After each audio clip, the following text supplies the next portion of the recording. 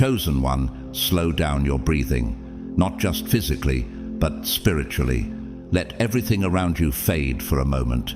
What's about to unfold isn't just another video, another message, or another whisper of encouragement. This is a divine disruption, an intentional collision between timing and eternity. Something has been shown to you, maybe in a dream, maybe in a glimpse, maybe in a feeling so deep it terrified you to trust it, but it wasn't your imagination, and it definitely wasn't random. You were not hallucinating hope. You were receiving holy evidence. The vision you had, the presence you sensed, that unshakable knowing that someone specific is coming, that was heaven showing its hand before the miracle touches the earth. And here's the truth most won't say out loud. Sometimes God reveals the promise long before he permits its arrival. Why? Because he wants you to steward the knowing before you carry the having. But who is this person? Why now? And why you? Could it be that the ache in your heart wasn't loneliness, but alignment preparing to meet its match? Could it be that the one heaven is sending isn't just an answer to your desire, but a response to your obedience? This is not a rescue mission. This is a revelation in human form. You're not about to meet just a person. You're about to meet someone who was molded in the quiet fires of purpose, just like you were. To everyone who's been walking this faith journey quietly, believing, sowing, standing, crying in secret, yet never giving up, your super thanks mean more than words can say. Your support is felt in this sacred space and honored in heaven's scrolls. And if your spirit feels that unmistakable stirring, if something in you is rising up right now, not out of desperation but out of divine confirmation, then type 777 in the comments as your signal to the heavens.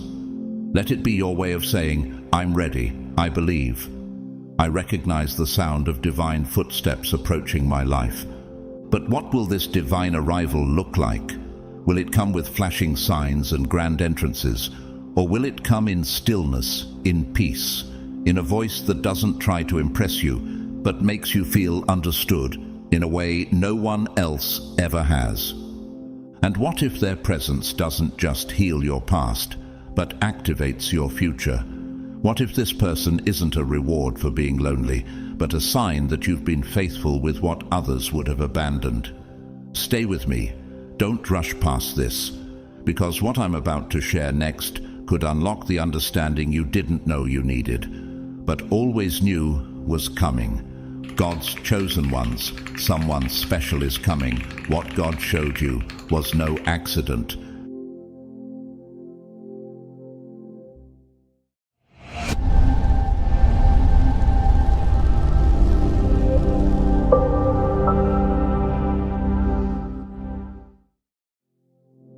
You thought you were being delayed, but you were actually being developed. The silence wasn't God's absence, it was his strategy. Every quiet moment was sacred ground where your roots were deepening beyond sight. This wasn't just a waiting season, it was an anointing chamber. You weren't overlooked. You were being observed by heaven and preserved for a moment that required precision. Could it be that the reason doors didn't open earlier is because the person meant to walk through them with you wasn't ready yet? Could it be that while you were asking for healing, God was also shaping the healer? You didn't waste your obedience. Every no you gave to temptation was a brick in the foundation of this coming connection. Every boundary you held when loneliness tried to seduce you into compromise was a declaration of your spiritual maturity. Who taught you to keep holding on when the timeline shattered? Who gave you the grace to guard your heart like a gatekeeper of gold? It wasn't your own strength. It was divine foresight. What's arriving now is not compensation. It's covenant. You are not being sent someone to fill your empty spaces. You are being joined with someone who recognizes the sacred fullness of your soul. God is not merely blessing you with company. He is appointing a companion. This is not about soothing wounds with touch. It's about awakening destiny through alignment. And the one coming is not a patchwork to your past. They are the promise that your obedience bore in secret. Just like Ruth, who gleaned in the fields without complaint, unaware that Boaz was watching not just her beauty, but her character. So have you moved faithfully, unaware that you were being observed not by eyes, but by eternity. This person too has been through divine processing. They don't shimmer with popularity, but they glow with purity. Their joy is not performative, it has survived graves. Their wisdom didn't come from books, it came from seasons where no one clapped and nothing made sense. They are not a firework for a moment, they are a flame that endured the storm and kept burning. Could it be that they've known rejection so that they would recognize the rare jewel of your heart?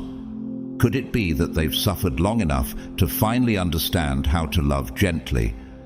When you meet them, don't just notice their presence, discern their preparation. Like Moses, who was raised in Pharaoh's palace but spent 40 years in the wilderness before he could lead others out of bondage. They carry both refinement and rawness. And you weren't sitting still for nothing. While others sprinted ahead with ambition, you were being sculpted by silence. What you thought was a setback was actually a sanctuary. You were not punished for your purity. You were promoted in secret. The bond about to form will not be built on charm, but on calling. You will not connect through flattery, but through fire-tested truth. They won't try to complete you. They will complement what God already made whole in you. And just as Esther was called for such a time as this, Esther 4:14, so too is this relationship ordained not for convenience, but for consequence. You two are not just partners. You are purpose carriers. Have you ever met someone whose presence doesn't just comfort you, but calls you higher? Someone whose silence is as healing as their words.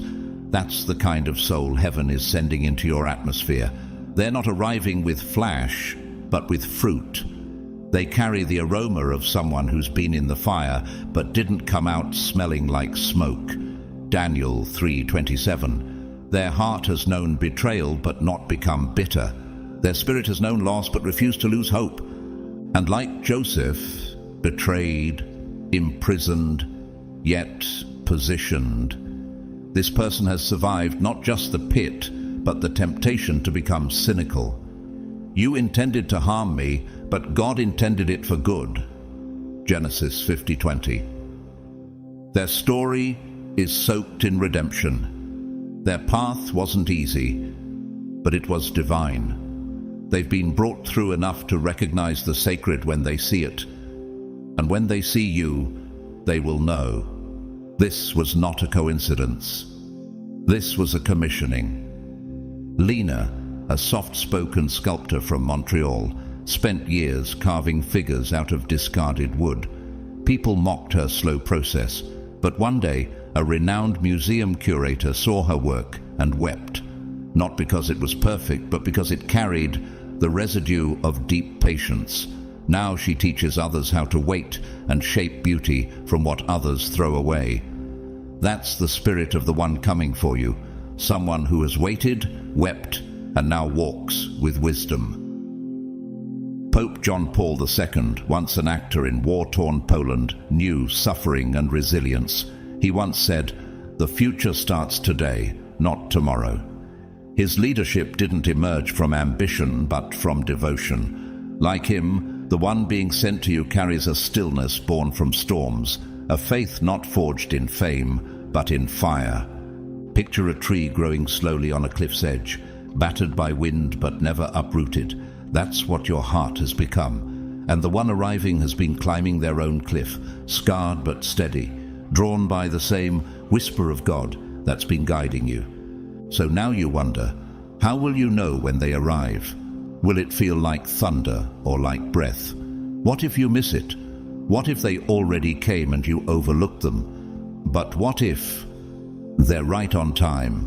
What if what's coming isn't late? It's right on divine schedule.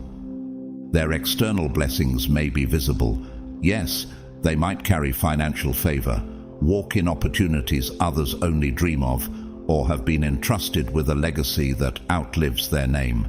But make no mistake, their readiness was not birthed in wealth. It was birthed in worship. Their riches aren't measured in bank accounts, but in obedience. Could someone have that much influence and still choose to remain unseen? Could someone possess so much power and still lead with gentleness? You'll recognize them, not by what they claim, but by what they carry.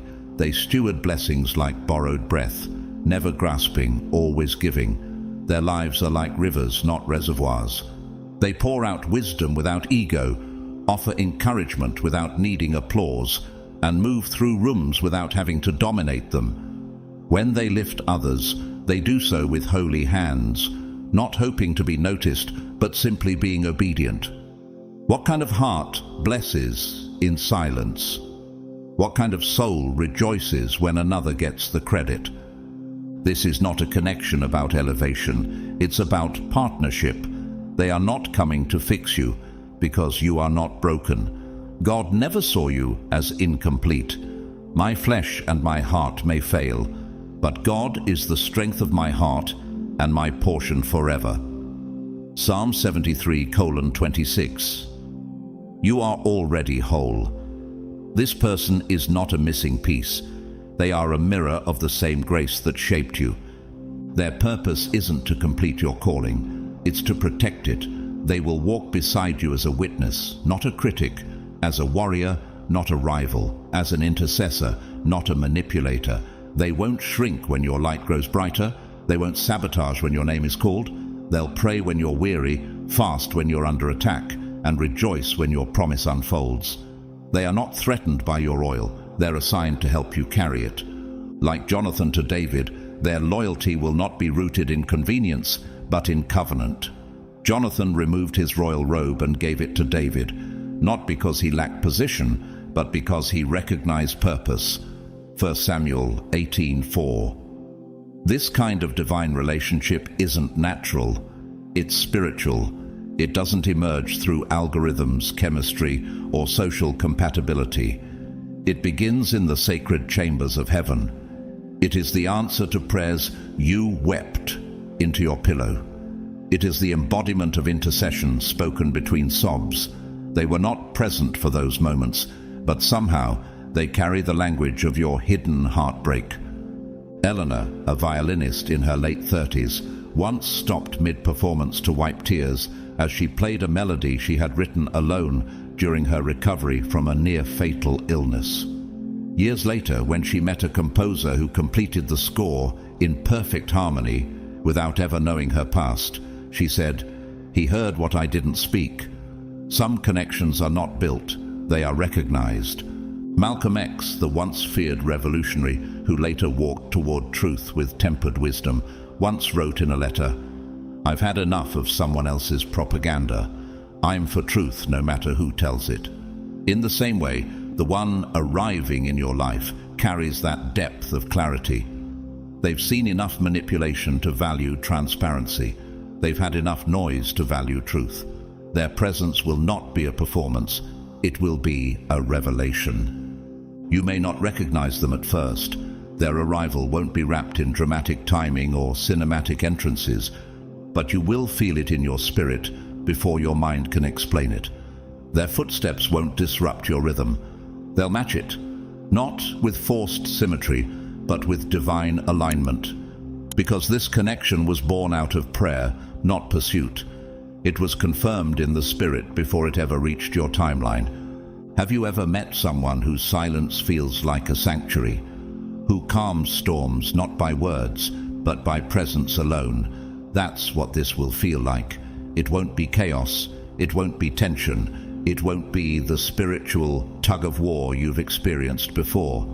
Let the peace of Christ rule in your hearts. Colossians 3:15. That peace will not just soothe your emotions, it will command your discernment. It will silence your overthinking. It will clarify what confusion tried to distort. This peace won't just comfort you, it will govern you. It will step in when your heart starts to question if it's too good to be true, And instead of panic, you'll feel presence. Instead of doubt, you'll sense direction. Why? Because this isn't just a good thing. It's a God thing. You are not being asked to strive. You are being positioned to perceive. Don't confuse stillness for passivity. Heaven is moving, even if your feet are not. God is not sending you signs to tease you. He's sending them to prepare you. Have you noticed the shift in your surroundings? The recurring dreams, the names you keep hearing, the inner knowing that someone is on the way. These are not coincidences. They are coordinates. Psalm 37:23 declares, "The steps of a good man are ordered by the Lord." That includes yours.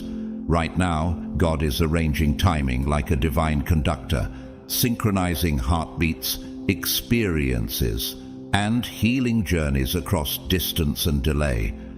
What you thought was randomness is actually choreography. What looked like delay was destiny catching up.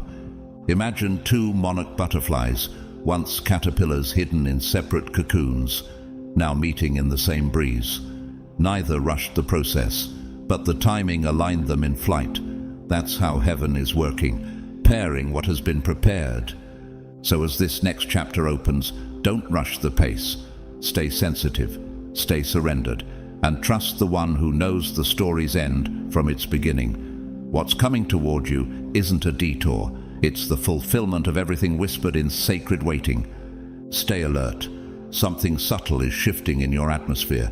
Not dramatic, not loud, but unmistakably divine. A sudden restlessness begins to rise. Not anxiety, but a gentle stirring. You can't explain why certain names resurface, why you feel drawn to places you've never been, or why your heart races when someone speaks of a land you've only seen in your dreams. Why now? Why this pull toward unfamiliar languages, unfamiliar paths, unfamiliar skies? Could it be that heaven is aligning two destinies through sacred hints?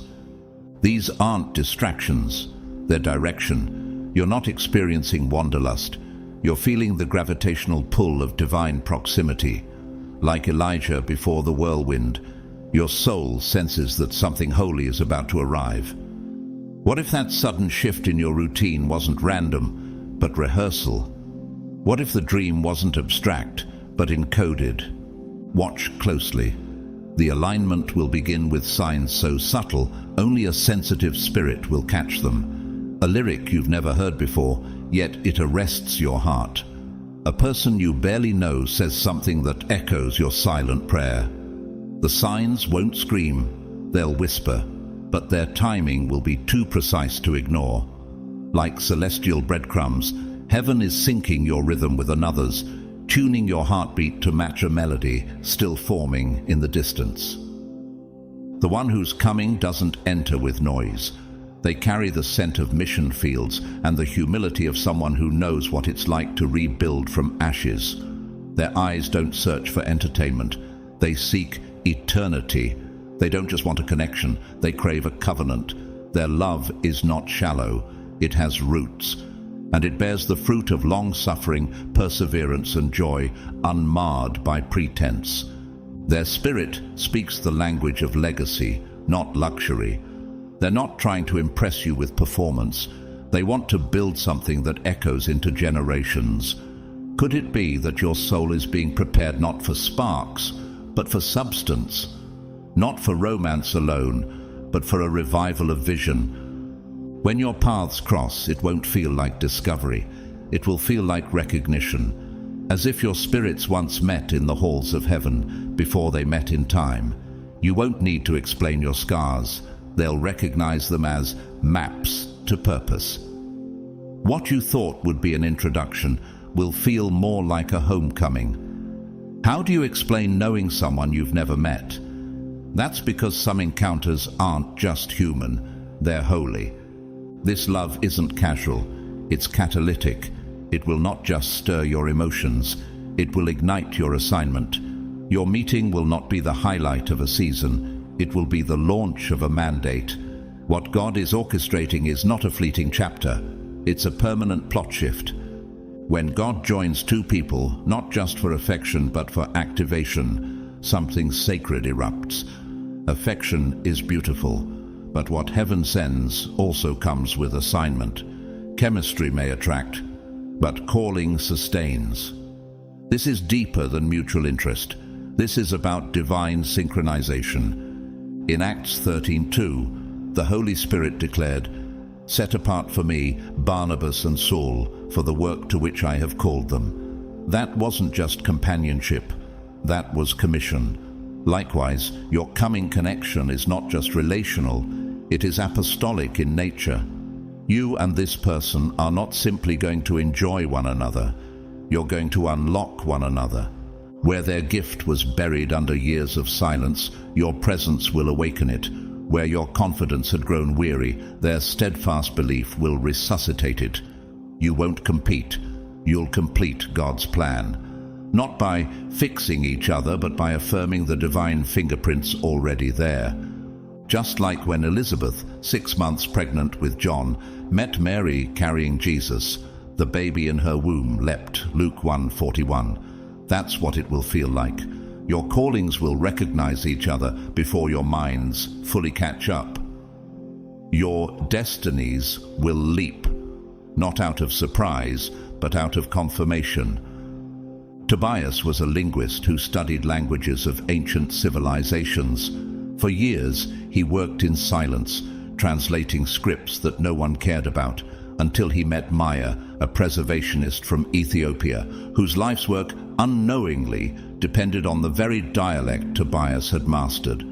Together, they didn't just fall in love, they built a cultural bridge that preserved an entire lineage.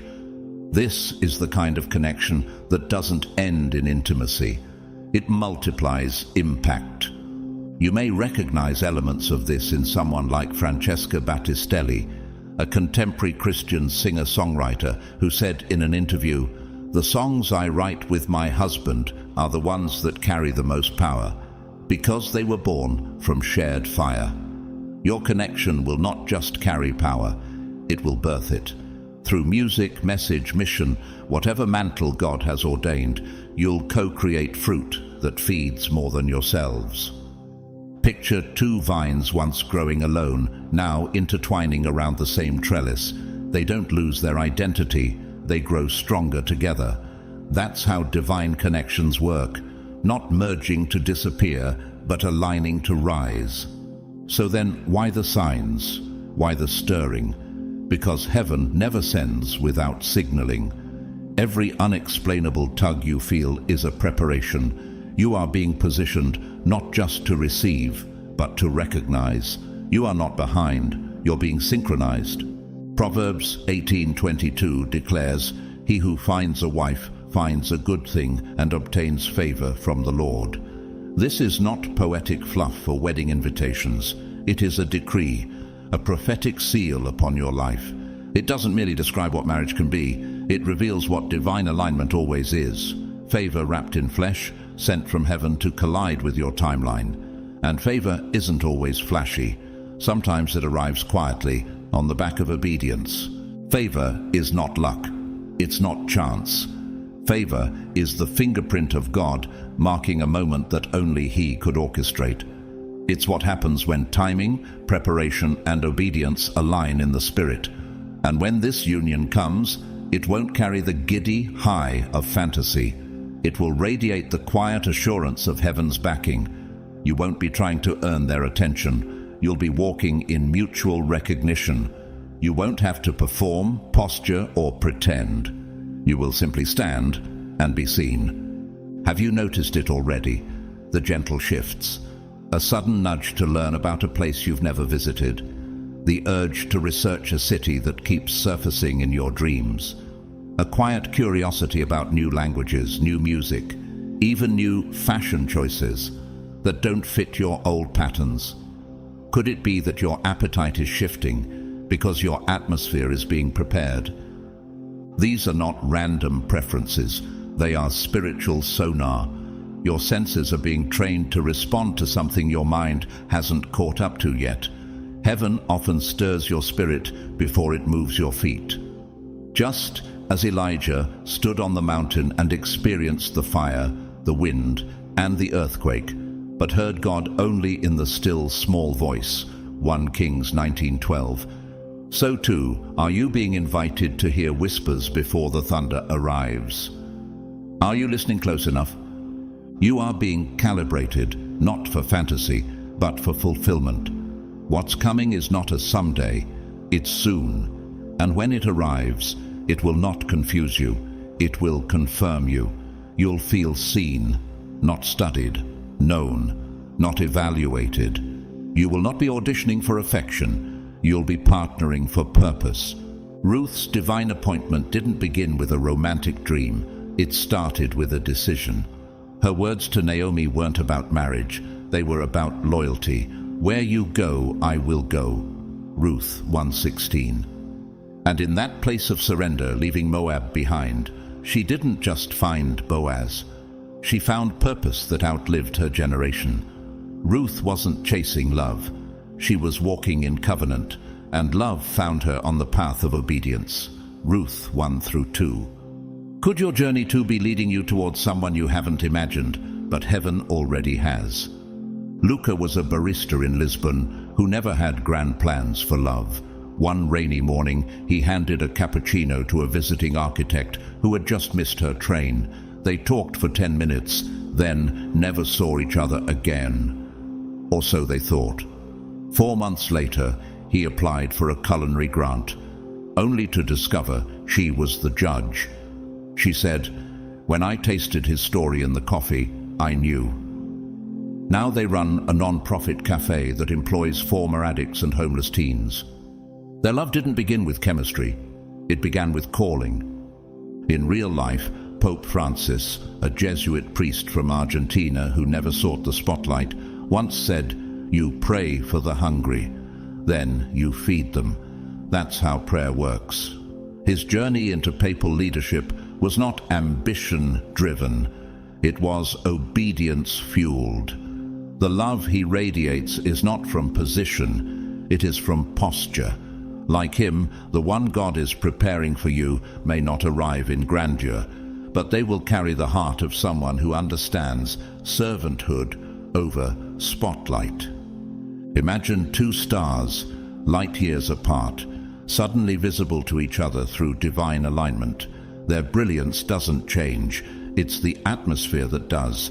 That's what's happening in your life now. The spiritual air is shifting, visibility is increasing, recognition is approaching. So, what if the reason you've been feeling unsettled lately is not because something is wrong, but because something is finally right? What if your spirit already knows what your schedule hasn't revealed yet? What if heaven has already issued the invitation, and now your soul is just preparing to RSVP? This is not just about receiving love. It's about stepping into your next level of favor, and that favor is clothed in flesh, but rooted in spirit. It will come with wisdom, not weight, with alignment, not confusion. You will not have to convince them of your worth. They will come already carrying the discernment to recognize it. Remember, this isn't delay. This is precision. Ruth didn't miss her moment. Elijah didn't miss the voice. And you're not being asked to sprint, you're being asked to sense. Watch for the whispers. They carry more than confirmation, they carry commission. So when the pressure intensifies and your soul begins to feel like it's being pulled in every direction, don't resist it. This isn't destruction, it's delivery. It's not chaos, it's calibration. What you're feeling is not a breakdown, it's the sacred stretch that comes before breakthrough. Isn't it strange how tension increases right before alignment locks into place? Could it be that the uneasiness isn't a sign to stop, but a signal that you're finally stepping into divine proximity? A seed doesn't feel peace the moment it's planted. It feels buried. It's pushed under layers of darkness, pressed by soil that doesn't bend to comfort it. And yet, without that pressure, the seed would never break open into purpose. You too are being pressed, not to crush you, but to release what's been locked inside. Just as the tomb had to close before resurrection could come, This current pressure is heaven's way of preparing your unveiling. This is not the hour of guessing. This is the hour of knowing. Not confusion, but confirmation. Not emotional fog, but prophetic clarity. God is not leaving you blind. He is speaking, but not always in sentences. Sometimes he speaks in songs that stir your chest. Sometimes through names that won't leave your mind. Sometimes through timing that feels too precise to be chance. You are not being haunted by coincidence. You are being guided by patterns. What if the sudden urge to revisit that old city isn't nostalgia, but navigation? What if that repeated name is not a glitch, but a guidepost? What if the strange pull to learn a language, a culture, or even a rhythm that feels foreign is actually your soul responding to a frequency it remembers from before time? Heaven speaks in alignment. You just have to slow down enough to recognize its accent. The one who is being sent to you is not coming from your past. They're not arriving from where you've been. They're being summoned from where you're going. They've walked different deserts. They've known wilderness. They've lost comfort to gain clarity. This person didn't just grow older. They grew deeper. They didn't just survive. They were sculpted by experience. They're not trying to impress you with their story. They're trying to build something that speaks after both of you are gone. When they arrive, it won't feel like a rush. It will feel like rest. Not adrenaline, but awareness. It won't feel like, who is this? It will feel like, there you are. Recognition, not infatuation. Your soul won't need to be convinced. It will already remember. Why? Because in the presence of God, before calendars and clocks, your spirit's already said yes. What if the reason no one else fit is because heaven was preserving you for something holy? What if the doors that shut weren't rejection, but redirection? What if the silence wasn't abandonment, but divine insulation? Remember the story of Noah. For years he built in silence, obeying dimensions no one else understood. The rain didn't justify him, the obedience did. And when the flood came, Noah wasn't scrambling. He was safe. The waiting wasn't punishment, it was provision. Genesis 6-8. Abigail, a documentary filmmaker from Nairobi, spent 6 years turning down romantic offers because she felt none of them were aligned. People called her too picky. Then one evening she flew to Iceland for a solo retreat. In a quiet chapel, a man approached her, not with flirtation, but with a shared prayer. They had both dreamt of that chapel the same month. Today they run a media company highlighting persecuted believers around the world. That's what happens when connection meets commission. Cardinal Robert Sarah of Guinea, an influential voice in Catholic theology, once wrote, "Silence is not an absence. It is a presence, a fullness waiting to speak." That's what God was doing in your silent seasons.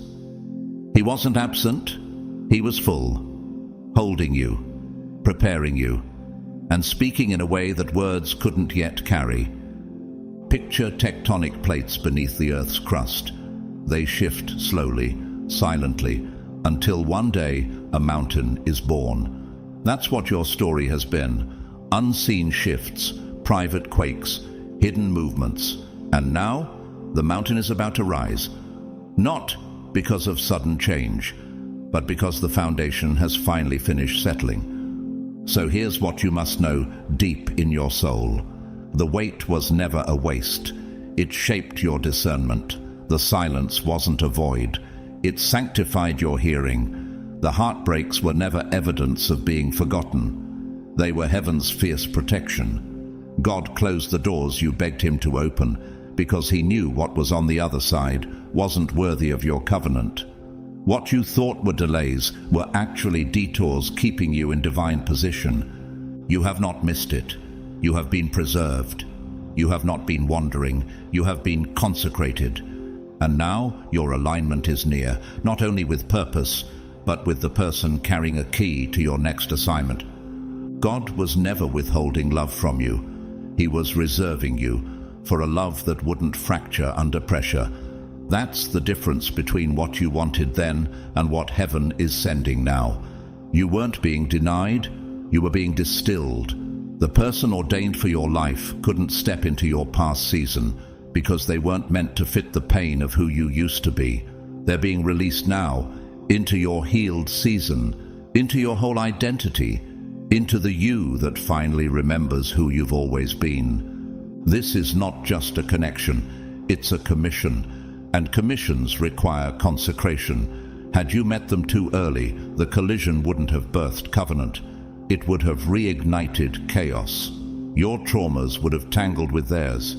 You would have mistaken codependency for chemistry, emotional panic for spiritual clarity. What if the love you once prayed for would have unraveled you because neither of you had yet healed?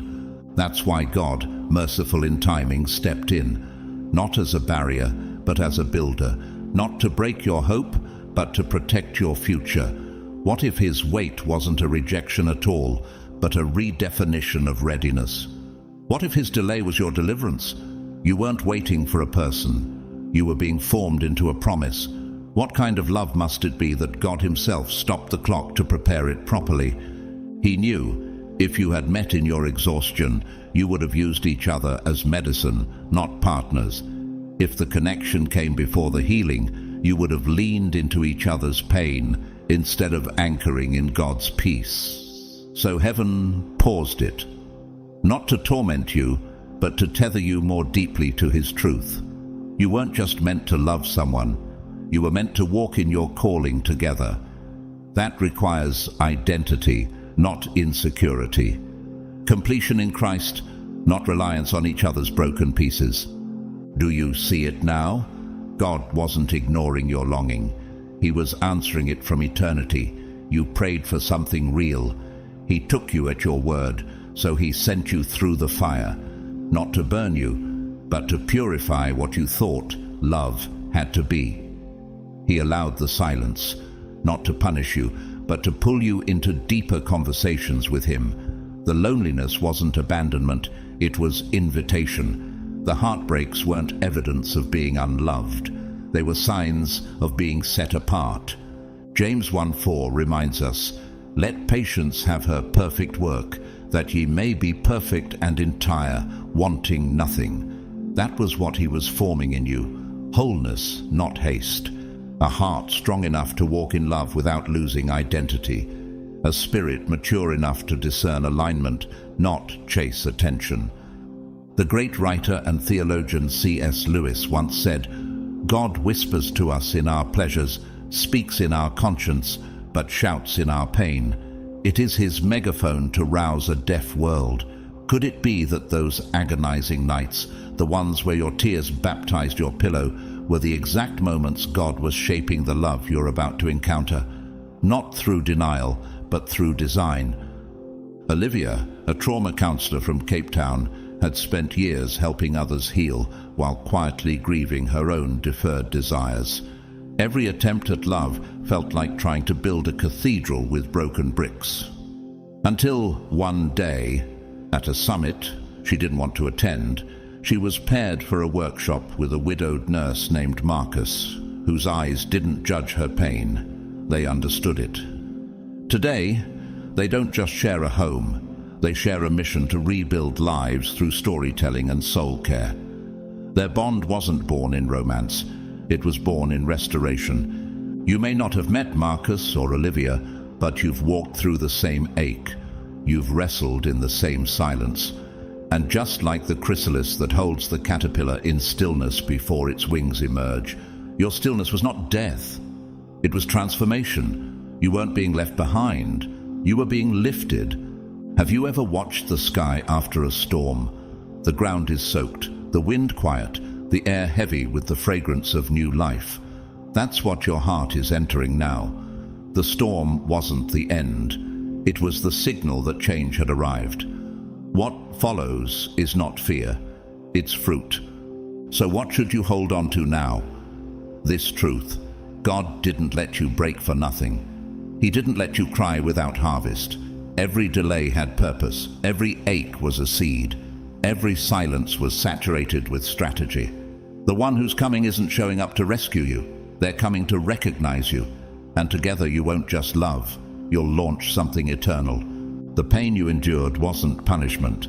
It was permission. Permission for heaven to pull you out of shallow waters and anchor you in something sacred. It wasn't cruelty. It was clarity. God was not trying to harm you. He was waking you.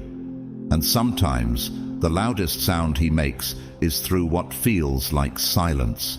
Every ache, every delay, every disappointment, it was his megaphone calling you into maturity, into readiness, into alignment. You weren't the only one being refined. Across time zones, through wildernesses you've never walked, the one he's sending to you was also being undone. Their idols shattered, their false comforts evicted. The success they once pursued, it now looks hollow without purpose.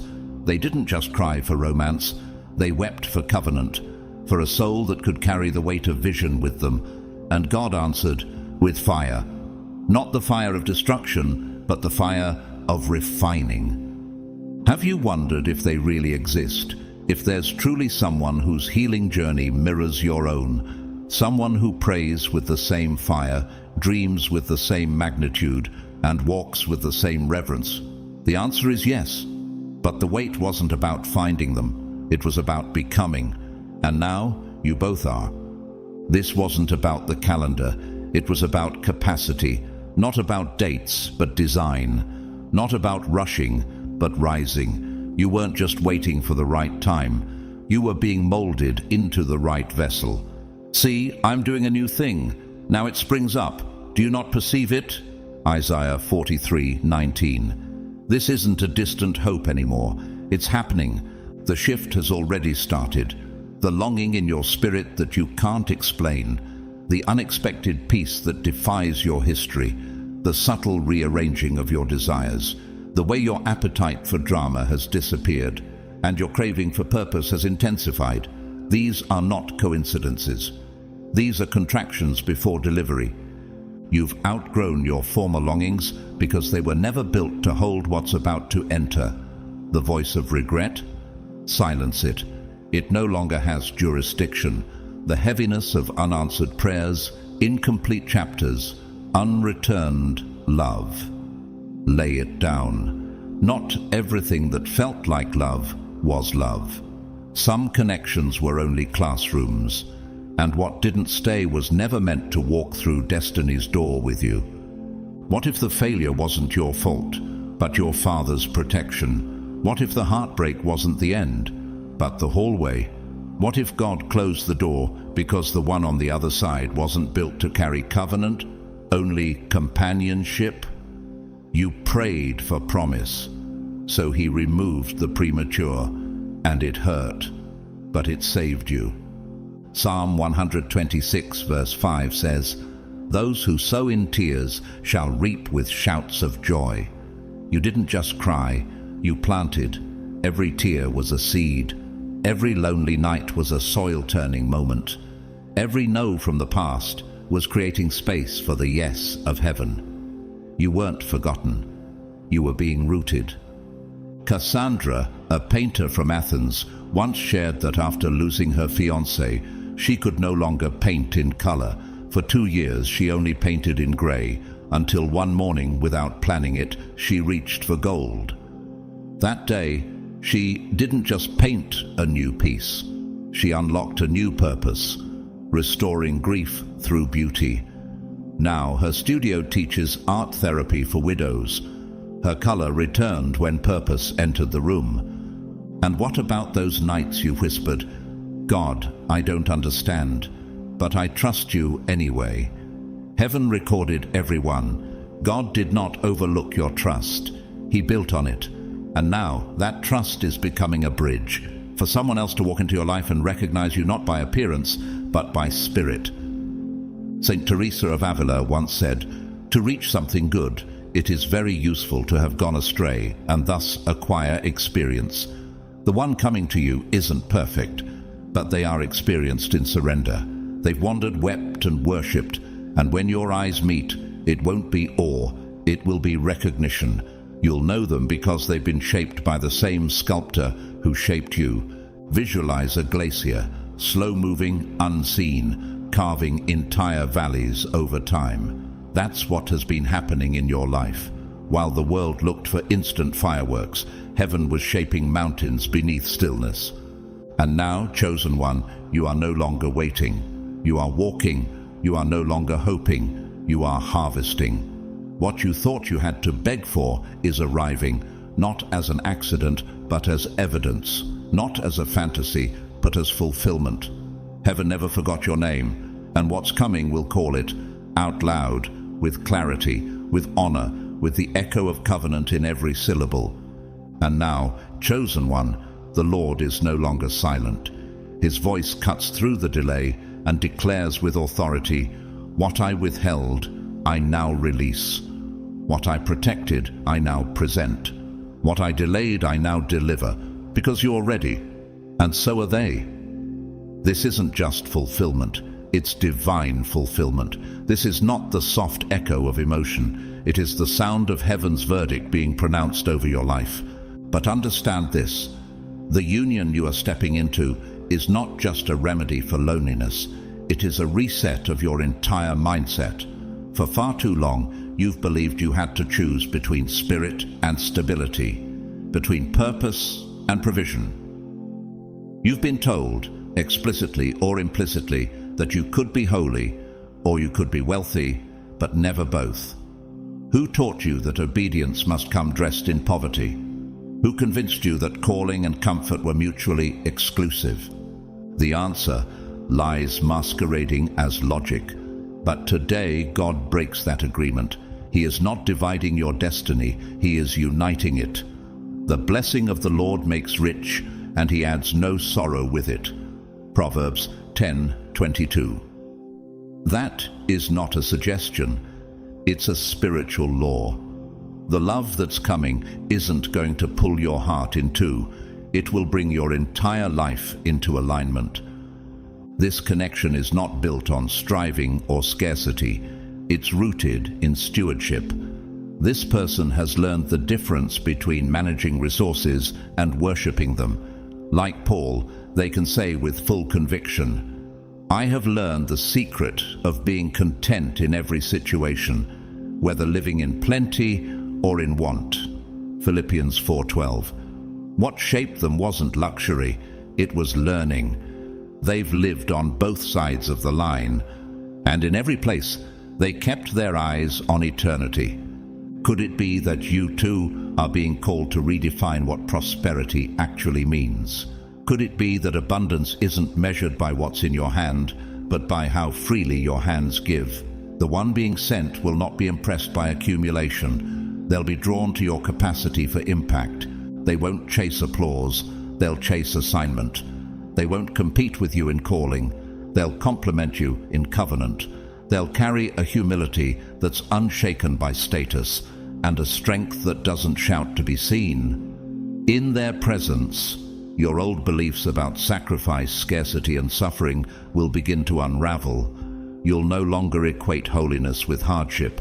You'll stop thinking that every blessing must come with pain. You'll finally understand that the presence of God and the provision of God were never meant to be in tension. What if your fear of abundance has been the very thing limiting your capacity to carry it? What if your past lack made you believe that modesty was more spiritual than movement? What if, instead of asking, "Is it okay to receive?" you began asking, "How can I steward this for kingdom impact?" That shift is coming. That shift is here. Rick Warren, pastor and author of The Purpose-Driven Life, once wrote, "God is far more interested in who you are than in what you do.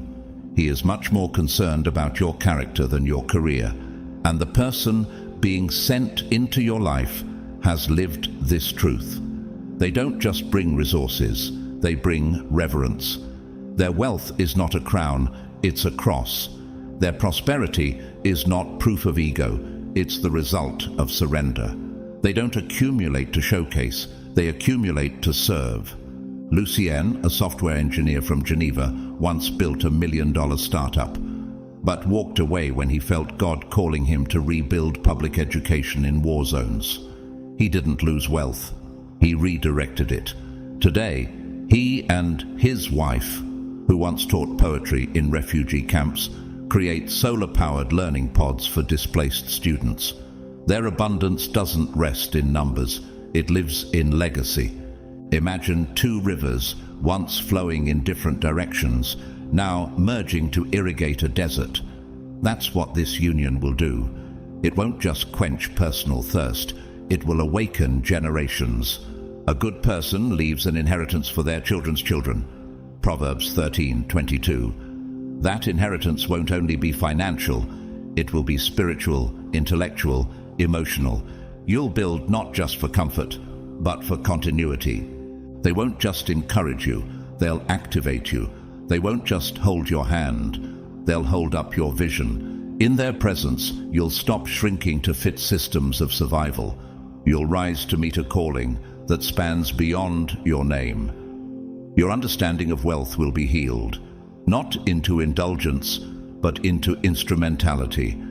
And this, chosen one, is God's final word over this season. I am restoring balance. You no longer have to choose between anointing and abundance, between purity and provision, between favor and fruitfulness. You're stepping into a love that is whole, not fractured, rooted, not rushed, released, not rehearsed. You are not being sent a partner, you're being sent a co-builder. And what you build together will not be for show. It will be for generations, for impact, for eternity. You won't have to shrink to make room. You won't have to dim your radiance so theirs can be seen. You are no longer being sent someone who needs you to be smaller for them to feel significant. You'll both shine, not in rivalry, but in rhythm. Your flames will not cancel each other out. They'll ignite something far greater. You'll co-create homes that heal, businesses that serve, ministries that deliver freedom. You'll build together not for praise, but for purpose. What if every sacrifice you made in private was preparing you for this public alignment? What if the seasons where you gave when no one noticed, when you stayed, when it would have been easier to leave, were recorded in heaven as covenant, not just discipline? But seek first the kingdom of God and his righteousness, and all these things will be added unto you. Matthew 6:33. That verse has never been a slogan for you. It became your heartbeat. And because you placed God first when it hurt, he's now sending someone who knows how to carry blessing without losing balance. And here's the deeper truth. This person will not come into your life to compete. They'll come to complete God's intention with you. They'll see the weight you carry and say, let me help you lift it. Not out of obligation, but out of understanding. They'll cover your anointing before they cover your body. They'll pray in private before planning in public. When favor knocks, they won't flinch.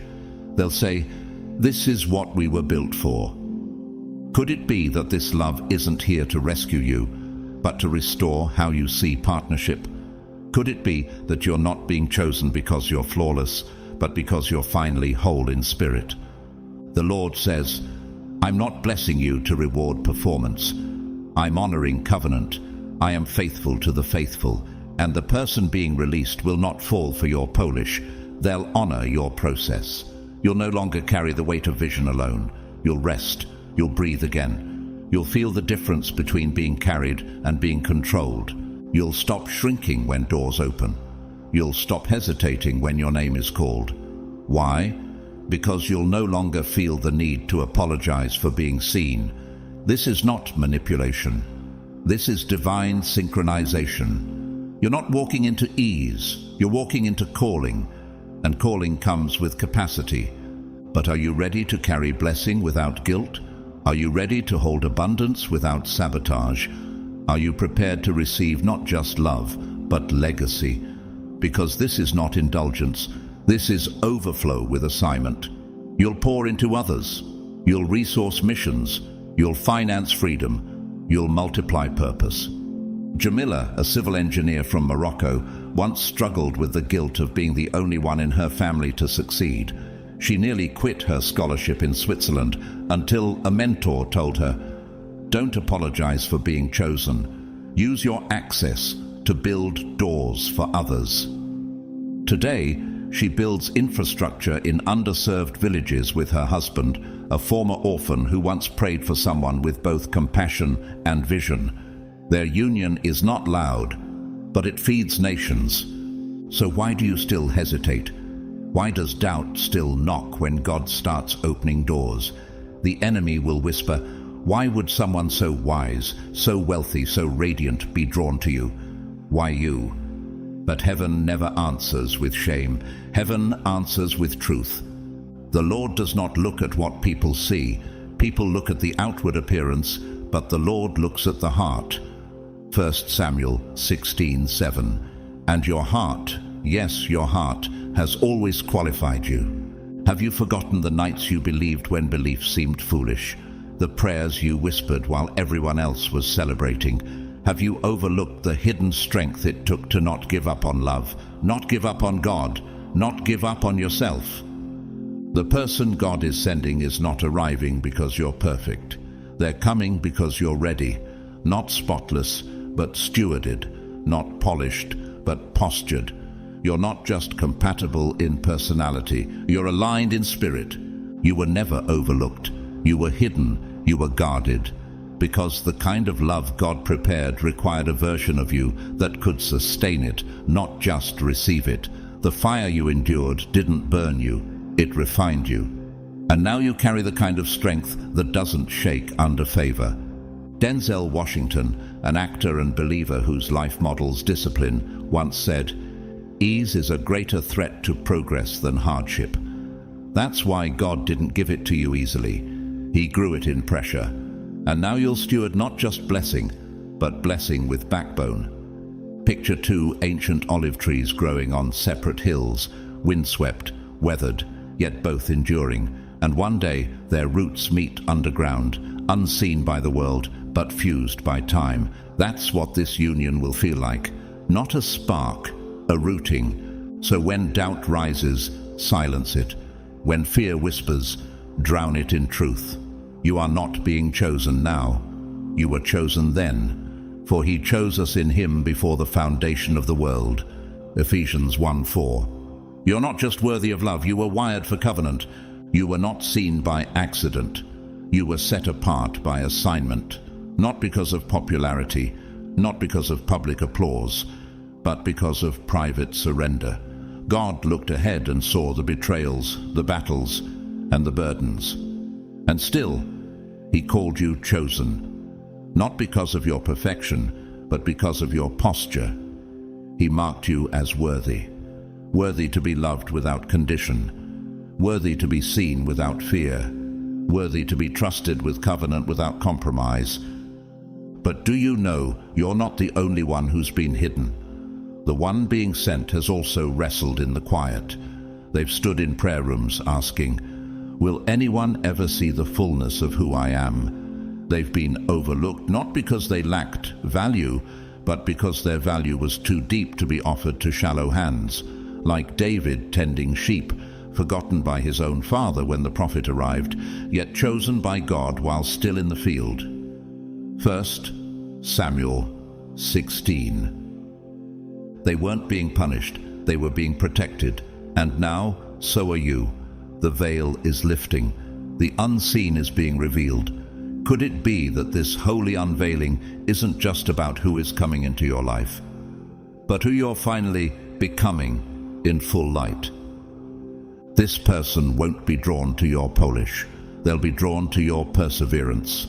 They will not tremble at your vulnerability. They will honor it.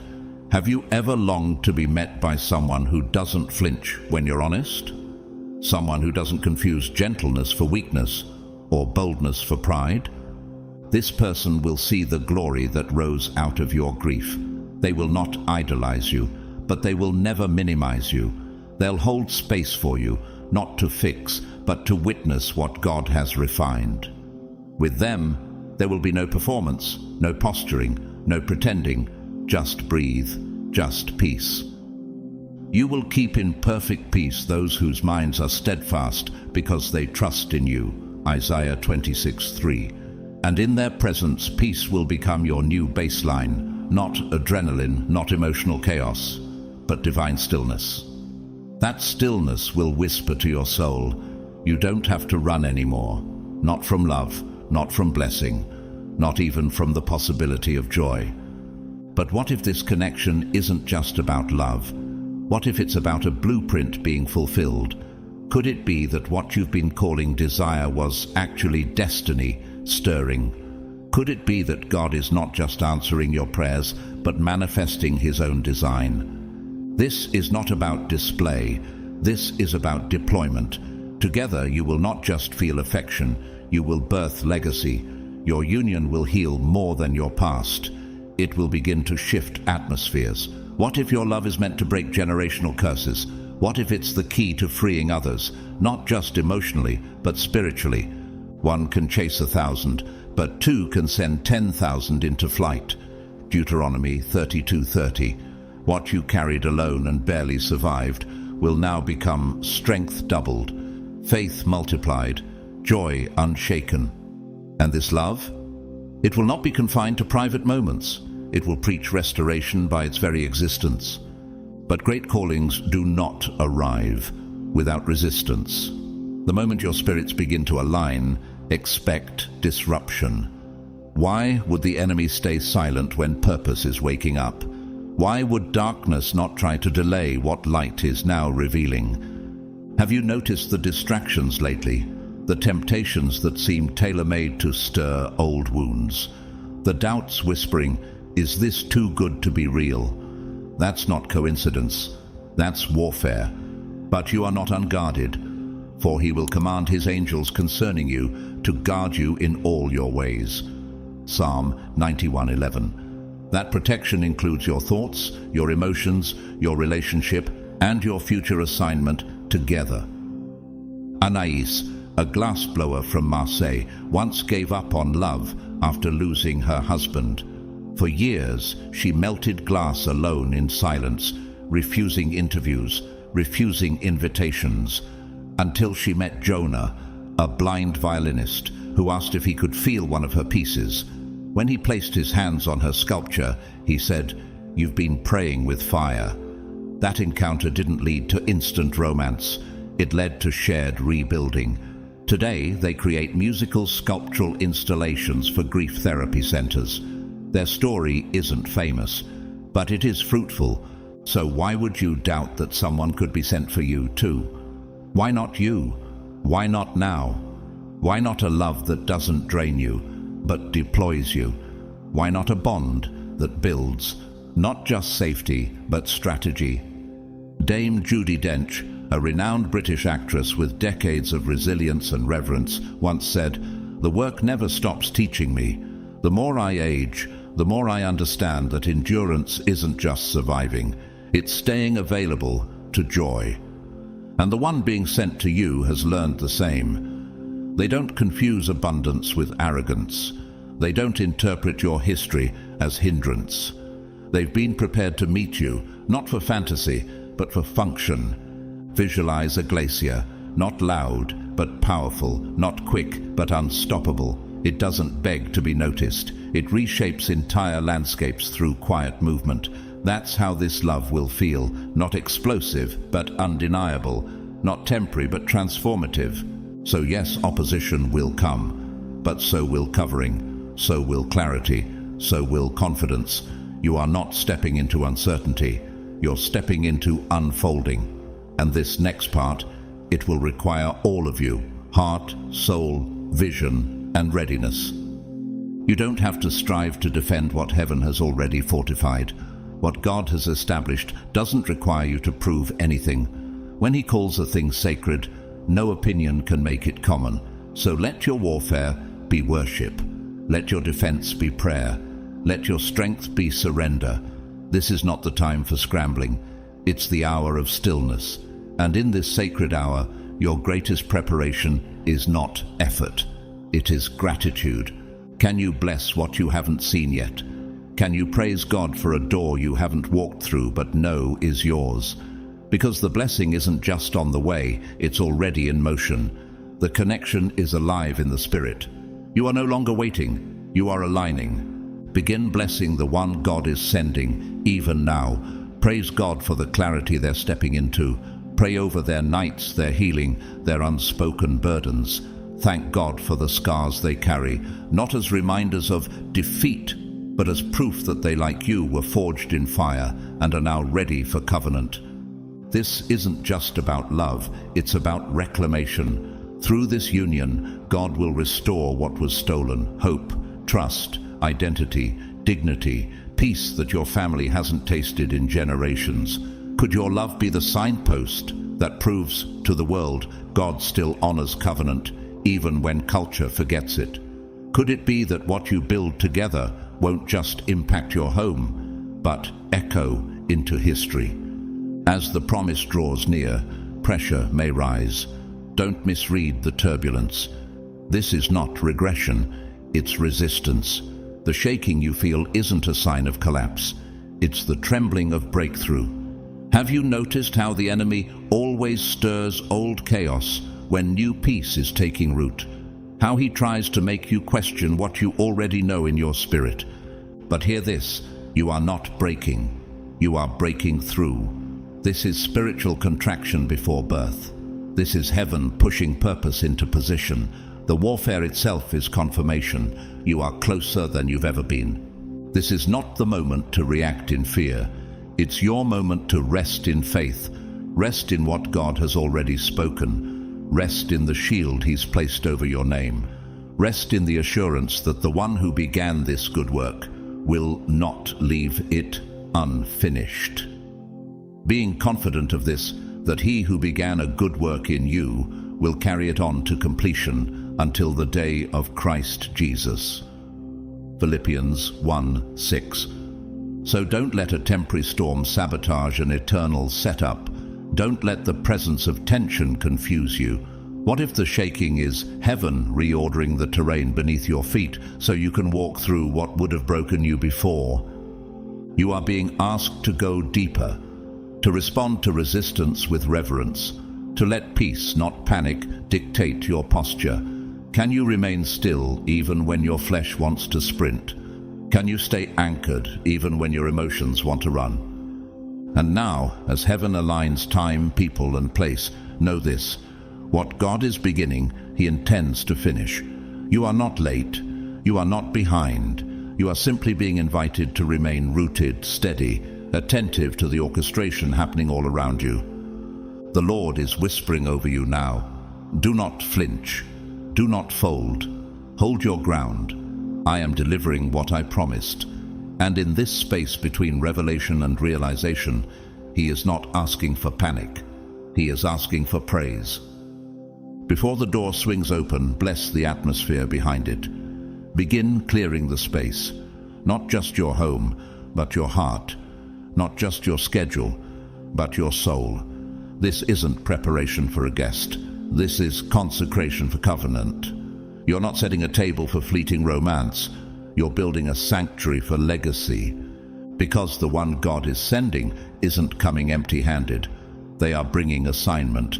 They've been walking with purpose, bleeding with conviction, carrying not only affection, but destiny. They don't just want to love you, they want to build with you. Amanda Gorman, poet laureate and prophetic voice of a generation, once said, "There is always light, if only we're brave enough to see it, if only we're brave enough to be it." The person being sent your way is light.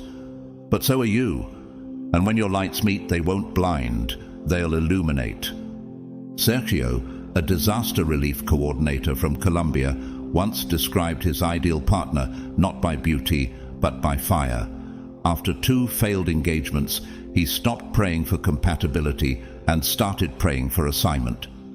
Years later, he met Leon, a midwife who delivered over 300 babies in war zones. Their first conversation wasn't flirtation, it was strategy. Today, they lead mobile teams of crisis medics across earthquake zones. Their love isn't glamorous, but it rescues nations. This is the kind of covenant you are stepping into, not for emotional indulgence, but for impact. So when your spirit stirs in the early morning hours, don't rebuke the weight. Let it move you into deeper surrender. When fear whispers, "What if this is too much?" respond with, "What if this is exactly what I was made for?" Have you cleaned the corners of your heart that still carry fragments of yesterday? Have you silenced the voice that still apologizes for dreaming too big? Have you created a space in your spirit for someone who carries vision, not just affection? You are not being asked to fight for this. You are being asked to stand under it. This is not the beginning of battle. It is the final contraction before birth. What you carried in silence is about to be announced in daylight. What you wept over in secret is about to walk beside you in public. So rise, not in anxiety, but in adoration. Let your preparation begin, not with performance, but with praise. The Lord is not calling you to passive waiting. He's inviting you into active alignment. This is not the time to be still in fear. It is the time to move with faith. The one God is sending is not delayed. They are moving, healing, maturing, becoming. As their path accelerates, yours must clear, not cluttered with distractions, not tangled in fear, but made ready in intention, in atmosphere, in spirit. This is not about appearing ready, it's about being ready. The first evidence of that readiness is not hustle, it's thanksgiving. Do not be anxious about anything, but in every situation, by prayer and petition with thanksgiving, present your requests to God. Philippians 4:6. That verse is not just a comfort, it's a code. Every praise you raise is preparation.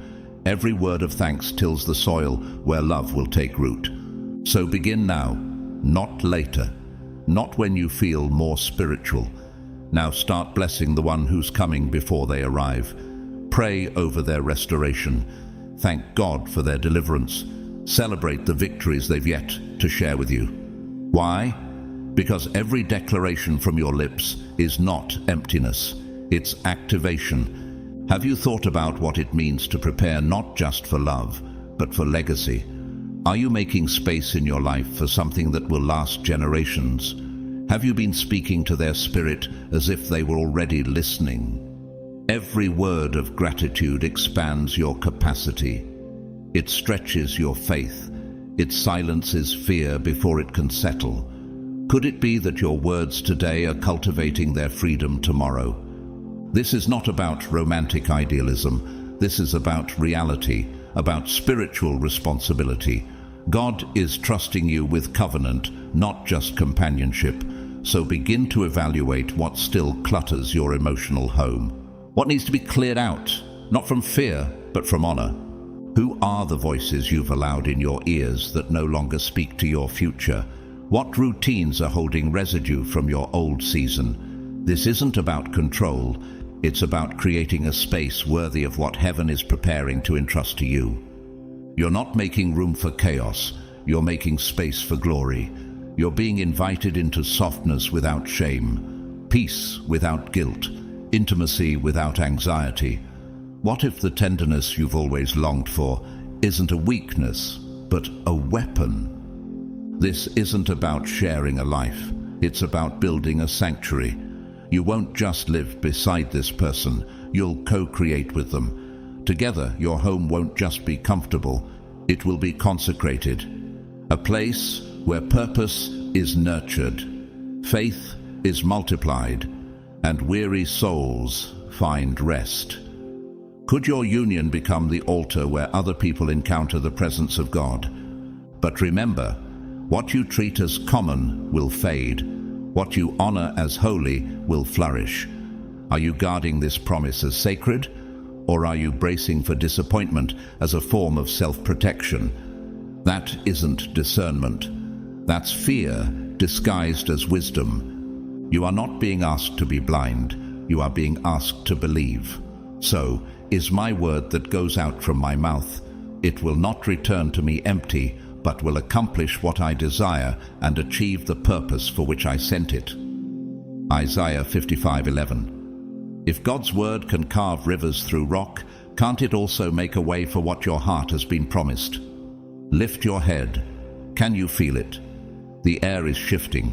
The spiritual temperature is changing. Something sacred is stirring, and your preparation is rising like incense before the Lord. Your waiting is not a hallway. It's a womb. and something holy is about to be born.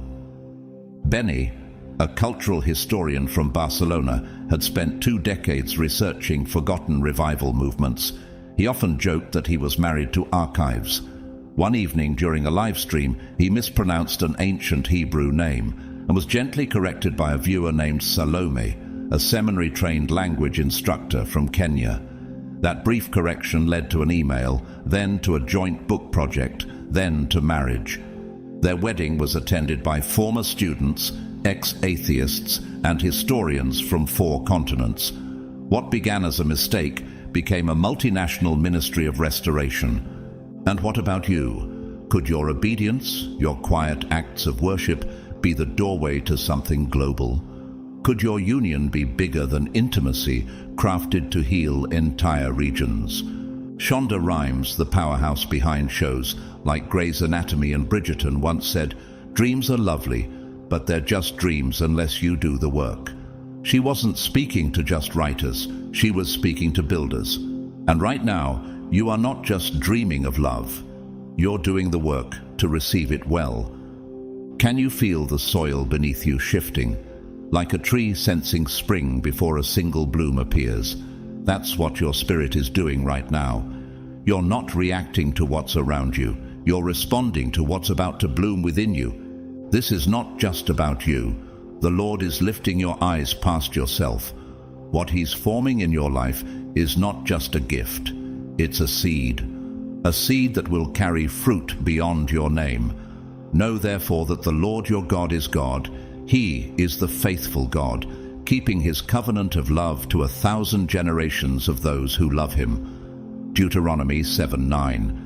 This love is not just for your healing, it's for the healing of a lineage. Could it be that the dysfunction that plagued your childhood stops with you? Could it be that your children and your children's children will call you blessed, not because of what you built, but because of what you broke? The cycle ends here.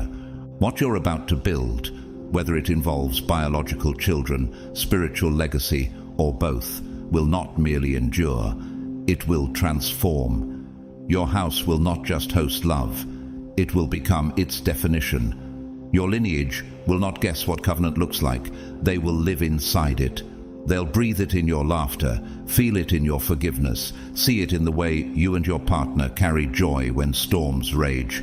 This love won't be loud, but it will be loud enough for hell to notice. Heaven's touch on your union will not appear in grand theatrics.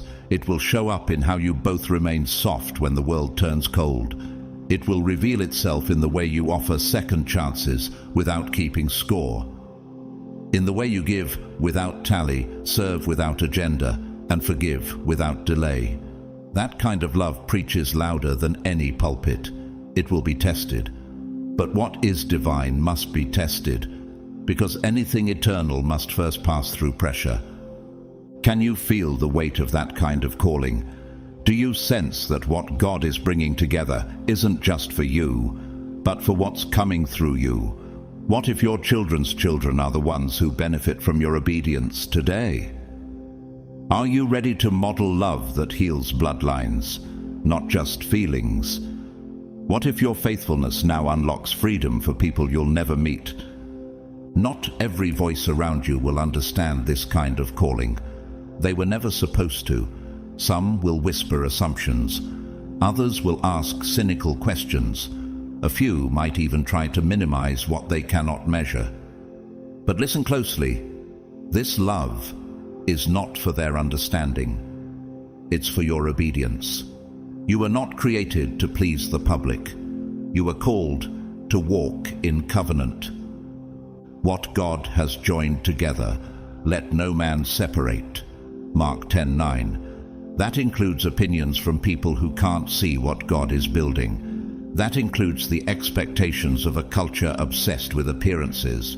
That includes even your own fear, trying to dismantle what it doesn't fully comprehend.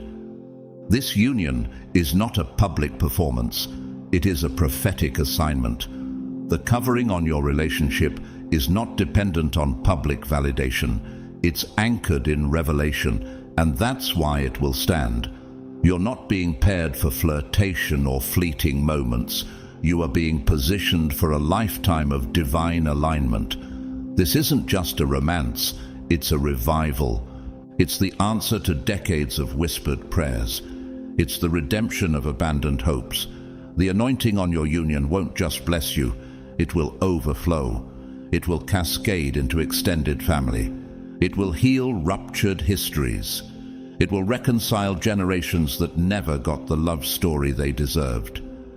Like Ruth and Boaz, two lives shaped by tragedy, yet preserved for destiny.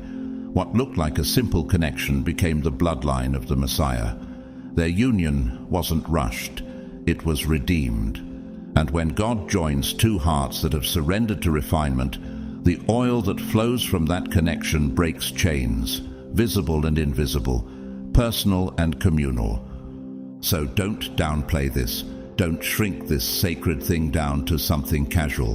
Don't call it cute when heaven calls it consecrated. This love is not a feeling, it is a foundation, and the Lord himself is the architect. Unless the Lord builds the house, the builders labor in vain. Psalm 127:1. He is not building temporary affection, he is establishing eternal intention. Viola Davis once said, "The only thing that separates women of color from anyone else is opportunity."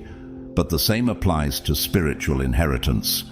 You've been through what you've been through, not because you were less than, but because heaven was preparing you for opportunity of covenant. God didn't delay your love story, he deepened it. A fictional example.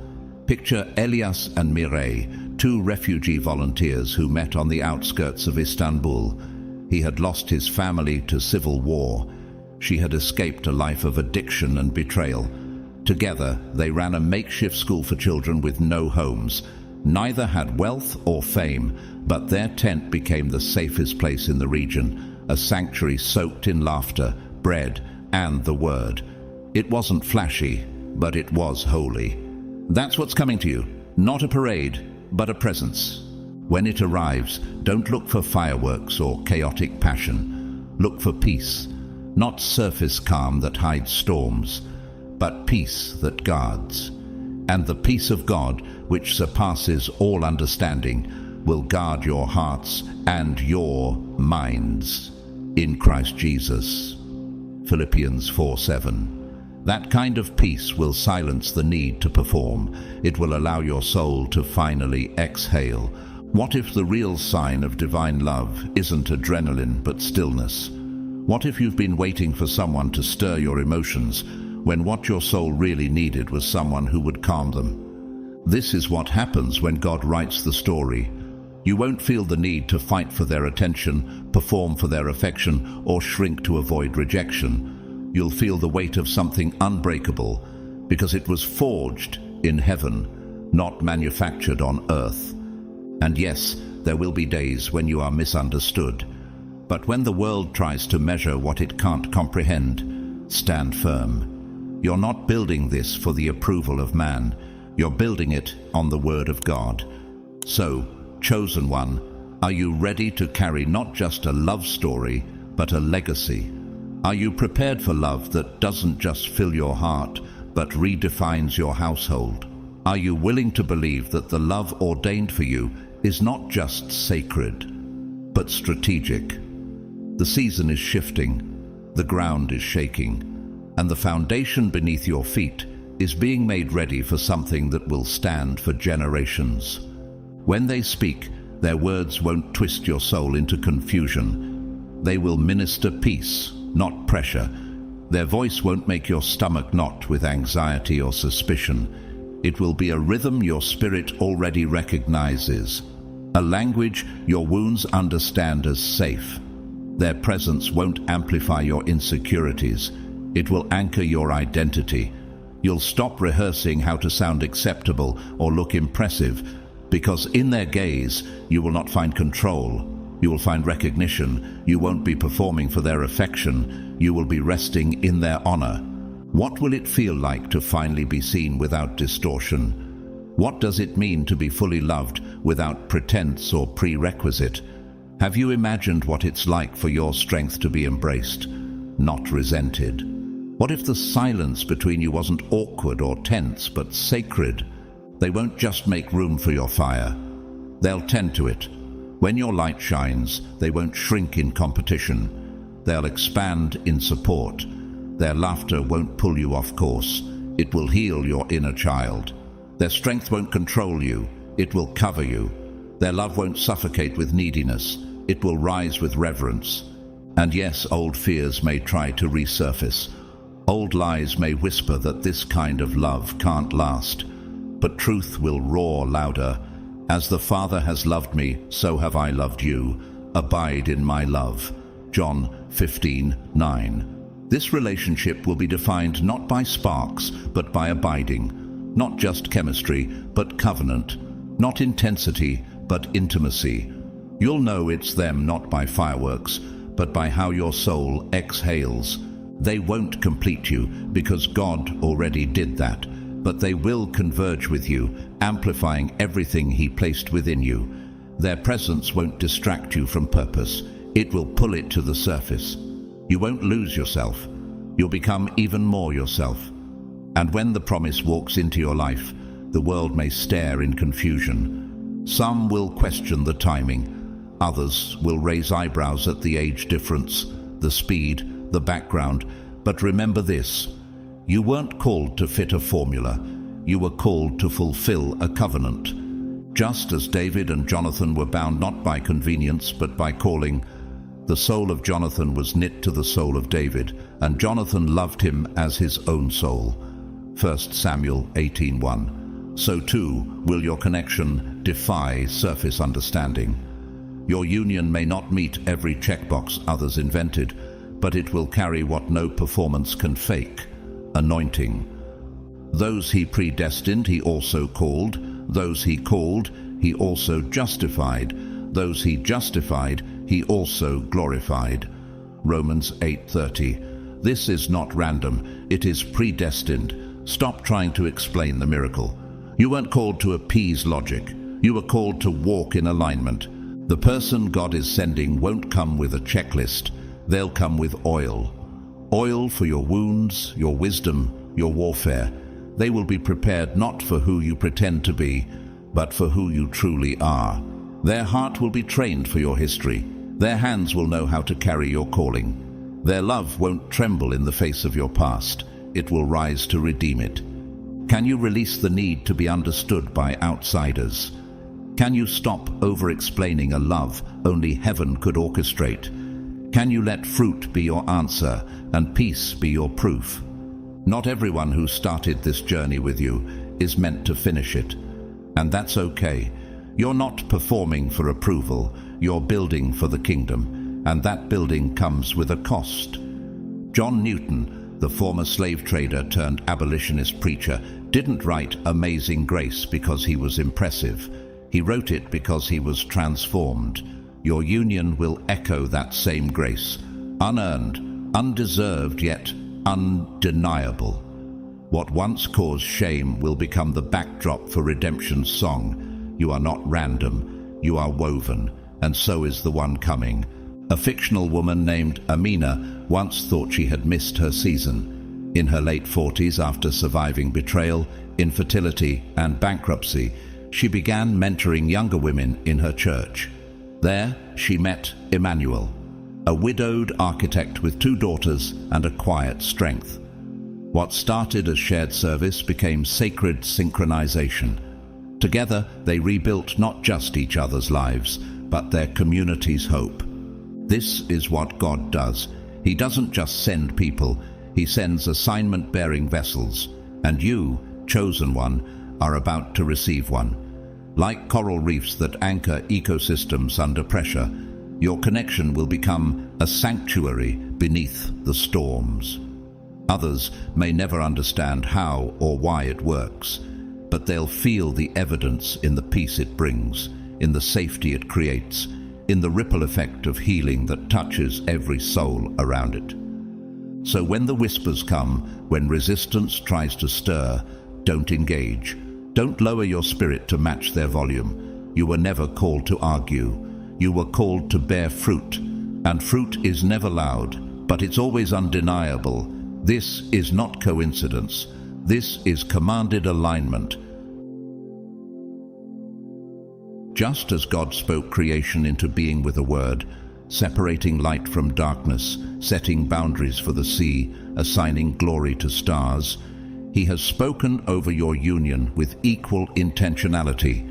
This is not a coincidence, this is a divine convergence. I, the Lord, will speak what I will, and it shall be fulfilled without delay. Ezekiel 12:25. When God issues a decree, no delay can derail it.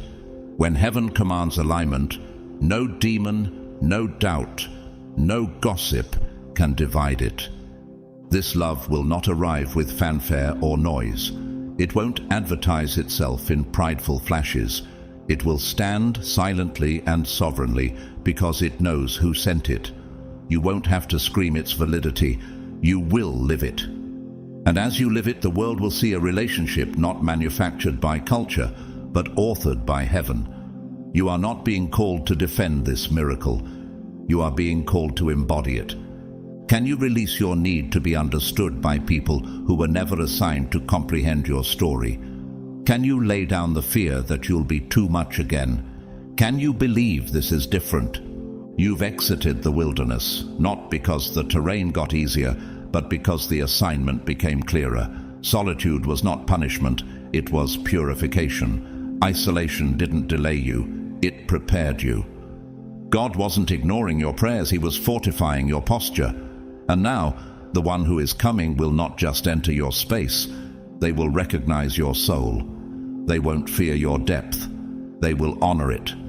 You will not be dissected like a puzzle or trimmed down to fit into someone's limited view of love. You will be received as a wonder to behold. Like Ruth gleaning faithfully in fields she didn't plant, you remained loyal, even in loss. And now, Boaz is coming, not to rescue you, but to redeem the story you thought would remain buried. He will not silence your fire. He'll lean into it. He will not run from your silence. He'll sit beside it. He will not dodge your tears. He'll hold space for them. What if their love didn't have to be proven every day, but simply present? What if their loyalty wasn't conditional, but joyfully consistent? This is not someone you'll need to chase. Their presence will not be sporadic or strategic. It will be intentional. They won't perform to impress. They will abide to bless. And your loneliness will finally exhale, not because they fill a void, but because they reflect God's closeness. It is not good for man to be alone. Genesis 2:18. And that truth isn't just romantic, it's spiritual, emotional, human, necessary. You won't worship them, you'll intercede for them. You won't attach out of fear, you'll align out of purpose. This isn't about possession, it's about partnership. Harriet Beecher Stowe once wrote, "The bitterest tears shed over graves are for words left unsaid and deeds left undone." But not you. This time, nothing sacred will go unsaid. Nothing holy will be postponed. You will speak with honor, act with clarity, and carry each other, not because it's convenient, but because it's anointed. Carry one another's burdens, and so fulfill the law of Christ. Galatians 6:2. That's what you'll do, daily, quietly, faithfully. Will it be tested? Yes, all sacred things are. But what God births, He also protects. This love will not shrink when the spotlight fades. It will stand when applause disappears. It will endure not because it is easy, but because it is rooted like a tree whose soil has been pressed down by volcanic weight, only to create the richest earth for seeds of glory. Can you feel it yet? The lifting of that old ache, the lightness returning to places long shadowed. The tears you wept alone weren't dismissed, they were collected. The whispers you prayed through clenched teeth weren't ignored, they were echoed in heaven. The hopes you dared to dream again, even after betrayal, they were seen. And now God declares, It is time. This is not another test disguised as a gift. This is not a rerun of heartbreak wearing a new face.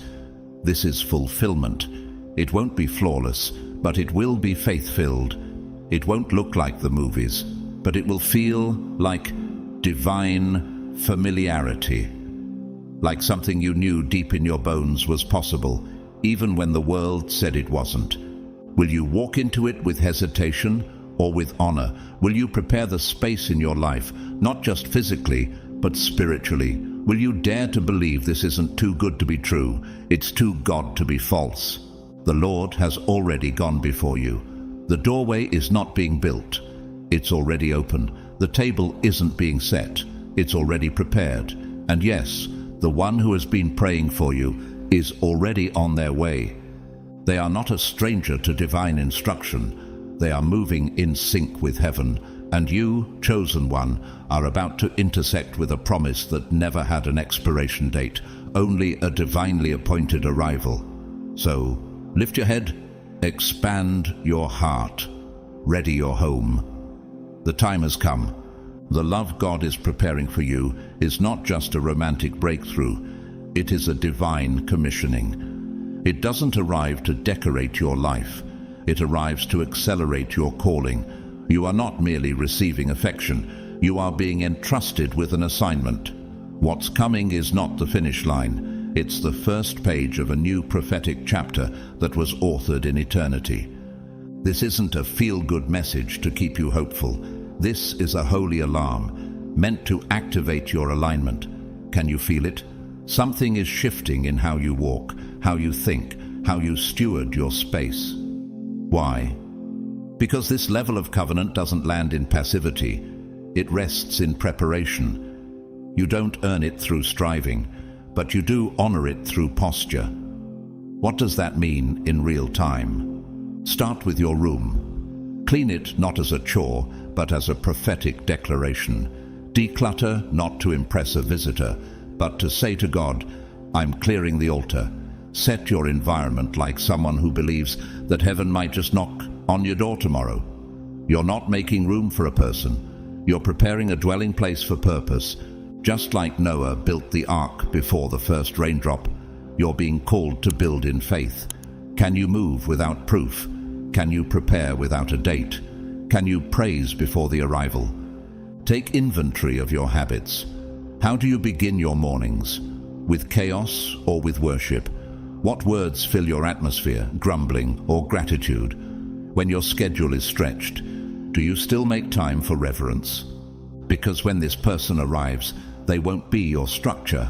They'll be stepping into a structure that already honors God.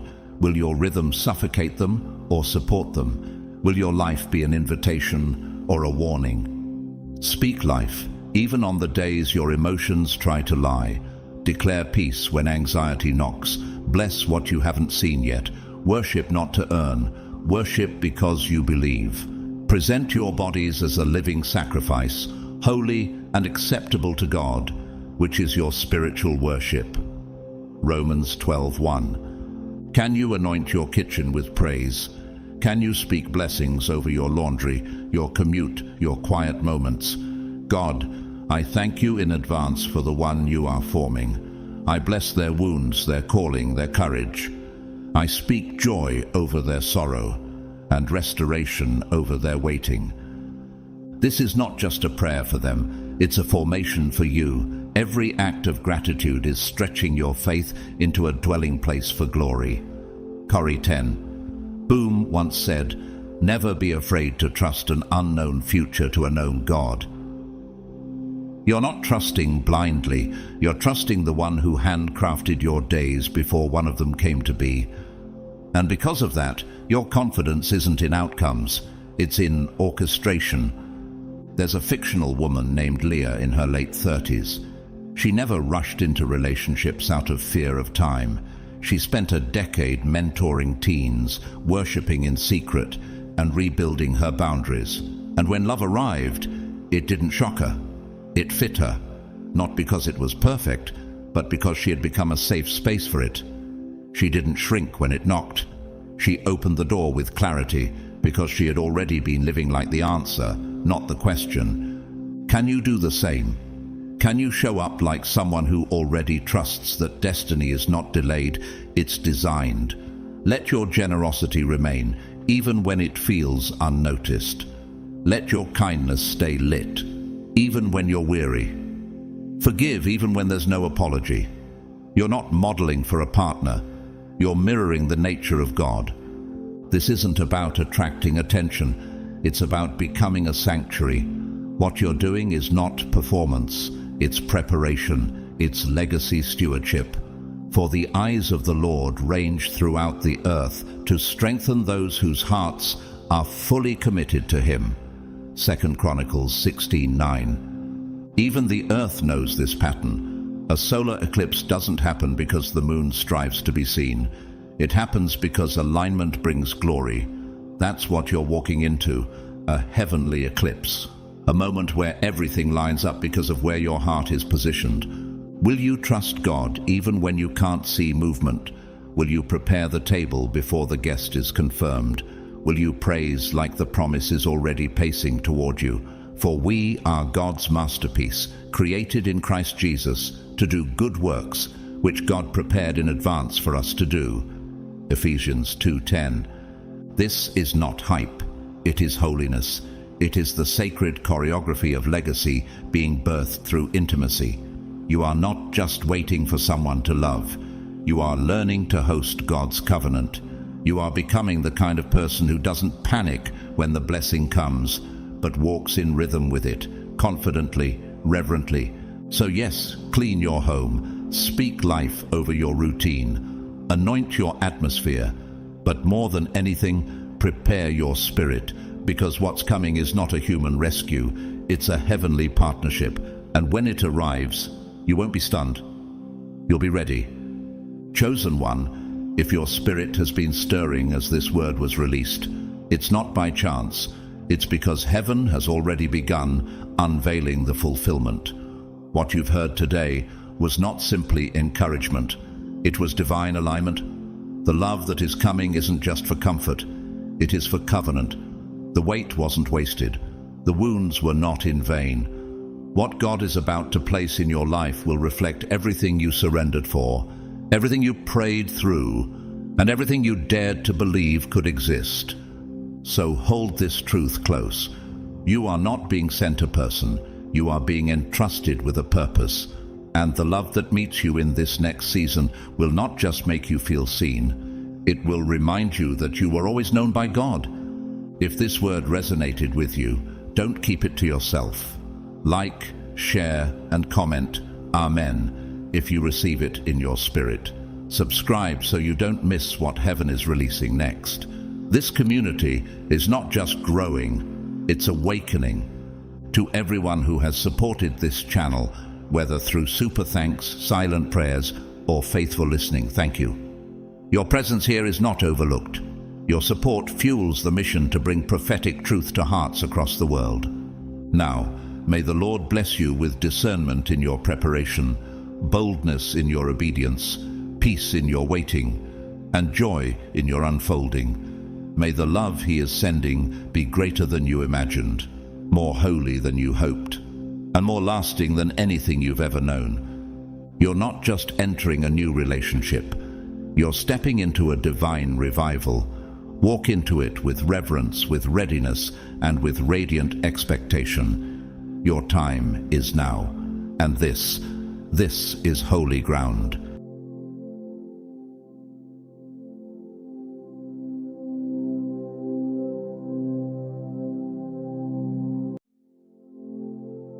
Chosen ones, stop scrolling. What you're about to hear is not just information, it's divine revelation. It's a summons. And if your eyes have landed on this right now, it's because heaven has issued a holy alert in your spirit. You didn't stumble across this moment. You were drawn. You were called. You were marked. That restlessness in your spirit, that ache that never leaves, that pull that keeps waking you in the middle of the night, it's not anxiety. It's not overthinking. It's eternity knocking, and it's getting louder. Comment 777 below if you've felt it lately. that unexplainable urgency in your soul, that sense that time is running short, but your purpose is only getting stronger. That's not coincidence. That's confirmation. Before we go any deeper, I want to pause and offer a sincere, sacred thank you to every single one of you who has supported this mission, whether through your prayers, your comments, or your generosity through super thanks. You're not just watching a video, you're part of a spiritual movement. You're not just spectators, you're partners in something eternal. From the bottom of my heart, thank you. Heaven sees your sacrifice. Now, hear this clearly. Death has been denied access to you until your assignment is fulfilled. Not metaphorically, not hypothetically, literally, spiritually, eternally. The throne of heaven has declared a restriction order over your life. No weapon formed, no attack launched, no spirit sent can end you prematurely. You're not allowed to leave this earth until the very thing you were born to build, reveal, release, or restore is finished. Let that truth cut through every whisper that told you it was over. Let it silence every lie that said your season passed. Let it ignite every buried dream, every forgotten prophecy, every abandoned blueprint. This is not hype. This is holy instruction. So don't treat this like just another message. Treat it like a scroll that was unsealed for your spirit today. Because we're about to walk through a revelation that could shift the course of your life and awaken something in you that hell has been trying to bury since birth. Are you ready to remember what you were really born for? Are you ready to cancel the funeral plans and ignite the mission instead? Then take a breath, steady your heart, and step into this revelation with me. Let's begin. God's chosen ones, death is not allowed until you complete this mission.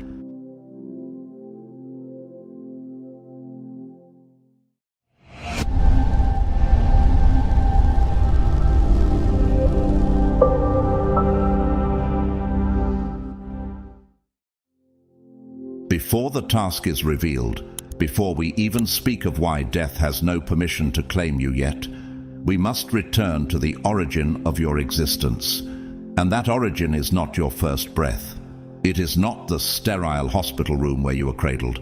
It is not the tears your mother shed when she held you for the first time, or the legal name printed on a certificate. To understand your mission, you must excavate deeper than birth, deeper than bloodlines, deeper than the chronological veil we call time. You must trace your essence beyond genealogy and back into eternity, into the place where you were first imagined by the one who exists outside of time and within all things.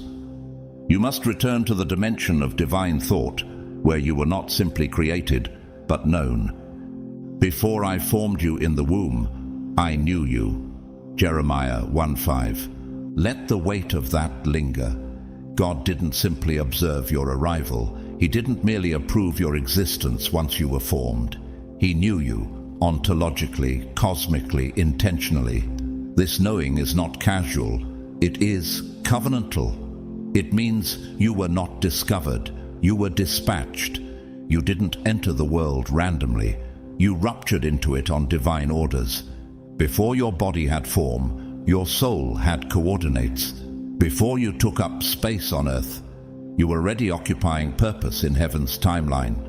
Your name was not just chosen, it was constructed as a frequency, resonating in God's own voice, encoded with intention. This isn't poetic abstraction, it is ontological fact.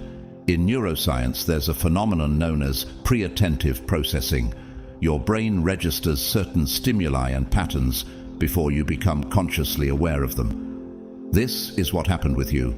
Before your parents imagined your existence, before your eyes opened to light, God had already embedded you into the vibrational code of the cosmos. Your life is not a reaction, it's a prophecy. It's not the outcome of survival, it's the echo of intention. You were the answer to a divine question long before humanity ever posed it. Think of a master architect. Before a single beam is lifted, Before a single blueprint is handed to the builders, the full design already exists in the architect's mind. Every steel beam, every unseen pipe, every structural tension accounted for. That is how you were formed. You are the embodiment of divine design, constructed with holy symmetry, purpose running through the sinews of your being like electricity through a sacred circuit. Your awkwardness is not a glitch, it is a layer of concealment. Your intensity is not dysfunction, it is proof of calibration. Your personality quirks, your silence, your inner storms, they are not flaws, they are codes. You were encrypted by eternity for a mission that the earth could not fabricate. Why would Moses, a Hebrew boy during a time of state-sponsored infanticide, be rescued in a river, raised in the house of Pharaoh, only to later return and shatter the very system that raised him? Why would Esther, an orphaned Jewish girl, be crowned queen in a pagan empire, only to find herself standing in the breach for her people against annihilation? Why would Saul, a persecutor of the church, be blinded on the road to Damascus and later pen most of the New Testament? These are not accidental alignments. These are examples of divine foreknowledge expressed through disruptive assignments. You are in the same category. Heaven does not waste breath on ornamental existence. There was once a woman named Marcella, not a preacher, not a prophet, not a person of global recognition. She was a hospice nurse in a forgotten part of the Midwest. She sat beside the dying, not out of obligation, but with sacred gentleness. One night a man who had been abandoned by his family confided in her as he wept. "Years ago," he said, "I was ready to commit a mass shooting, but one act of kindness from someone like you stopped me. I never told anyone until now." That confession, released with his final breath, was the sound of history being rewritten. Marcella never stood on a stage, but her quiet obedience altered timelines. The ripple effect of her assignment cannot be measured. Now contrast that with Charles Manson. Born with artistic talent, a persuasive voice, and the potential to influence, he instead surrendered to delusion and darkness. A man who once wanted to be a musician devolved into a self-proclaimed messiah of terror. His rejection of purpose became a platform for distortion. He built a counterfeit kingdom on the ruins of missed redemption. What would have happened if he had surrendered to healing, to light? Those who reject divine design do not disappear, they mutate. The difference between Marcella and Manson is not capacity, it's consecration. What's inside you is non-transferable. It cannot be handed off. It cannot be rerouted. The code written into your soul print was made for you, and you alone. The insight you carry, the weight you feel in your chest when you see injustice, the ideas that wake you in the middle of the night, they are heaven's way of reminding you, this is yours to carry.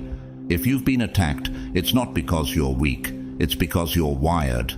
If you've been hunted by trauma, if fear found you early, if you never felt like you fit the rooms you were born into, that's not rejection, that's resonance. You are vibrating on a higher assignment. Hell doesn't waste resources on people who don't pose a threat. In the wild, the acacia tree grows where little else can. Its roots stretch so deep that it survives brutal deserts by tapping into invisible underground rivers.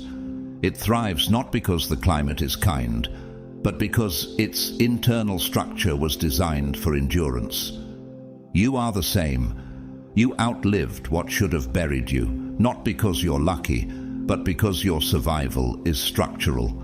The pain didn't break you. It activated the steel within your bones. So, again, why did you wake up from that overdose? Why did the heartbreak not derail you permanently? Why did the gun jam, the car swerve, the diagnosis reverse? Why did the suicidal thoughts fail to end your breath? Because your deployment is not complete. Death has no permission to claim what God has not released. Assignment is the governing law of your existence, and until that assignment is fulfilled, until the very last ounce of heaven's intention in you has been poured out into time, you are unkillable, you are untouchable, you are sustained by purpose itself. So, stein, breathe, burn again. You are not here by accident, chosen one. You are here on assignment, and heaven is still counting on you to finish. Now that you understand you were designed on purpose, woven with precision, sculpted in secret, dreamed into being by the breath of the eternal, you must now confront the next revelation, one that shifts everything you thought you knew about your life. You were not merely created to exist. You were commissioned to execute. You were not just born. You were sent, and you were not sent randomly, not dispatched haphazardly into the chaos of time like some loose thread unraveling in history's tapestry. You were launched, fired from the bow of heaven like a divine arrow, aimed, chosen, calculated with celestial accuracy. Your timing was set with millisecond-level precision. Your generation, your bloodline, your atmosphere, your city, all ordained by eternal command. You are not the product of motion. You are the embodiment of mission. So let us ask boldly, what force propelled you into this moment of time? What divine urgency wrapped itself in your DNA? What sacred decree whispered, "Now is the hour," and released you from the chambers of the eternal into the broken systems of this world? There is something burning inside you that earth could never produce, something heaven planted before your body even had breath. That fire within you is not a personality quirk. It is a seed of heaven's architecture. It is not a motivational mantra. It is a code embedded in your spirit, like encrypted instructions buried deep inside your soul's scaffolding, waiting for pressure, heartbreak, time, and glory to unlock it. This is not about self-help. This is about sacred assignment. You are not an echo of someone else's calling. You are a divine message, handwritten by the Most High, and personally delivered into the world's unraveling narrative. Have you ever felt the unshakable sense that you were different, even when you couldn't explain why? That's not ego, it's echo. It's your spirit remembering the realm you were sent from.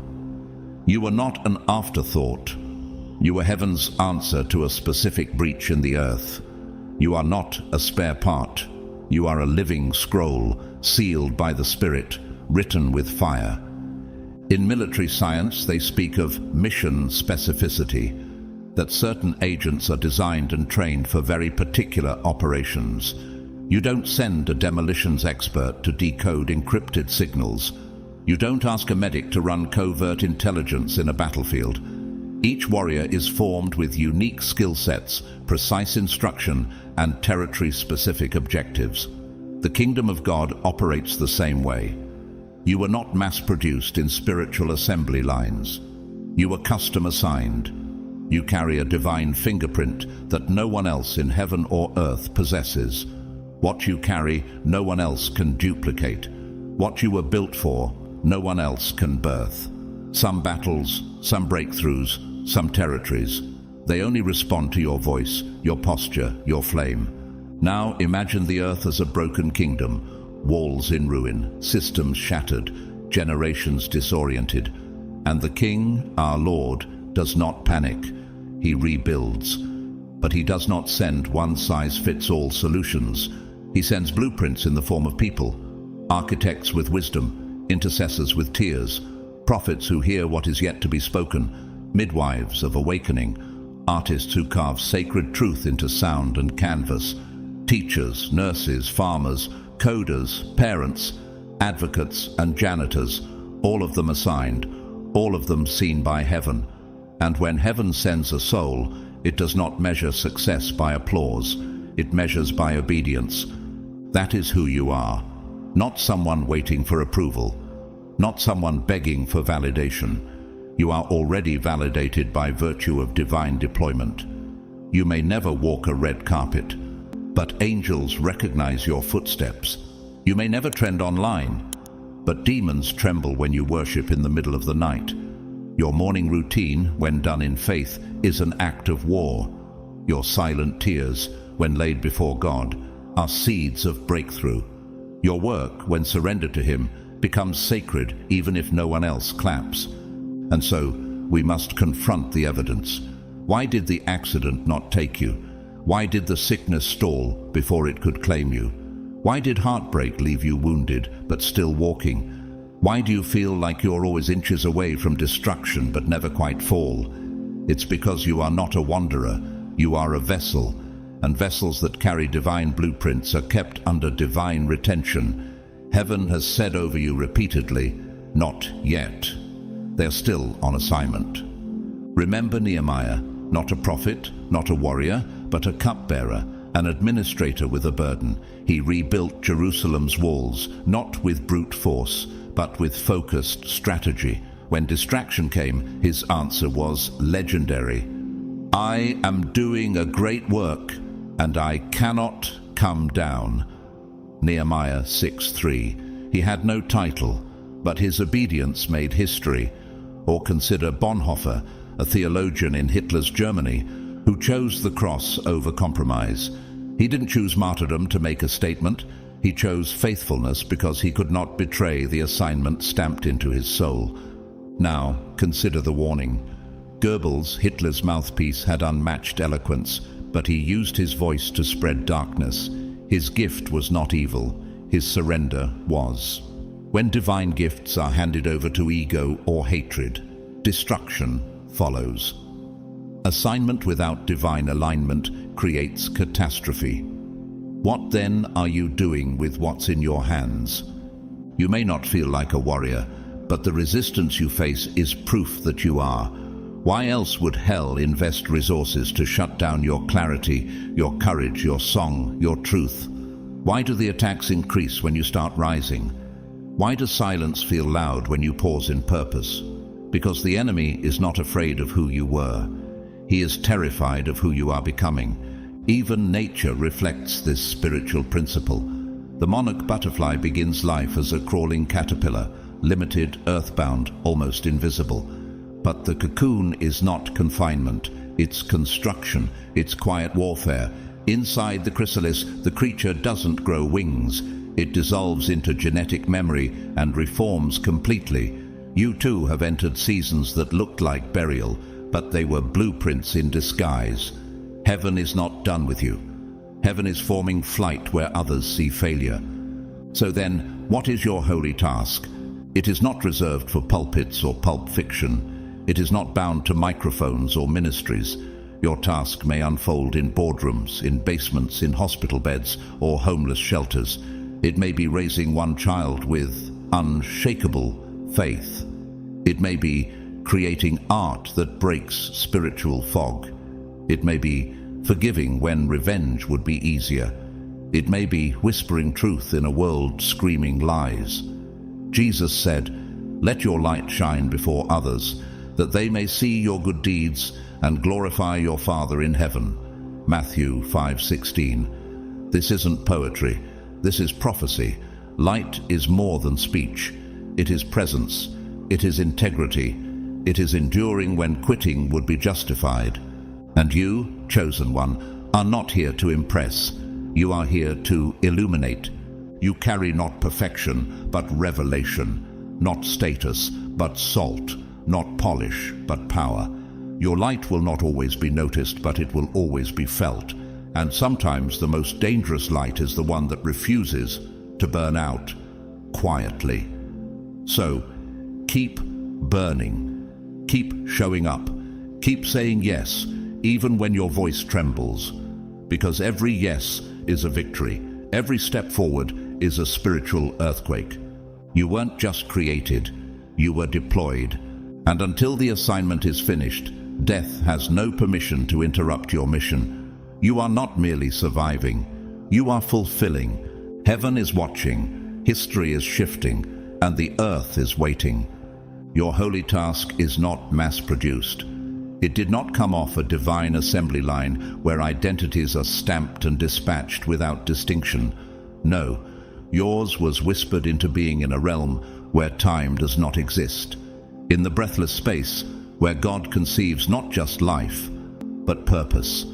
It is sacredly unique, formed in the quiet chambers of eternal mystery, then woven thread by thread into your breath, your bloodstream, your bone structure, your inclinations, and even your imperfections.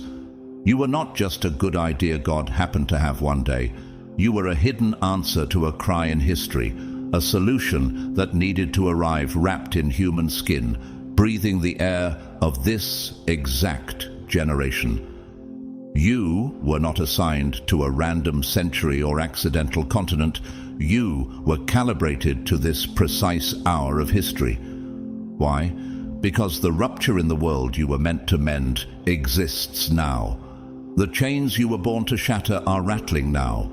The spiritual vacancy you were sent to fill is echoing now. You are not replaceable. And your task? It is not generic. It is not borrowed.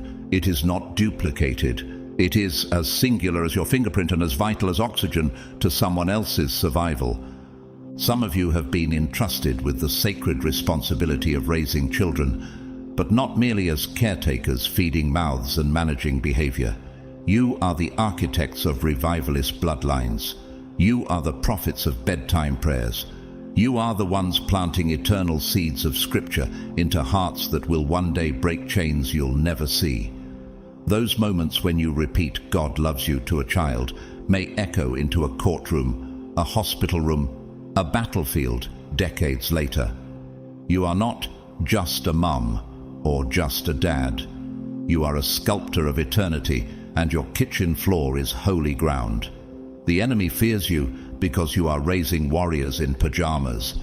Others are called into the marketplace, not to amass personal wealth or build empires of ego, but to subvert the culture of greed with kingdom economics. You are kingdom entrepreneurs. You're not just making sales, you are building sanctuaries in commerce. Your business proposals are blueprints of justice. Your invoices carry the scent of oil. Your boardroom becomes an altar. You decide not just for profit, but for posterity. You challenge exploitation and embody generosity where margins once ruled. Every ethical choice is a defiance of mammon. Every generous act a seed that rebukes lack. And then there are educators. The world sees them as math teachers, history instructors, grammar coaches, but in the realm of the spirit, they are keepers of fire. They hold the names of children on their tongue like sacred scrolls. Their chalkboard is not just covered with facts. It is a declaration of belief that cycles of poverty, trauma, and failure can end with this generation.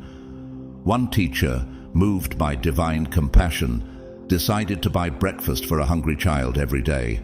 That child grew up to become a senator who rewrote education law. The teacher never knew, but heaven did. Others sing, paint, write, dance, never recognized by the masses, but resonating with heaven. They are artists and musicians who release frequencies that mend unseen wounds. Their brushstrokes align atmospheres.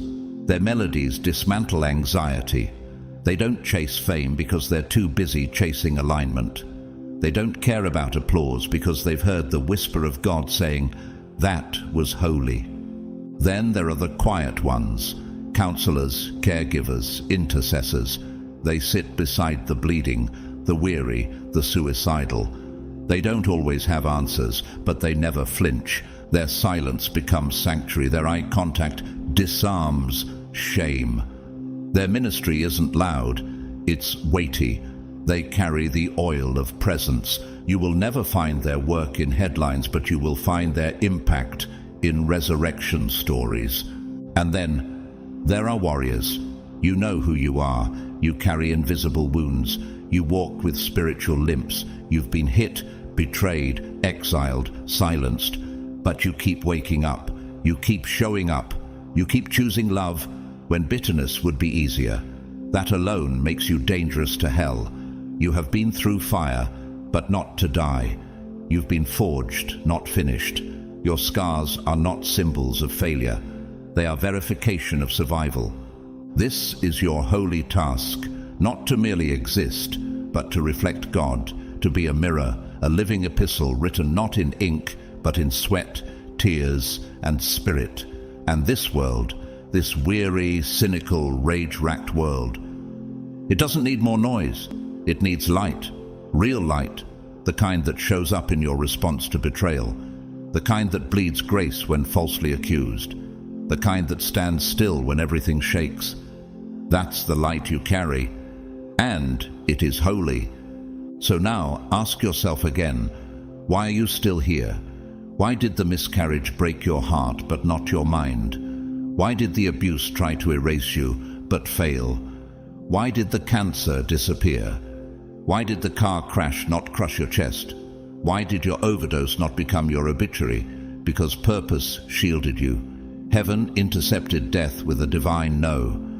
Purpose is not a poetic concept. It is a spiritual defense system. It is the firewall surrounding your future. Architects use a concept called shear walls in skyscrapers, vertical structures designed to absorb the trembling of earthquakes. Without them, towers collapse. With them, towers sway and stay.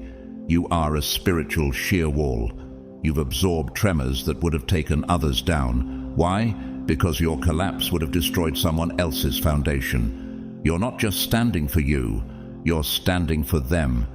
Even Christ was protected in this way. Have you ever noticed how many times Jesus walked away untouched, even when surrounded by mobs? In Luke 4, they tried to throw him off a cliff. In John 8, stones were raised. In Matthew 26, Judas had already kissed him with betrayal, and yet each time, death had to wait. Why? Because Calvary wasn't ready. The curtain hadn't been torn. The blood hadn't been spilled. The mission hadn't climaxed.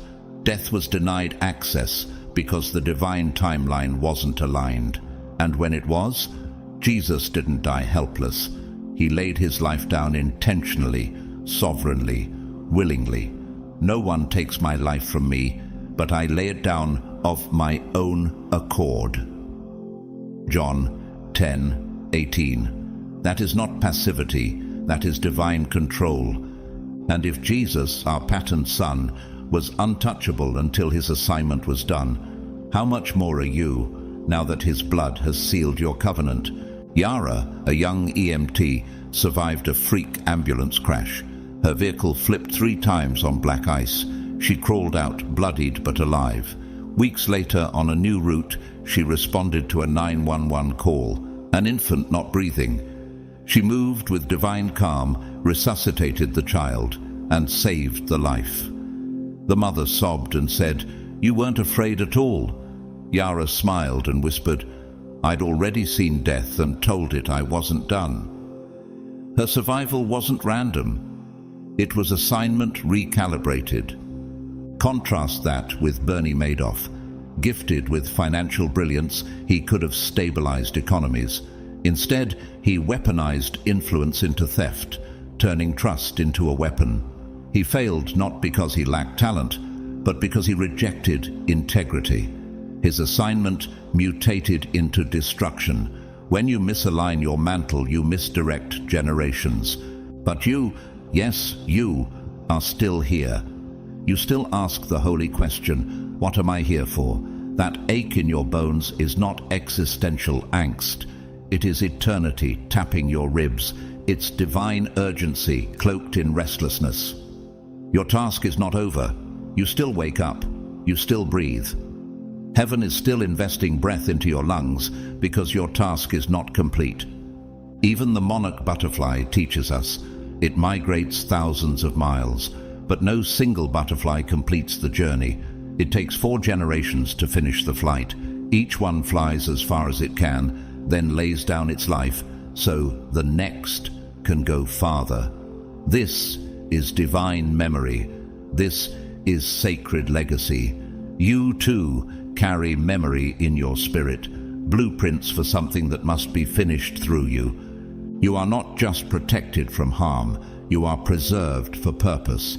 And until your obedience is fully poured out, until your testimony breaks the chains of someone else's despair, until the light you carry ignites a torch in another's soul, you will not die. I shall not die, but I shall live and recount the deeds of the Lord. Psalm 118:17. He who began a good work in you will carry it on to completion until the day of Christ Jesus. Philippians 1:6. There is still breath in your lungs because there is still prophecy in your bones. There are still divine appointments on your timeline. There are people who won't find healing unless you show up. There are doors that won't open until your voice commands them to. There are strongholds that won't fall until your praise shatters the silence. So, if you ever doubt your worth, your time, your reason for being here, go back to these words. Go back to the sacred fire lit in your chest when heaven whispered, "Not yet. I'm not done with you." And neither is God. Now, let's confront this next truth, not with hesitation, but with calm boldness, the kind of sacred defiance that only comes when you know heaven is still breathing through your lungs. The adversary of your soul, Satan, is not attacking you because of your history. He's not interested in who you used to be. He's terrified of who you are becoming. He doesn't fight your past. He fights your future. He's not at war with what you've done. He's trembling at what you're about to unleash, because if you ever fully wake up to the weight of what's inside you, hell will lose real estate. And it knows it. You were born not just to heal, but to displace darkness. You're not just a believer. You're a portal, a carrier, a vessel loaded with heaven's agenda. Every attack, emotional, mental, spiritual, is not just pain, it's evidence. Evidence that you are carrying something rare, radiant, and violently disruptive to the enemy's systems. That depression, it was launched to drown your voice before it grew wings. That fear, it was engineered to paralyze you before your courage became contagious. That addiction, it was introduced to short-circuit your authority. That trauma, calculated to fracture your identity so you'd question your divine origin. But here is the deeper revelation. Warfare reveals worth. You can measure the weight of what you carry by the force of what's trying to stop you. No one robs an empty vault. No enemy wastes ammunition on what poses no threat. If you've been under fire, it's not because you're failing. It's because your spirit is pregnant with purpose. It's because your obedience holds earthquake potential in the spirit realm. Your very presence is calibrated with a frequency that interferes with systems of darkness. That's why you've faced resistance that logic can't decode, isolation that friendships couldn't fix, and heaviness that sleep never heals. Because what you're carrying is not light, it's glory under pressure. We see this truth wrapped in Scripture. Joseph, the favored son, was hated for a dream, not for what he did, but for what he saw. His coat wasn't the threat, his vision was. That's why he was thrown into a pit, sold like property, chained in Egypt, and falsely imprisoned. But every blow only positioned him closer to the throne. What the enemy labeled rejection, God called redirection. What looked like loss was actually logistical movement in a kingdom map. And then we see Judas, trusted disciple, gifted with proximity to the Savior. But he allowed greed, resentment, and insecurity to eclipse his purpose. He chose to sell his seat at the table, exchanging eternal impact for temporary gain. And the unbearable silence of losing his assignment crushed him from the inside out. Judas didn't just betray Jesus, he betrayed his own potential. He died not just from shame, but from the echo of a calling, abandoned. So again, what about you? Why have you felt misunderstood most of your life? Why have doors slammed shut that should have opened? Why have relationships suddenly shifted without cause? Why have you had moments of torment so intense it made no sense in the natural? Because what you carry disturbs systems. You are not fragile. You are a threat. The atmosphere around you recognizes your rank, even if you don't. In psychology, there's something called liminal space. a place between no longer and not yet. It's uncomfortable, unclear, and unstable, but it's the birthing ground of transformation. The enemy wants you to misinterpret that space as failure, but heaven sees it as a forge. You are in the in-between because the promise inside you is maturing. Don't abort it. The pain is not punishment. The delay is not denial. The silence is not abandonment. It is sacred concealment while your spiritual DNA is reorganizing under divine supervision. Even in metallurgy, there's a process called tempering.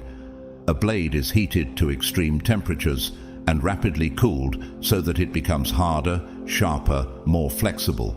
The same metal without this process will crack under pressure. But the tempered one, it slices through resistance. You are being tempered for impact. There was a man named Matteo, raised in violence, groomed by street gangs, tattooed with trauma. He was expected to die before 25, but one night, in solitary confinement, he broke, not in weakness, but in surrender. A whisper found him there. "You're more than this." He got out, enrolled in community college, became a counselor. Now he runs a program for boys like he used to be, boys that still believe lies about who they are. Matteo's attacks were not curses, they were proof. Proof that destiny had always been stalking him. Meanwhile, Elizabeth Holmes, once called the next Steve Jobs, weaponized charisma and vision without integrity. Her fall was not due to incompetence, but because she divorced her ambition from alignment. A gift used out of order becomes destruction. She had every opportunity to redeem, but truth felt too costly. You have been given another chance. You haven't fallen too far. You haven't disqualified yourself from destiny. The lies that told you it's too late were never sent from heaven. You haven't wandered beyond the reach of God's redeeming arm. The shame that tried to suffocate you does not overpower the grace that summoned you. Yes, the flame may have flickered, and the voice inside you may have grown quiet, but the fire is not out. The coals are still warm, and in the hands of a holy God, embers are enough. Because here's what you must remember. God does not discard burning things. He breathes on them. Even the created world echoes this rhythm of revival. Watch the ocean. The tide pulls back not to retreat, but to gather force. So it is with you. You are not in regression. You are not in exile. You are in recalibration. Just as the acacia tree sends its roots deep into unseen waters during drought, you are being anchored before you're accelerated. This moment of stillness is not punishment. It is precision. You are not being overlooked. You are being strategically positioned. Heaven has not rejected you. It has restructured you. This is not a delay. This is divine pacing. So what if what you call stagnation is actually divine positioning? And if the enemy has whispered that you're behind, know this: God does not work by human clocks. His Kairos time disrupts every false deadline. You are not late. You are right on time for a move of God that needed maturity, not mere momentum. You are being aligned for altitude. You are being prepared for places shallow strength could not carry you. So hear this in your spirit, not as vague encouragement, but as a decree straight from the throne of heaven. You are still chosen, still anointed, still dangerous to darkness, still expected to deliver what only you can. No one else carries the exact flame you were fashioned to release. No one else can birth what was coded into your soul before the foundations of the earth. Is it possible that your pain has been training your tongue to speak life others can't reach without you? Your tears have not disqualified your assignment. Your trauma has not erased your scroll. What you walked through did not cancel what heaven wrote. The blueprint of your life still bears your name, still holds your divine instructions, still pulses with holy potential. And even when you forgot it, heaven did not. The angels guarding your calling have not been reassigned. They are still on watch.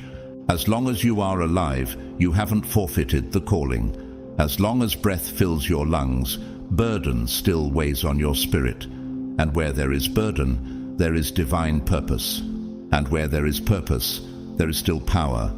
You may feel tired, you may feel delayed, but you are not disqualified.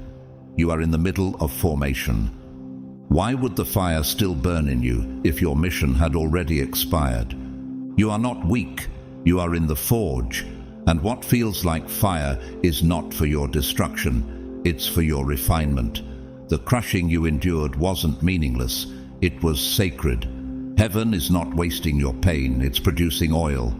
You're being shaped into a spiritual weapon that no counterfeit can replicate. You're being sharpened for impact in a realm where noise cannot deceive authority. That pressure you felt, that was proof of your potency. Hell doesn't attack the useless. It panics at the presence of someone about to shift generations. Your breakdown wasn't your end, it was your breaking open. And from those cracks, glory will pour. Could it be that the cracks in your soul are the very channels through which glory will now flow? So breathe again, stand again, worship again, reignite what the world tried to smother, declare what the enemy hoped you'd forget. Though I fall, I will rise. Micah 7:8. He will not break a bruised reed, nor quench a smouldering wick. Matthew 12:20. The gifts and the calling of God are irrevocable. Romans 11:29. You are not just alive by default, you are alive by design. As long as you are breathing, your mission is still burning. The flame in you is not just for comfort, it is for combustion. You are meant to light torches in the hands of others. You are meant to turn pain into prophecy, silence into song, darkness into declarations of victory. And where there's fire, there is movement. Where there's movement, there is destiny. So rise, not merely in your own strength but in surrender, for your yes still shakes atmospheres. Your breath still matters. Your obedience still opens realms. Your life is not over, it is being reignited. You are not here to coast, you are here to complete. And the same Spirit that raised Christ from the dead is breathing over your coals now. Stand up, chosen one. The wind of God is blowing again. But let's go even deeper, because not all delays are equal. Some delays are protective, others are prophetic, and a few are punitive, meant not to punish you, but to redirect your path. The Spirit discerns the difference. There are times when God withholds, not because He's testing your patience, but because He's protecting your positioning. You may have prayed for a door that didn't open, a relationship that fell apart, or a platform that rejected you. And in the moment, it may have felt like failure. But from heaven's vantage point, it was preservation. Delayed access is sometimes divine insulation. Not everything that looks like rejection is personal, it might be surgical. If God had allowed you into that room too early, your unhealed places would have bonded with people sent to derail you. If you had succeeded without testing, you would have built altars to ego rather than legacy. Sometimes what God delays is what could have destroyed you. And in the realm of architecture, this is understood. The taller the structure, the deeper the foundation. You don't pour cement for a cathedral the same way you do for a tent. If your calling reaches nations, your delays may stretch years. Not because God forgot, but because the root system for global impact must be measured in decades, not days. There was a man named Emmanuel. He dreamed of being a filmmaker, telling stories that inspire change. He pitched ideas to studios, wrote scripts, saved money, submitted again. Nothing. Years passed. Everyone told him to quit. But in the silence, God gave him stories, the kind that couldn't be rushed.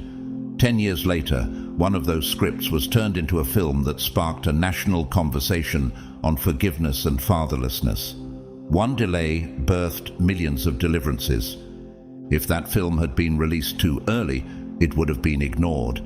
But because it was timed with social tension and cultural hunger, it became a healing agent. Your delay might not be about your personal timeline. It may be God aligning global conditions to meet your release. You are part of a much larger strategy. And yes, delay is uncomfortable. It stretches your emotions, tests your theology, and sometimes makes you question everything. But let that stretching become sacred, because what is being tested is not your value, but your vessel. Can you remain faithful when no one is clapping? Can you carry water when no one sees you digging the well? In that hidden place, God teaches you how to pour without praise, how to love without applause, how to obey without guarantees. These are the leaders he trusts, the ones who bloom in obscurity and do not rot from exposure. Even Jesus, before his ministry began, spent 30 years in obscurity, not preaching, not performing miracles, just living, just building, just waiting. He was the Son of God, yet he waited. Why? Because when the heavens opened at his baptism and the Spirit descended like a dove, it wasn't just about calling, it was about timing. Heaven always moves on perfect rhythm. So if Jesus waited, why do you think you're late? There's a plant called the Queen of the Andes, which blooms only once every 80 to 100 years.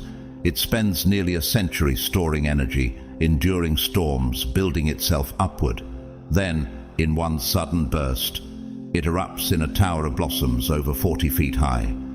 Entire ecosystems benefit from its bloom, and then, only then, it dies.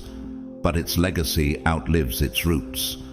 What if your delay is storing power for one divine eruption? What if your tears are watering something that generations after you will harvest? What if your current silence is the echo chamber God is using to amplify your voice later? Do not despise the cave. Do not resent the cocoon. Do not curse the silent season. In physics, the laws of resonance teach us that frequencies align over time and suddenly amplify. One small voice, vibrating at the right frequency, can shatter glass. So it is with calling. The right preparation in the right delay can break generational strongholds. So let the silence teach you the sound of God's voice, not the loud, thunderous commands that shake the heavens, but the whisper in your wilderness that rewires your inner world. Let it strip away every counterfeit echo that once sounded holy but was rooted in hustle.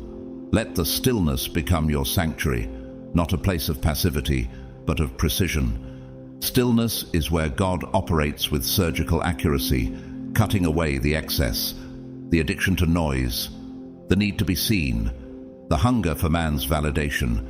Let it reveal the places where striving once lived, the rooms in your soul where anxiety had set up camp, where ambition was mistaken for assignment. Because when silence becomes your teacher, surrender becomes your strength. Let the long, dark nights become the proving grounds of unshakable intimacy. Those hours when the heavens feel mute, when your prayers fall heavy against the ceiling, those are the places where true trust is born. Anyone can worship when the answer arrives, but only the forged can say, "Though he slay me, yet will I trust him." Job 13:15. Those dark hours are not evidence of abandonment. They are the chamber where holy allegiance is formed. The tomb of waiting becomes the womb of becoming. Could it be that the quiet you resent is actually the language of your refinement? When the delay ends, the release is rarely quiet. It doesn't whisper, it roars. The sound of fulfillment often comes with the cracking open of the shell you once mistook for safety. When heaven moves, it doesn't sneak, it shifts tectonic plates. The release of the real you will always cost the comfort of the old you. It will rattle your rhythm, challenge your circle, and call forth a courage you thought had died in the last season. Remember the pattern. When the tomb was sealed, the earth waited. Time froze. Hope held its breath. Friday was brutal, filled with betrayal, bleeding, and burial. Saturday was silent. No word, no rescue, just stillness so loud it felt like God had withdrawn. But Sunday shook the cosmos, not just a body rising, but a new era bursting forth. The stone wasn't just rolled away, it thundered with divine timing. What if you're not being denied, you're simply on your Saturday? Resurrection does not happen at your convenience. It does not wait for your emotional comfort or social readiness. It occurs when heaven has completed the construction of what you are becoming. When the scaffolding has been removed and the foundation has been tested, when your soul is no longer swayed by flattery, no longer fractured by rejection, no longer confused by temporary delay. And beloved, you are almost there. Not almost there emotionally, almost there prophetically. You are brushing against the veil. The tension you feel is not breakdown, it is crowning. It is the head of destiny pushing through the resistance of everything that tried to kill you. Don't misinterpret this pressure. It's not punishment, it's passage. It's heaven saying, push one more time.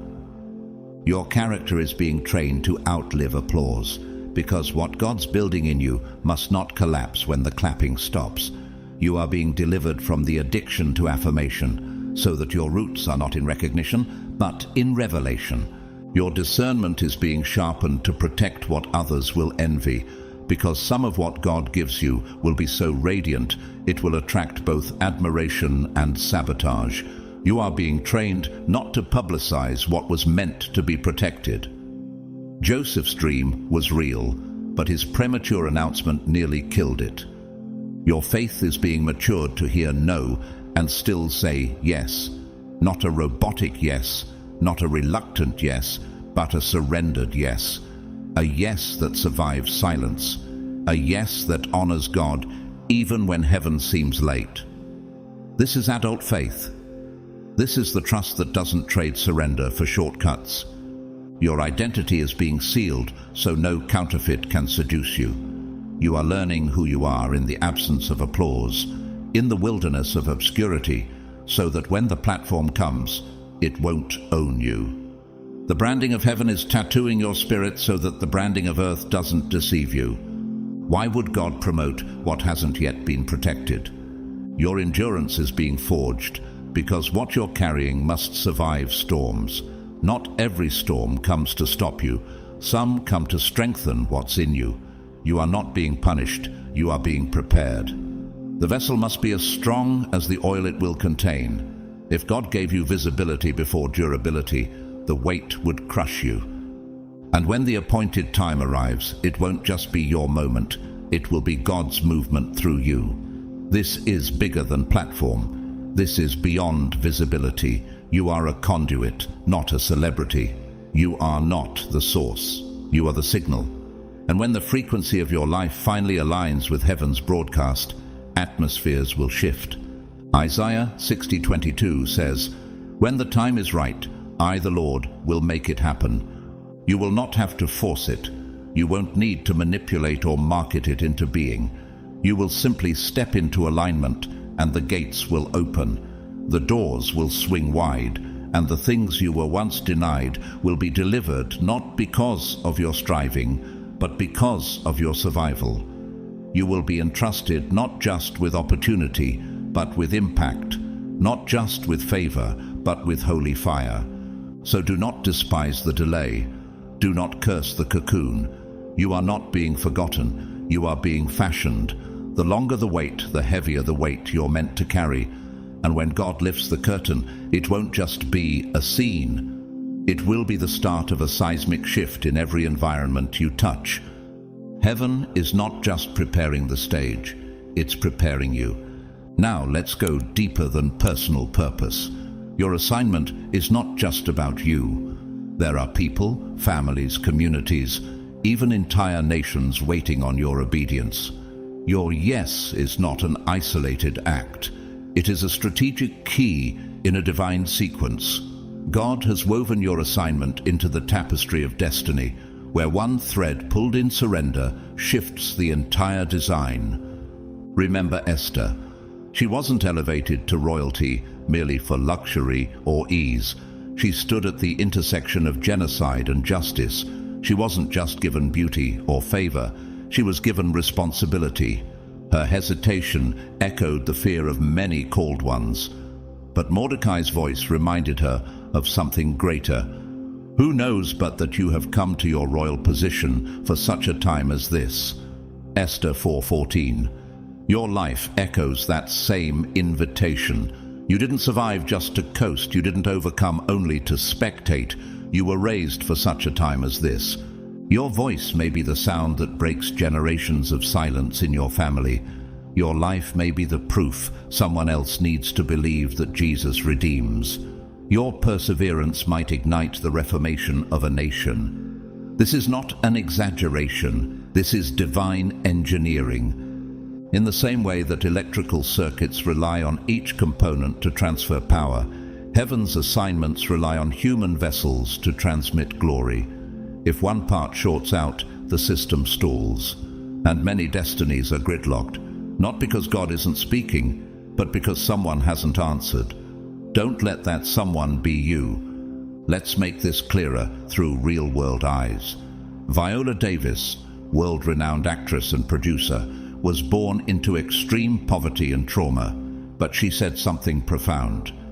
I realized that what separated me from the rest was that I could not walk away from my own story. She turned her pain into a platform, her wounds into witness. Her yes didn't just elevate her, it brought representation, healing and inspiration to millions. That is kingdom echo. Now contrast this with someone like Joseph Goebbels, Hitler's minister of propaganda, a gifted communicator, strategic thinker, but he surrendered his assignment to the darkness. He used his words not to build life, but to poison nations. His surrender led to genocide, and his voice was weaponized by hell. Talent without obedience becomes destruction. So now, pause. Who might miss their breakthrough if you withhold your obedience? What miracle is still pending because you haven't spoken yet?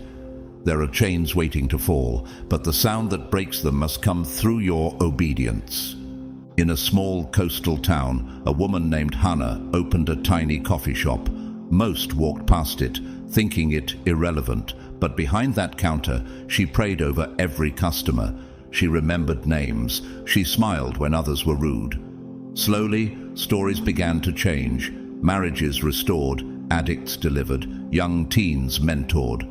All from a quiet yes with no spotlight. Her task looked small, but in the ecosystem of the Spirit, she was a pollinator, carrying life silently. You cannot quit. You cannot die in delay. You cannot disappear in fear. You cannot keep postponing obedience because someone's healing is waiting on your courage. Time is not waiting. History is not neutral. And heaven is not casual about your yes. And if you're still wondering whether your steps matter, look again at the patterns God has always used. He never moves through crowds. He moves through individuals willing to say yes. Noah wasn't a popular voice. He built an ark before there was even rain. Abraham left everything known to chase an unseen promise. Rahab, a woman with a stained reputation, hid messengers and shifted the course of an entire city's fate. These weren't perfect people, they were available people. So what about you? Will you say yes when it costs you reputation? Will you obey when applause is absent? Will you surrender when logic says retreat? These are not hypothetical questions. They are heaven's criteria for expansion. But let's bring this even closer. You cannot leave this earth until what heaven implanted inside of you has been released. The breath in your lungs is not just oxygen. It is the seal of an unfinished mission. Every heartbeat is a confirmation from eternity. It is not done yet.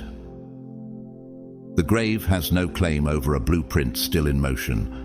And no matter how weary your body feels or how uncertain your steps have become, the truth remains. You cannot die until what you were sent to build, speak, or break has come to pass. You weren't just born to start things.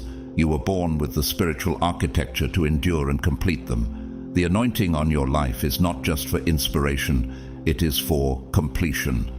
You were designed to see it through, not by human endurance, but by divine empowerment. Heaven has never sent you into a battle it didn't equip you to outlast.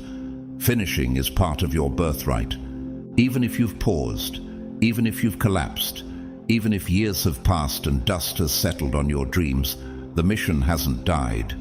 It still breathes, and because the assignment remains alive, so do you.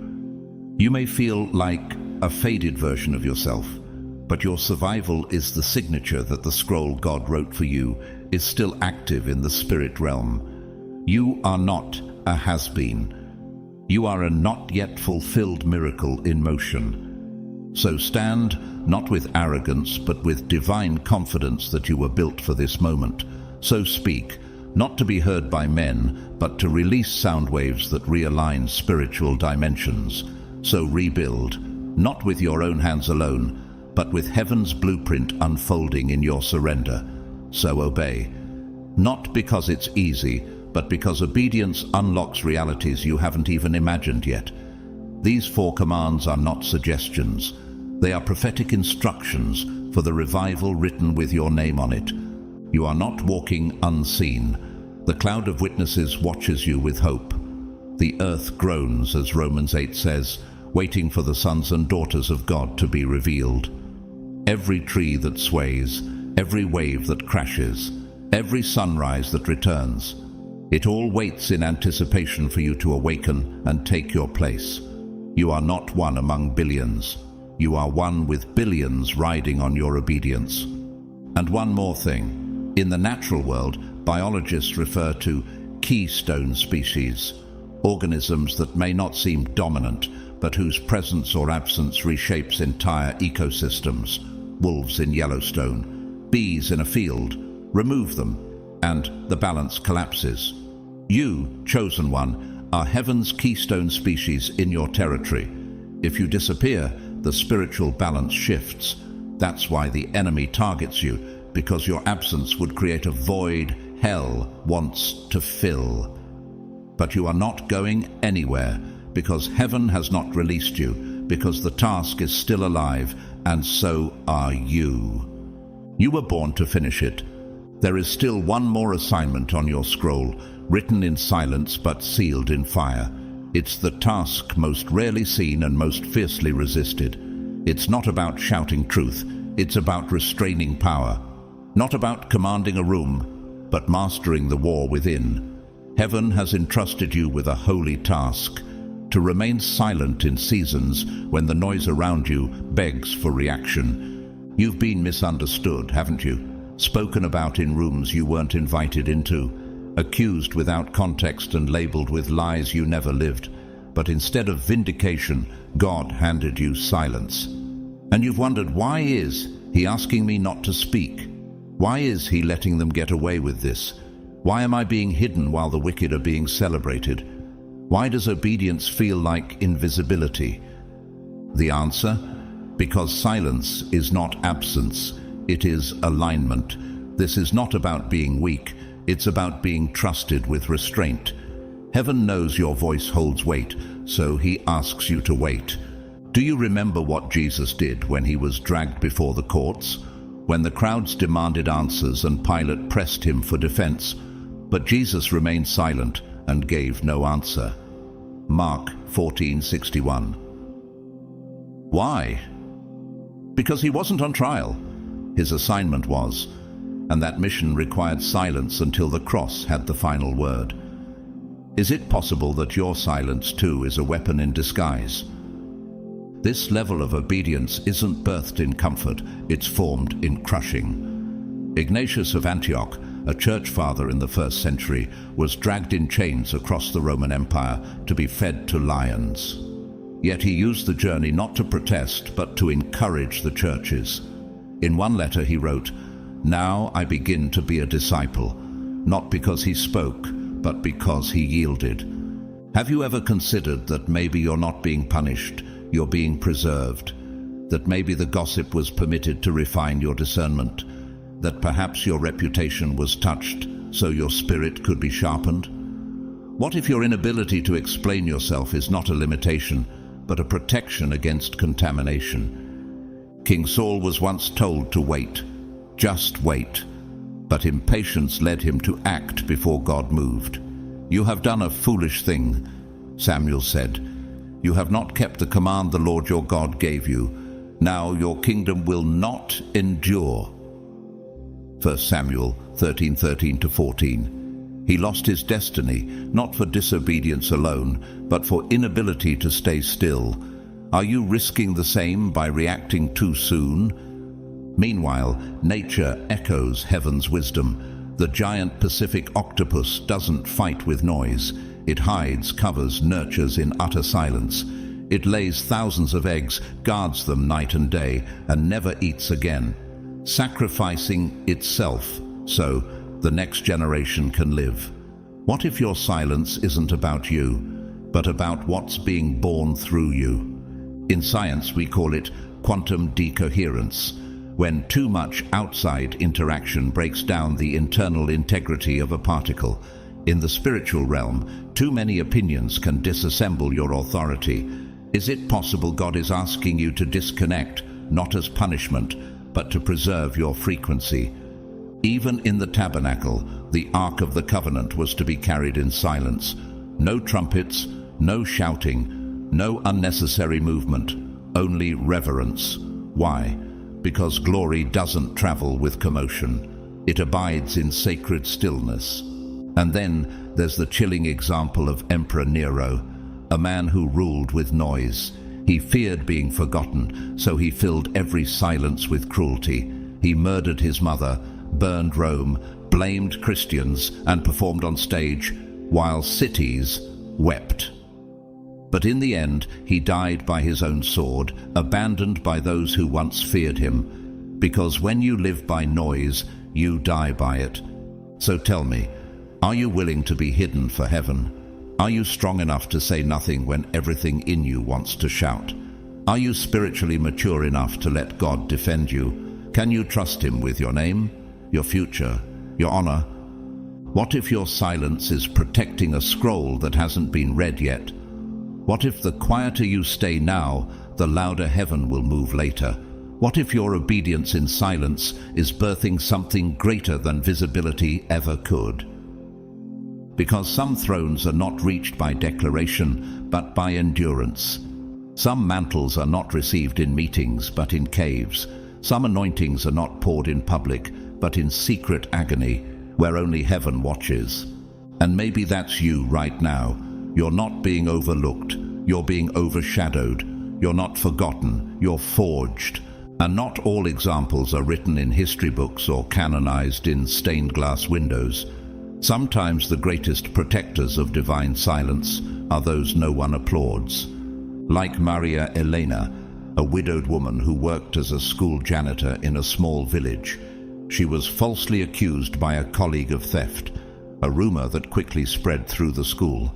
She lost friendships, trust, even the invitation to attend her own church's Bible study.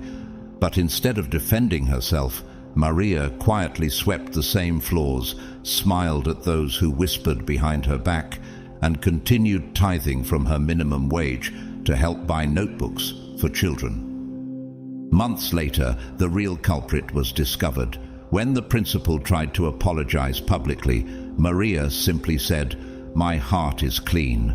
That was enough for me. She never fought with words, but her silence fought for her. And in time, her dignity shouted louder than any rumor ever could. This is your task now, to protect the fire in your bones by mastering the silence on your lips, to carry glory in silence until God says, "Speak," to guard your anointing not with swords, but with silence. For when the appointed time comes, the same mouth that stayed quiet will carry thunder, and you will see the promise in Isaiah 30:15 fulfilled. In repentance and rest is your salvation. In quietness and trust is your strength. Not in retaliation, not in performance, but in trust, in silence, in Him. So don't curse this quiet. Don't run from this pause. This isn't delay, it's consecration. This isn't exile, it's expansion. And when it's over, you won't just walk out vindicated, you'll walk out transformed. Because the ones heaven uses most are the ones who learned how to be quiet first. Before we close, take a deep breath and open your spirit, because what's coming next isn't just a prayer, it's a divine activation. Let us step together into the presence of God. Almighty God, Eternal One, you who inhabit eternity yet draw near to the contrite and broken, we bow before you with trembling wonder. You are the one who stretched out the heavens and carved purpose into the breath of dust, and yet you call us by name. Today we come before your throne, not with empty words, but with every shattered piece, every delayed promise, and every unfinished line of our destiny. We lay them all at your feet. Lord, ignite the flame again. Not just a momentary inspiration, but a holy combustion. Let your fire blaze in the bones of every chosen one reading this prayer. Burn away every lie that declared them unworthy. Burn away shame, regret, delay, confusion, and every chain that has kept them stuck in yesterday's identity. And in its place, plant confidence like a shield. Plant clarity like a compass. Plant courage like a weapon. Breathe, O God, on every forgotten assignment. Breathe on the dream that's been buried. Breathe on the calling that got drowned in discouragement. Resurrect the vision you whispered long ago, the one they were too afraid to chase, the one they almost gave up on. Let that divine mandate rise like thunder in their spirit, not as hype, but as holy urgency, not for performance, but for partnership with you. Break every yoke of fear. Silence the whispers of hell that say, "You're too late, you failed, you missed it." Speak louder than every voice of condemnation. Speak like you did over Jeremiah. "Before I formed you, I knew you." Speak like you did over Gideon. "You are a mighty warrior." Speak like you did over Mary. "You have found favor with God." Speak over your children now and remind them they are chosen, marked and anointed for such a time as this. We declare right now, they are not too late, not too broken, not too far gone. They are not forgotten. They are not random. They are not finished. They are exactly where you knew they'd be, and you are still here, still speaking, still working, still moving. So now, Father, in the name of Jesus, we cancel every counterfeit plan. We break the back of every generational curse. We release supernatural clarity, direction, strength and favor. Let what you began in them become undeniable. Let angelic help surround them. Let closed doors swing open. Let divine timing align. Let divine interruptions wreck their comfort and pull them deeper into obedience. We speak blessings over their mind, peace instead of torment.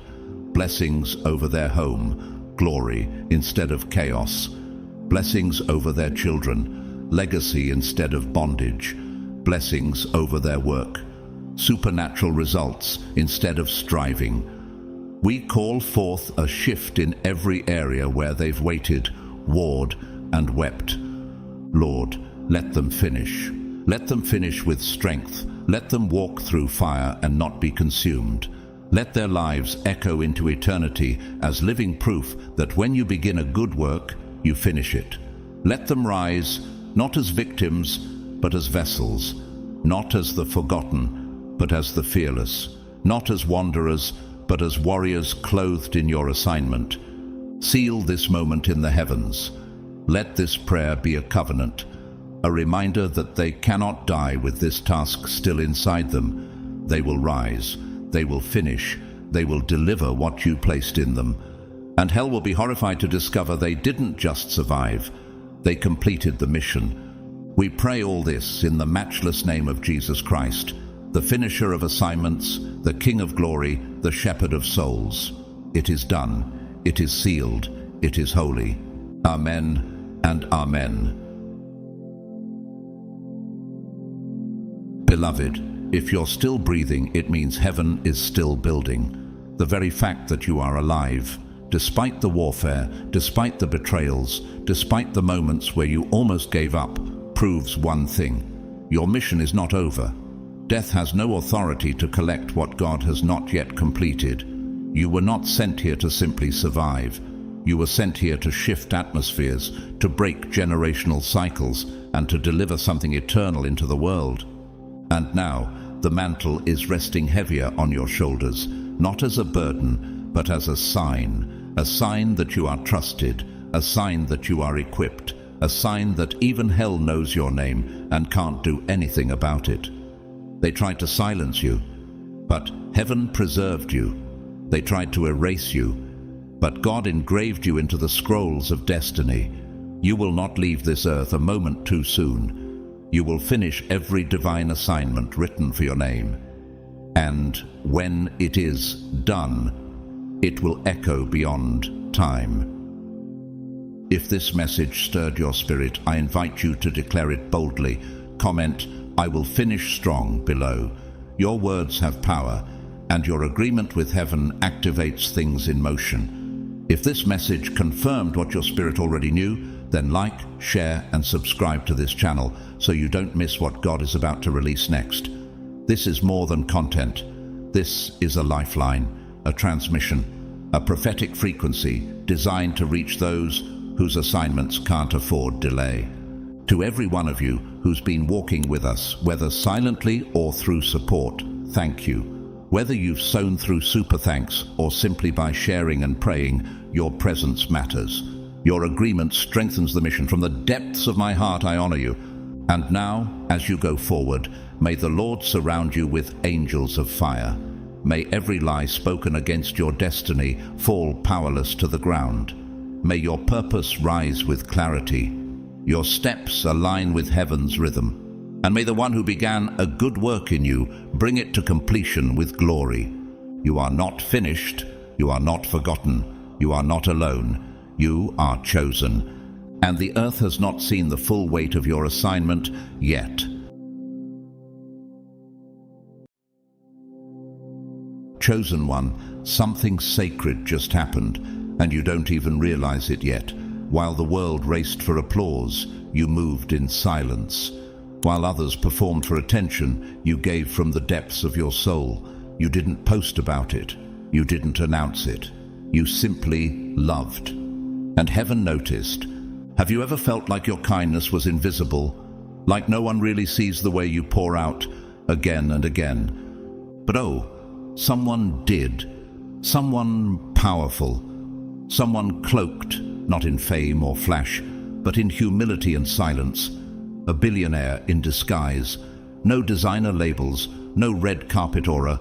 Just a quiet spirit desperate to know that real goodness still exists. And you, without even knowing it, became their proof. You didn't do it for gain. You weren't angling for attention. You were simply showing up with the kind of heart this world can't manufacture. The kind that's been crushed and refined through fire. The kind that gives even when it's empty. Can you feel it now? That holy echo rumbling beneath the surface. And here's the twist. They've been searching for someone like you. Not polished, not perfect, but real, unshakably true, incorruptible. You were the answer to a prayer they didn't even know how to speak. When was the last time you felt the ripple of something divine moving through an ordinary moment? Comment 777 if your spirit is stirring, because something about this feels personal, doesn't it? And to every soul who's supported this channel, whether it's with a like, a comment, a share, or a super thanks, I don't take it lightly. Your presence here is a divine alignment. You didn't just stumble into this message, you were summoned. What if the biggest blessings don't come from striving, but from stillness, from purity, from the moments no one claps for, but God records in full? Because while the world was chasing clout, you were earning trust in realms money can't touch. That small act of kindness, the one you nearly forgot. It didn't just matter. It unlocked something, a door, a destiny, a vault. And now everything is shifting. So stay with me, chosen one. By the time we reach the end of this message, you'll understand. Your uncelebrated compassion just triggered a supernatural transaction. And what's about to flow into your life isn't just a blessing. It's a billionaire's blessing, wrapped in divine timing. Let's go deeper. God's chosen ones, your hidden act of kindness, just unlocked a billionaire's blessing.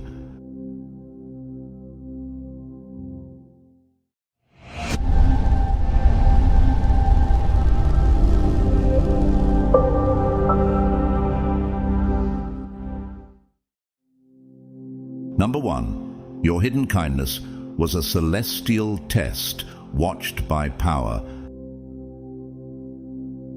It felt like nothing special at the time. Maybe you held the elevator for someone in a rush. Maybe you gave directions in the pouring rain. Maybe you paid for a stranger's coffee or offered a listening ear to someone who looked hollow. But what you didn't see, what your natural eyes couldn't detect, was the divine orchestration behind that very moment. It wasn't a random gesture. It wasn't just another small act. It was a sacred test, hidden in plain sight, designed not just to bless the one you helped, but to reveal something deeper about who you really are. Have you ever considered that the person you assisted wasn't just a stranger? That behind the simplicity of their appearance, behind the humble clothes and quiet demeanor, was someone with unimaginable resources? Not just wealth, but access, connections and influence wrapped in humility. And while you extended kindness without calculation, heaven was holding its breath. Because this was a test of purity, not performance. And you passed it not with ambition but with authenticity. There's a striking moment in the Bible when Abraham, sitting at the entrance of his tent, offers food and rest to 3 travelers. He doesn't know yet, but these are messengers from heaven, sent to announce the impossible, the birth of Isaac, Genesis 18. Abraham's hospitality wasn't staged. It was instinctive, and that's why it triggered generational blessing. How many times have you shown kindness without knowing you were entertaining divine presence? In a recent interview, Cardinal Matteo Zuppi, an Italian archbishop known for quiet diplomacy, shared, "When someone offers kindness without wanting control, they become a doorway for heaven to intervene." His words echo like a prophecy. Because chosen one, you didn't help that person for status. You didn't try to network or impress. You gave because it was your nature, and that's what shook the atmosphere. Some years ago, there was a story circulating among executives in the non-profit world. A young woman named Leora, working late in a New York train station, offered her umbrella to a drenched old man. He barely spoke, just smiled and walked off. Months later, she was flown to Geneva. That same man, the founder of a billion-dollar humanitarian fund. He'd been watching for character, not credentials. And Leora, she now runs a global initiative empowering young women. No resume could have opened that door. Only kindness did. And it's not just stories like Leora's. Even creation itself whispers this pattern. Picture a glacier melting silently in the highlands, releasing fresh streams into dry valleys. The kindness you poured out, it's flowing even now into places you can't see, preparing the ground for your next elevation. You may not hear applause, but creation responds to every seed of grace you've sown. You're not the only one who's been underestimated. Remember Mephibosheth, crippled, forgotten, and living in obscurity, until King David asked, "Is there anyone left of Jonathan's house that I may show kindness to?" 2 Samuel 9. Mephibosheth didn't campaign for favor. It found him, and like him, your kindness has summoned a reward you didn't even request. And then there's the modern-day artist Makoto Fujimura, a painter whose slow, deliberate, faith-inspired style captivated collectors not with hype, but with healing. One of his patrons once said, "What moved me was not his work alone, but the peace that poured from his presence." He wasn't trying to sell anything. He was just being light. You, chosen one, carry that same presence. People feel it even when they don't know why. You thought you were giving a simple act, but in truth, you were reminding a weary soul that goodness isn't gone. You were showing a hidden giant that humility still exists. And in doing so, you unlocked a door only heaven could see. While others ran after influence with formulas, you inherited it through faithfulness. That's why this blessing is tailored. That's why it's coming fast and strong and silently signed with your name. Number 2. Your kindness rescued a soul on the edge of giving up. You didn't just help someone rich, you touched someone who was quietly collapsing on the inside. Outwardly, they had it all: wealth, prestige, the kind of access most people chase. But inwardly, they were unraveling. Their soul had grown tired, cynical, and numb. How many people do you pass every day who look whole, but are actually breaking silently? This person had stopped expecting sincerity, stopped hoping for depth, and had nearly closed the door on humanity altogether. Then, without fanfare, you arrived. Not with charm or an agenda, but with a simple, unfiltered act of kindness. No spotlight, no strings, just presence. Do you even realize what kind of light you carry when you're not trying to impress? That moment, to them, wasn't just helpful, it was holy. Because what they didn't need was another networking pitch, another empty compliment, another person worshipping their wealth. What they were secretly longing for was one real soul who didn't treat them like a transaction. And somehow, it was you. There's a story in John 4 where Jesus speaks to the Samaritan woman. He doesn't criticize her, he simply sees her. And in being seen, she remembers who she is. Could it be that your words, your tone, the way you held eye contact, made someone remember they're still human, still loved, still capable of feeling something true? And have you considered how much strength it takes to give kindness without knowing the pain you're interrupting? Your gesture became their pause, their sacred pause, the moment when a downward spiral met unexpected grace. Dr. Edith Eger, Holocaust survivor and trauma psychologist, once said, "The opposite of depression is not happiness, it's purpose." That's what you offered them, not relief, purpose. You reminded a weary soul that real people still exist. And when someone with power feels something real, they don't forget it. They act, they invest, they protect. I've heard whispers of Naya, a nurse assistant from Atlanta. On a stormy night, she stayed past her shift because he looked like he hadn't been truly spoken to in years.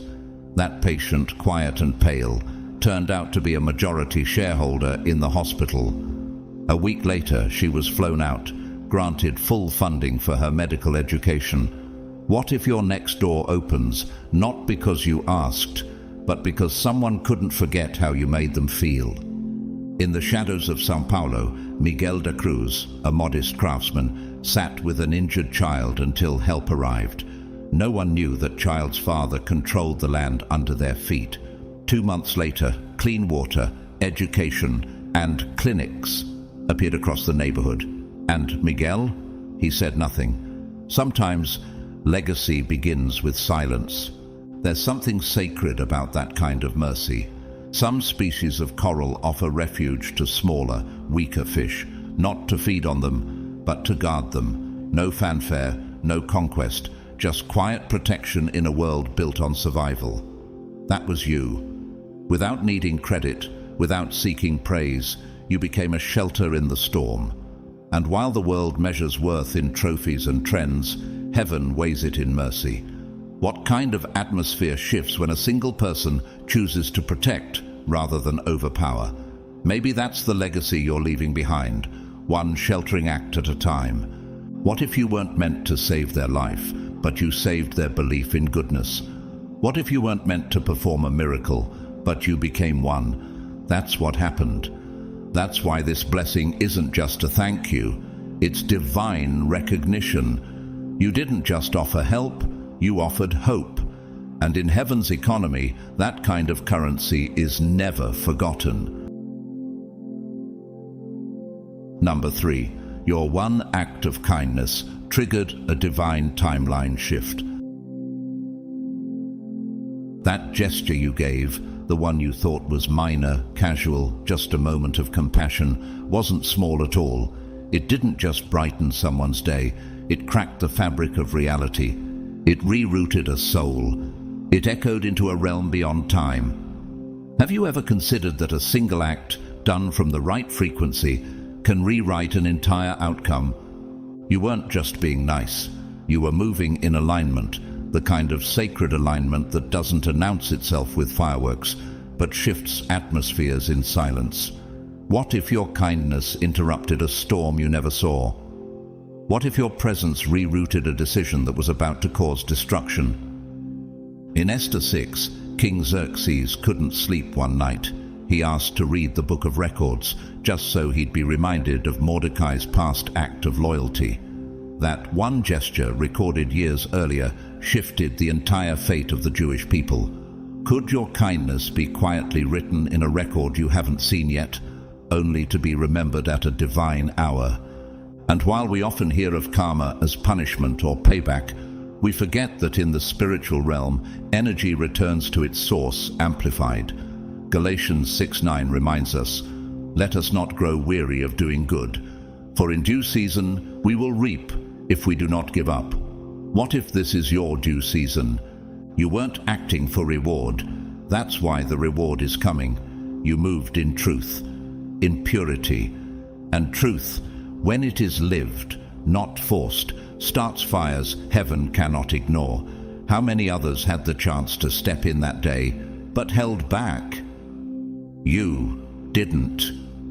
You stepped forward, not to be seen, but because something in your spirit whispered, "Go." The world may teach strategy, but you moved with sincerity. That's why the universe is realigning itself around you. When your motive is clean, your movement becomes magnetic. That's not self-help, that's spiritual law. Let me tell you about Aidan, a delivery driver from Manchester.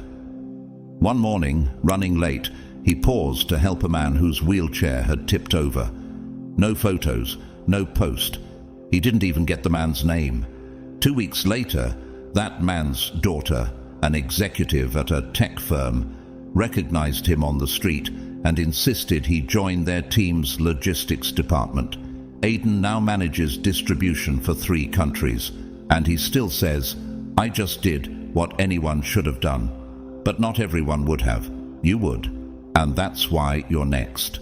Nobel Peace Laureate Lema Gbowie, who helped end Liberia's civil war, once said, "It's not the grand speeches that shift nations, it's the small acts of peace multiplied daily."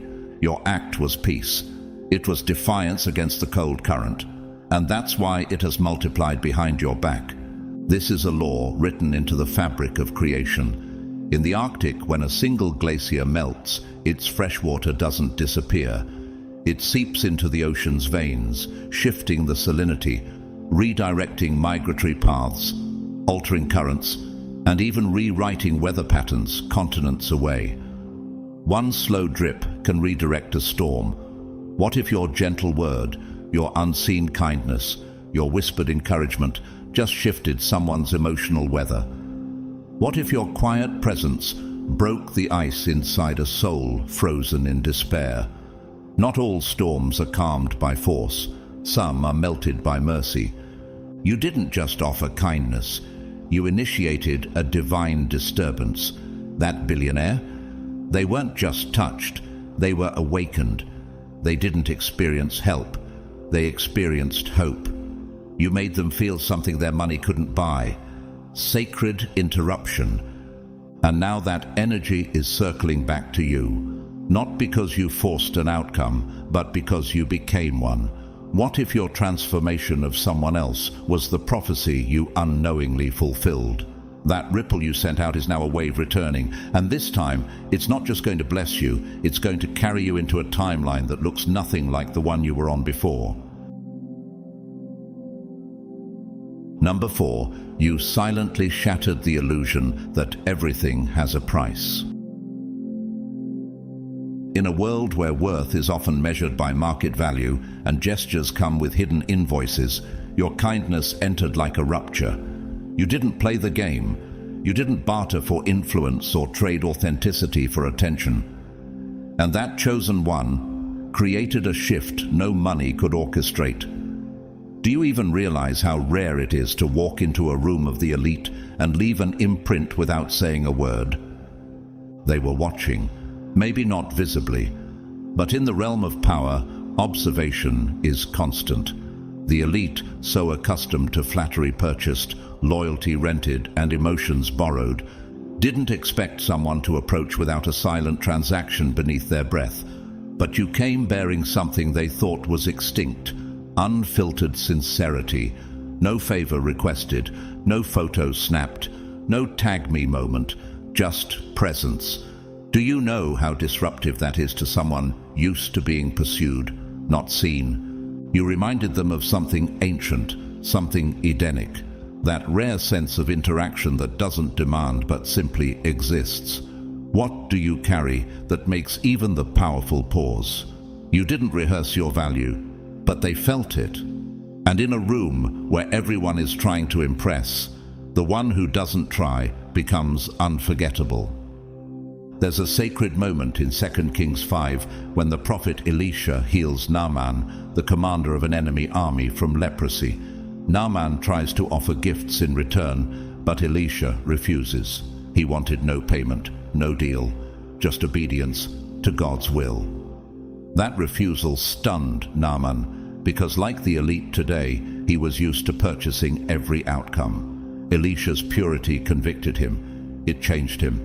Could your refusal to play the game be what is softening hearts behind closed doors right now? Philanthropist and Microsoft co-founder Bill Gates once confessed in an interview, "In the circles I walk in, sincerity is one of the rarest currencies." He wasn't praising himself. He was grieving the loss of raw humanity in elite spaces. And that's what you brought back into the room. Have you heard of Jules, a part-time barista in Geneva? One morning, he spoke gently to a sharp-dressed woman who looked lost in thought. She had just exited a high-level boardroom, CEO of a global fashion house, and said no one had asked her how she felt in weeks. That moment, it shifted her. She later created a company-wide policy to promote emotional wellness. Jules never knew. He simply made space for honesty. What if your simplest interaction has already sparked policies, promotions, or philanthropic movements you'll never be credited for?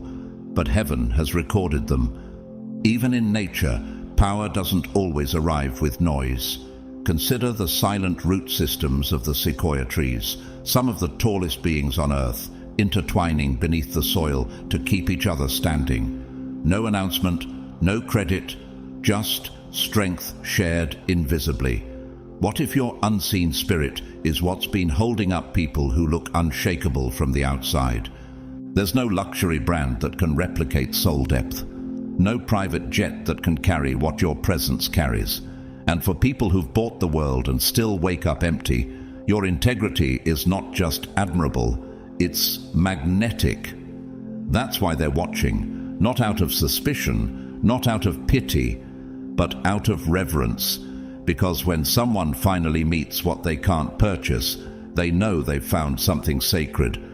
What you gave them wasn't a performance, it was a prophecy. And now they can't unsee it, not because you demanded to be remembered, but because your silence carried more weight than their scripted success. In a world where influence is often manufactured, your purity is disruptive power, and they know it. Number 5. You were felt before you spoke because your spirit moved first. Before you said a word, the air shifted. Your presence didn't just arrive, it permeated. You didn't command the room with volume or status. You carried something rarer, a vibration that whispered eternity. Have you ever noticed how some rooms grow still when you enter, even if no one turns their head? That's not charisma, that's spiritual weight. You walked in, and the atmosphere adjusted, not to your appearance, but to your alignment. The billionaire didn't pause because of what you wore. They paused because your energy wasn't transactional. It didn't reek of desperation or performance. It radiated wholeness. And in their world of shallow negotiations and rehearsed flattery, that was a cosmic disturbance. Can you imagine how rare it is for someone in their position, constantly filtered through manipulation, to feel truly safe in someone's unspoken presence? You didn't sell anything. You didn't flatter. You simply were. That level of stillness in spirit, unbothered by ego, untouched by clout, is almost extinct in elite spaces, but you carried it effortlessly, the kind of purity that doesn't shout but speaks louder than sound, like Jesus in Luke 8:46, when he said, "Someone touched me, for I perceive that power has gone out from me." He wasn't touched by noise, but by intention. And you, chosen one, moved with the same spiritual current. They felt something leave you and enter them, and they couldn't explain it. Princess Diana, remembered for her grace beyond protocol, once said, "Everyone needs to be valued. Everyone has the potential to give something back." She understood what it meant to enter rooms not with entitlement, but with empathy. And so do you. You didn't enter to be seen, but your energy revealed them to themselves. Have you heard of Isaiah, a silent janitor in a luxury hotel in Singapore? No one noticed him, until one morning he greeted a lonely guest with a smile and a quote about storms always passing. That guest? A media mogul grieving in silence.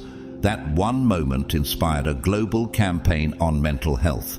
Isaiah didn't have a platform. He was the platform. Just like you, his presence said what words couldn't. Even in nature, there are seismic forces that don't scream. Magnetic fields, invisible to the eye, still guide migration across continents. Whales, birds, even sea turtles feel it. What if your energy functions like that? What if your presence is a map for the disoriented, a compass for souls trained to fake their way through life?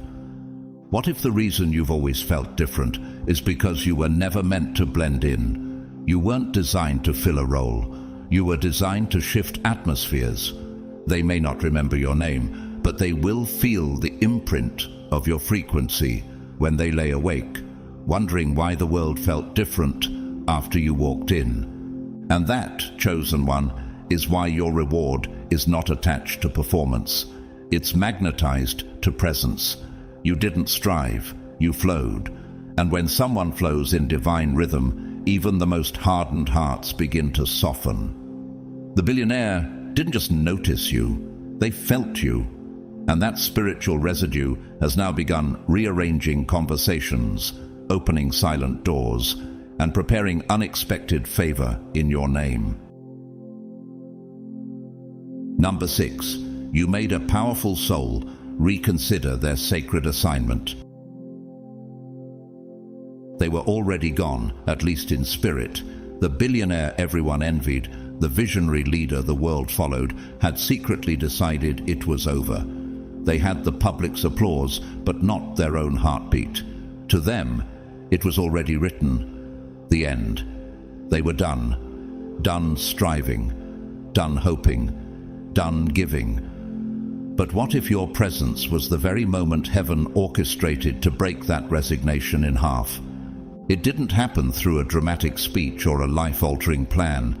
It wasn't your resume that spoke. It wasn't your ideas. It was your soul. You showed up in their life like a flicker of fire in the cold. No pitch, no pressure, just presence. And in that stillness, something ancient stirred inside of them. Have you ever walked into someone's collapse without even knowing they were crumbling? That's what happened. They didn't need a strategy.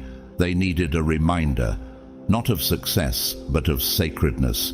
And that's what you carried, a purity of energy, the kind that whispers, "You are not done yet." When Elijah ran for his life in 1 Kings 19, he collapsed under a tree and begged God to let him die. The same Elijah who called down fire from heaven, now broken, he didn't need a prophecy in that moment. He needed a pause. So God didn't preach to him. He fed him, let him sleep, and fed him again. That divine gentleness restored Elijah's strength, not with rebuke, but with kindness. Could your presence have been that divine pause for someone who thought they had nothing left to give? Sometimes it doesn't take a miracle to save a life.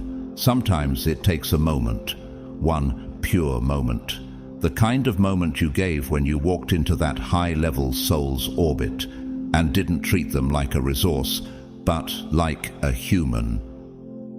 Howard Thurman, spiritual mentor to Dr. Martin Luther King Jr., once said, "There is something in every one of you that waits and listens for the sound of the genuine in yourself.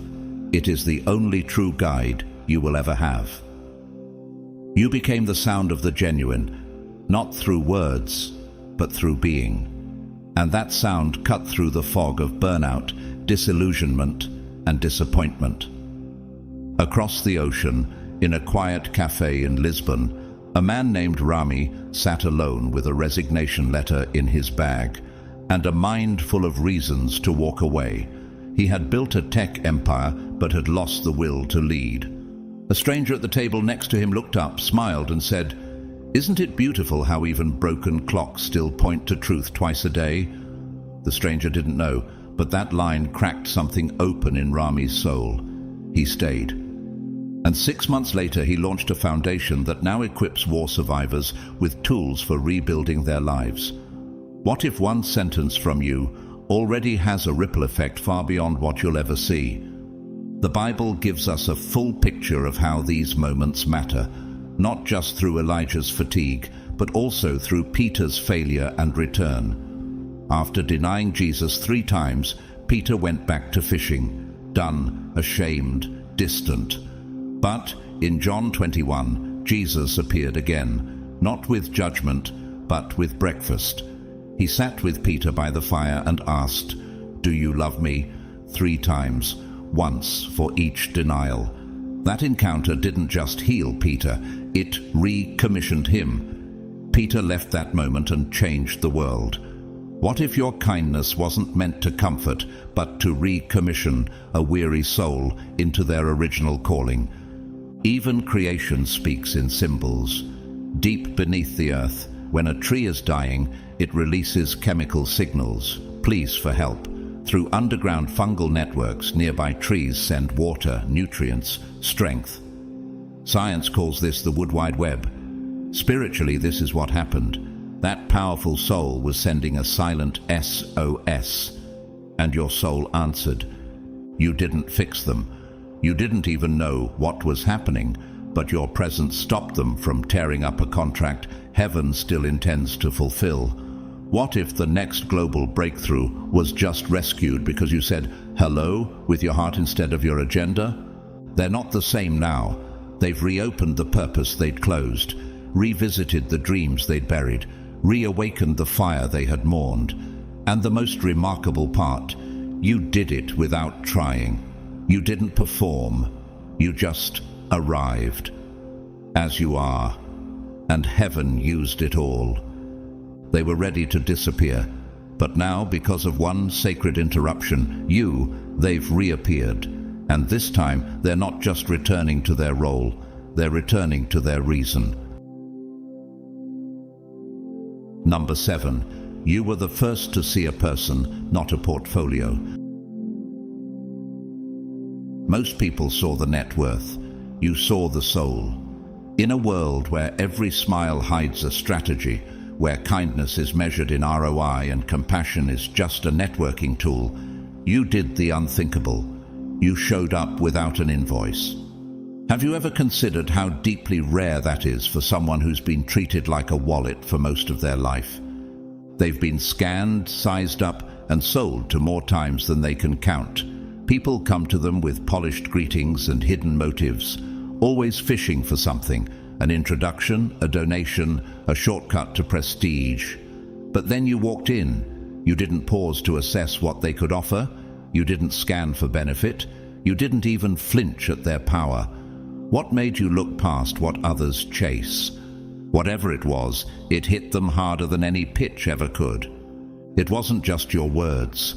It was your presence. A frequency too clean to be manipulated, a spirit too whole to be bought.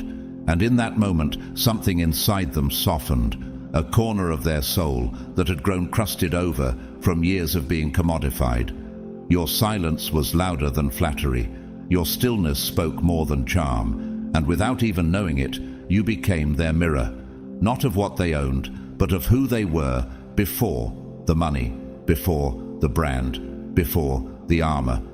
There's a story in John 12 where Mary breaks open a costly jar of perfume and pours it over Jesus' feet. Judas, watching, scolds her for the waste, but Jesus defends her. Why? Because what she gave wasn't about value. It was about purity. It was love without angle, surrender without performance. Could your presence be the modern-day equivalent of that broken jar? An offering so sincere, it shattered someone's assumptions about the world. Even now they're trying to process it.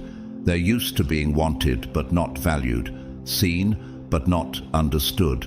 And what you gave them in that brief encounter wasn't validation, it was permission to just be. How often do they get to feel human in a world that's constantly monetizing their existence? The answer is almost never, but you change that. Malala Yousafzai, Nobel Peace Prize laureate, once said, "We realize the importance of our voices only when we are silenced." For someone like the billionaire, the opposite was true. They realized the importance of silence when someone like you didn't try to speak over their identity with assumptions. You made space. That space became their sanctuary. And somewhere in the quiet places of downtown Chicago, a girl named Tahlia had no idea her simple decision would be remembered for years. Working late at a bookstore, she noticed a sharply dressed man wandering alone in the philosophy section. No selfies, no recognition, just a brief offer. If you want peace, Seneca's Letters from a Stoic is a gentle place to begin. She didn't know it at the time, but that man was one of the most influential private donors to mental health startups in North America.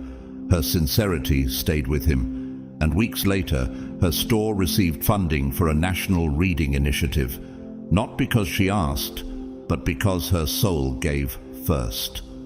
Nature reveals this principle in the way mountain springs emerge from nowhere, silent, cold, steady. They don't announce their origin, but their purity nourishes entire ecosystems downstream. That's how your energy moved. Not loud, not theatrical, just clean. And it washed over someone who hadn't felt safe in years.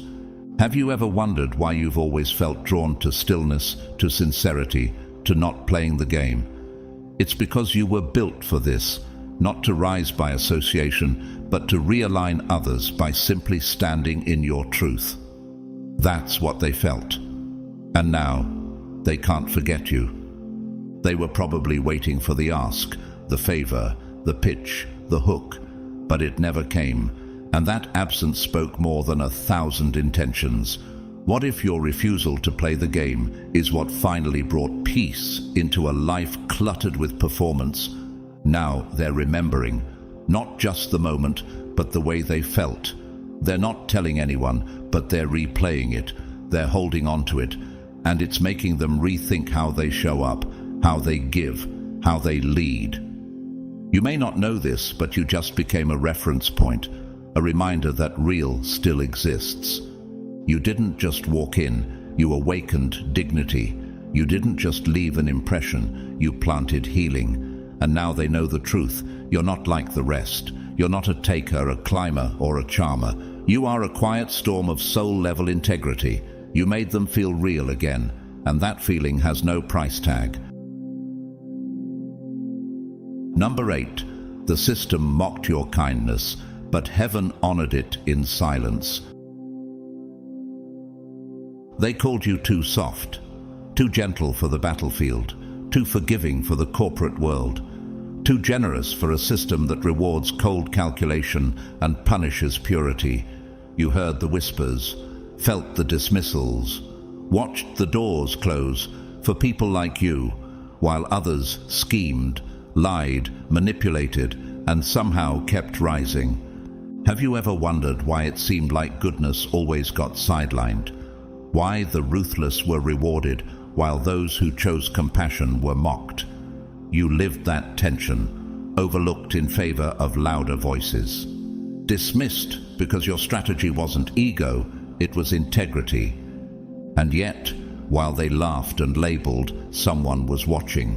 Not someone scrolling, not someone clapping from the sidelines. Someone with authority, a gatekeeper, one who doesn't speak often, but when they do, entire rooms shift. They were observing you, not when the cameras were on, but when no one was looking. They saw how you chose kindness when cruelty would have been easier, how you stayed truthful when compromise would have been more profitable, how you stayed soft in a world that tried everything to harden you. Can you imagine the strength it takes to remain gentle in a system that rewards the opposite? That strength did not go unnoticed. It reminds me of the story of Daniel. Taken from his homeland, immersed in a foreign system built on pride, manipulation, and false gods. He was mocked for praying, threatened for staying true. But Daniel didn't fold. And when he was thrown into the lion's den, it wasn't just a test of survival. It was a test of whether integrity could outlast intimidation. And it did. Daniel 6. What if your lion's den wasn't dramatic but daily? The meetings where you stayed silent while others lied. The projects you poured into that others took credit for. The rooms you were left out of, not because you weren't capable, but because your kindness made them uncomfortable. You weren't too soft. You were too pure for their agenda. One of the most respected modern journalists, Christiane Amanpour, once noted, "Truth told with dignity becomes a form of resistance. Your dignity has been your silent protest. While others played politics, you held to purpose. And now, your resistance is becoming recognition." In a small university town in Canada, a man named Devon quietly worked as a groundskeeper. Every morning he picked up litter others ignored, left notes of encouragement near the student cafe, and never asked for thanks. What he didn't know: one of the professors on sabbatical and battling depression noticed his actions every day. Those small kindnesses saved her from resignation. Years later, she won a national award and credited the man who showed kindness even when the world didn't. Devon was honored before faculty, not because he asked, but because he embodied what the system forgot: character. This quiet truth echoes through the natural world as well.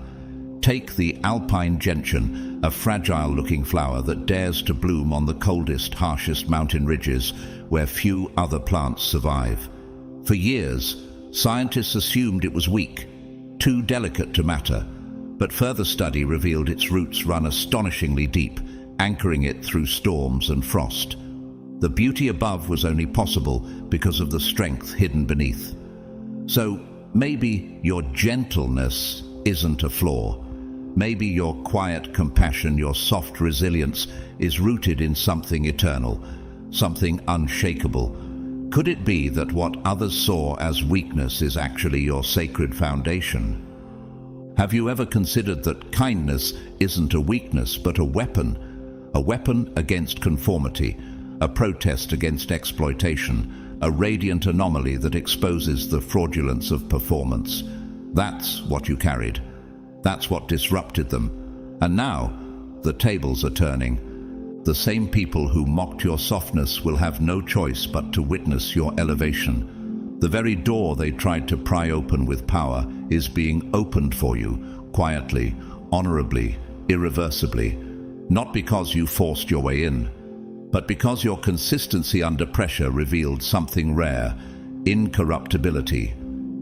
Galatians 6:9 says, "Let us not become weary in doing good, for at the proper time we will reap a harvest if we do not give up." You didn't give up. You didn't bow out. And now your harvest is coming, not in applause but in authority. What if you were never meant to fit into the system, but to expose its cracks by simply being who you are? That's what's happening now. The gatekeeper wasn't moved by charisma. They were moved by character. And they're calling your name, not because you were loud, but because you were real. So stand tall, chosen one. You were mocked in the outer courts, but you're about to be honored in the inner chamber. Your kindness wasn't weakness, it was the key. And now it's opening a door no one else could. Number 9. You passed the test you never knew you were taking. You didn't know it was a test. That was the whole point. The moment felt ordinary. Another person needing help. A brief interaction. A choice between kindness and convenience. Nothing about it felt monumental. But behind the plainness, behind the quiet, something sacred was happening. That person you held the door for, the one you gave time to, the one you didn't judge, wasn't just anyone. They were a gate disguised as a stranger. How often do we miss the magnitude of a moment because it doesn't come wrapped in gold? That's how tests from heaven work. They come dressed in the mundane, in inconvenience, in people who don't look like they matter. But someone was watching, not the crowd, not the followers. Someone with real power, real authority, someone who had the ability to change everything. And they weren't watching to be impressed. They were watching for truth. They were testing your default posture, the version of you that shows up when no one is clapping. They needed to know, are you trustworthy when the lights are off? Do you shift your spirit based on who's watching, or are you consistent even when no one seems to be keeping score? Your answer came without a speech. You offered dignity without conditions, respect without filters, kindness without calculation. You didn't know they were measuring your soul for access. You were just being who you always are. In Luke 24, after his resurrection, Jesus walks with 2 men on the road to Emmaus. But they don't recognize him. He listens, he teaches, he waits. And only when he breaks bread do their eyes open. They didn't know they were walking with divinity until the moment had almost passed. Could it be that you too entertained greatness disguised in simplicity? What if every act of grace, when no one's watching, is a seed sown into a garden you can't yet see? That's what happened. They weren't looking for someone to impress them. They were looking for someone who didn't need to know they were being evaluated in order to act with excellence. Angela Arendt's, former CEO of Burberry and Apple's retail chief, once said, "Everyone talks about building a relationship with your customer. I think you build one with your employees first." Her leadership legacy was marked not by how she performed under the spotlight, but how she valued the unseen. She often entered stores anonymously, observing how people treated her when they didn't know who she was. That's how she decided who to promote. Not based on show, but on spirit. In a bustling bus terminal in Buenos Aires, a young man named Tiago offered his umbrella to a disheveled stranger during a summer storm. No one noticed. No camera, no glory. That stranger, a silent partner in a global housing non-profit. Months later, Tiago was offered a leadership role in a youth-led infrastructure project spanning 6 countries. When asked why, the man simply said, "He treats everyone like they matter." Could your unknown kindness already be echoing in rooms your name hasn't reached yet? Creation too holds this quiet wisdom. In the driest deserts where nothing appears to live, certain seeds lie hidden beneath the cracked earth, dormant, still, unnoticed. They don't rush, they don't panic, they wait. For years, sometimes decades, until a single rainfall touches the soil. And then, almost overnight, they erupt in wild bloom, color, life, beauty, where none was expected. What if your unseen kindness has been waiting for its rain?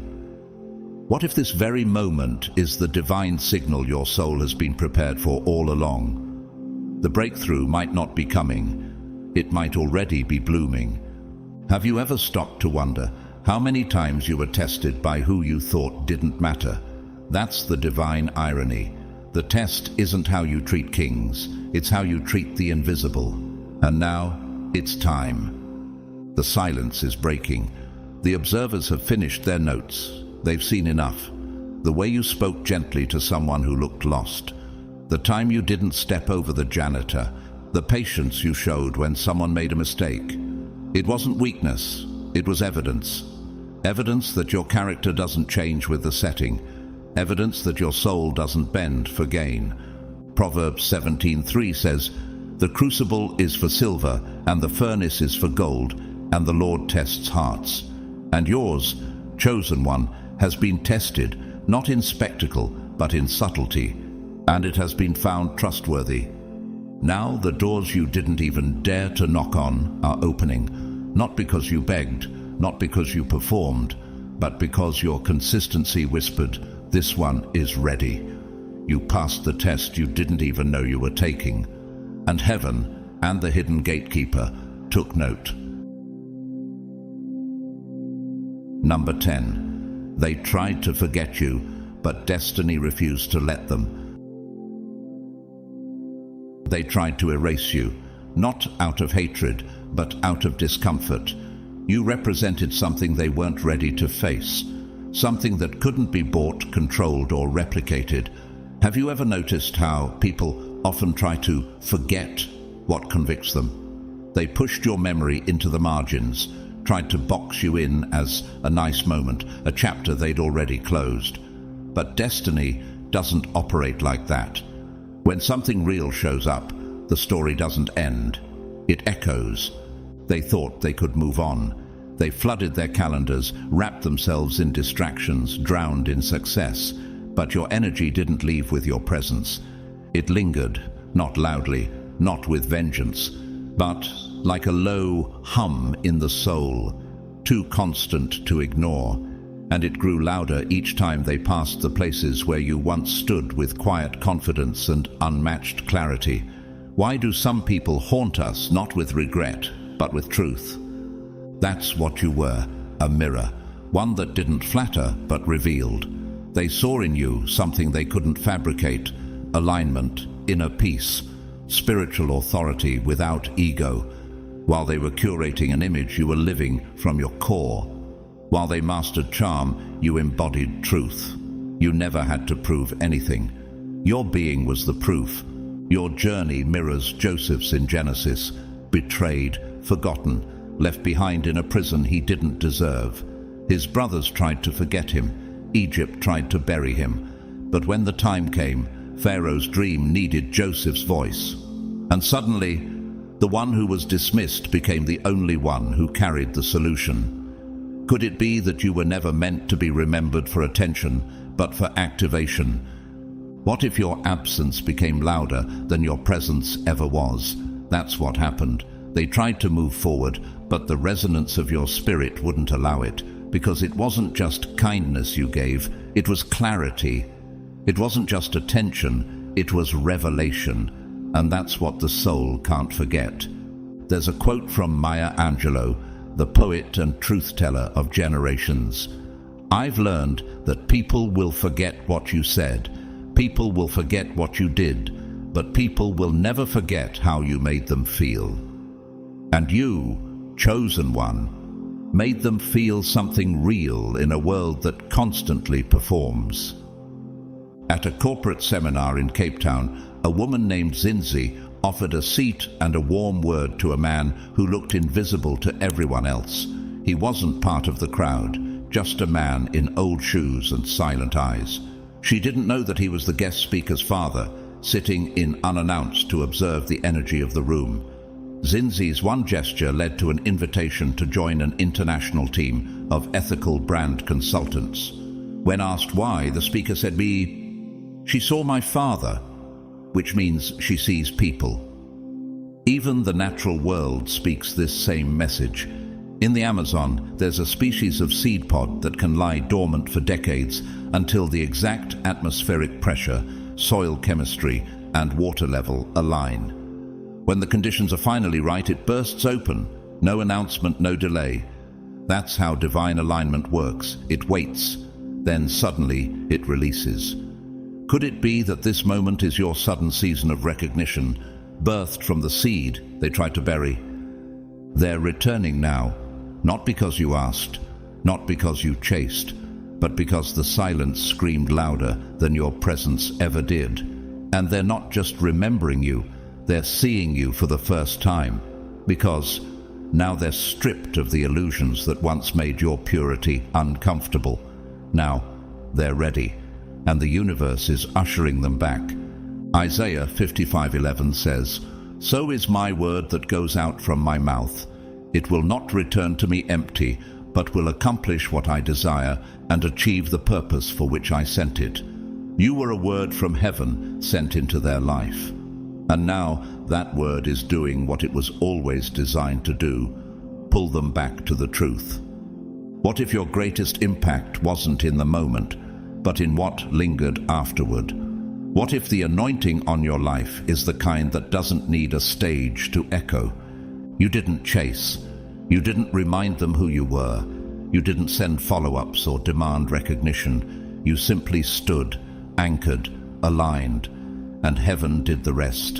And now, as their steps return to the places they tried to erase you from, they realize they never left you behind. They've been circling back to your frequency this entire time. And now the door is opening, not just because they see your value, but because your value never left the room. It stayed, it witnessed, it waited, and now it's time. Number 11. Your compensation will offend those who played you. There are moments in life when heaven answers not with a whisper, but with a thunderclap. This is one of those moments. You've walked through seasons where your value was misread, your kindness misused, and your patience mistaken for passivity. You were labeled soft, naive, expendable, even foolish. They played you, but they didn't realize that you weren't being quiet because you were weak. You were being observed because you were worthy. Have you ever felt like the more true to your spirit you stayed, the more others mistook you for a stepping stone? They laughed while you gave, rolled their eyes while you showed mercy, mocked while you forgave. But none of that went unnoticed, not by the universe, and not by the one who had power to shift everything. The compensation that's coming won't just cover what was lost, it will make public what was always sacred.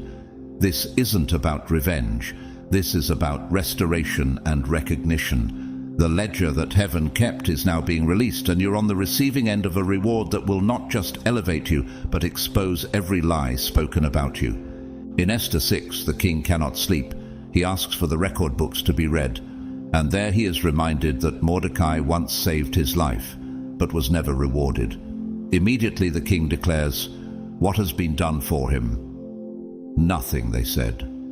And so the king orders that Mordecai be honored publicly in front of the very man who had plotted against him. Could your story be about to mirror Mordecai's, where those who tried to bury you must watch you be crowned? This isn't just breakthrough, it's prophetic payback. The people who ghosted you, manipulated you, and counted you out, they're about to watch a door open for you that none of them have the key to.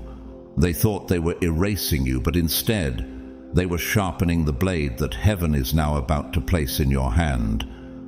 What if the one you helped in silence was more than just a billionaire?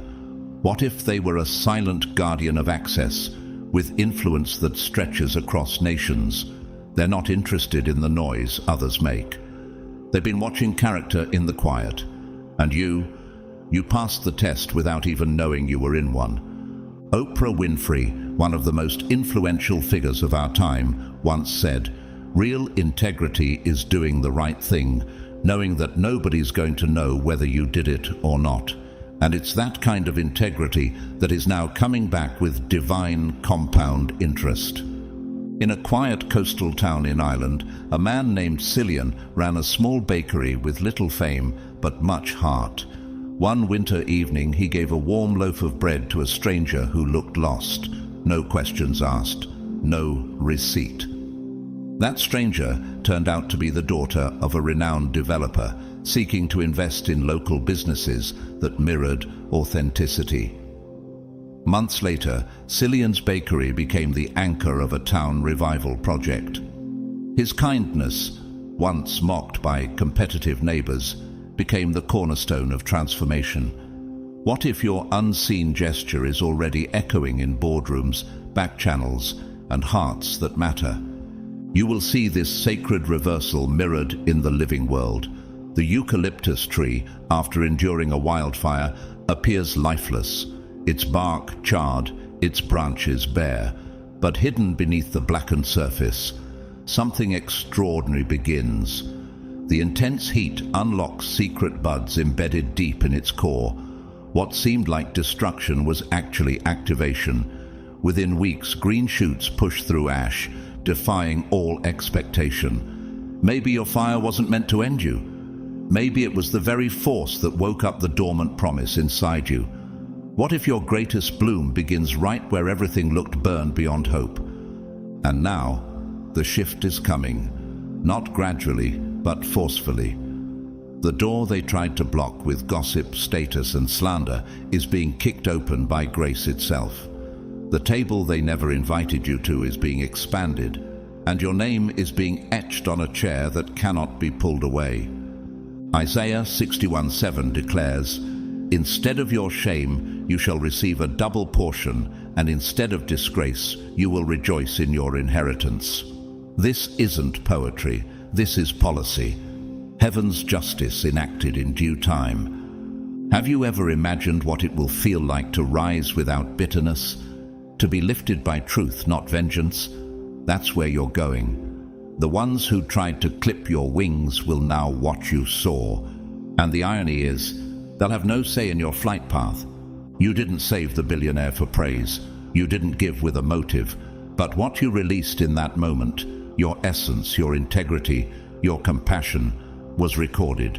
Not in a social feed, but in a higher place. And now the blessing attached to it is chasing you down. They'll call it sudden.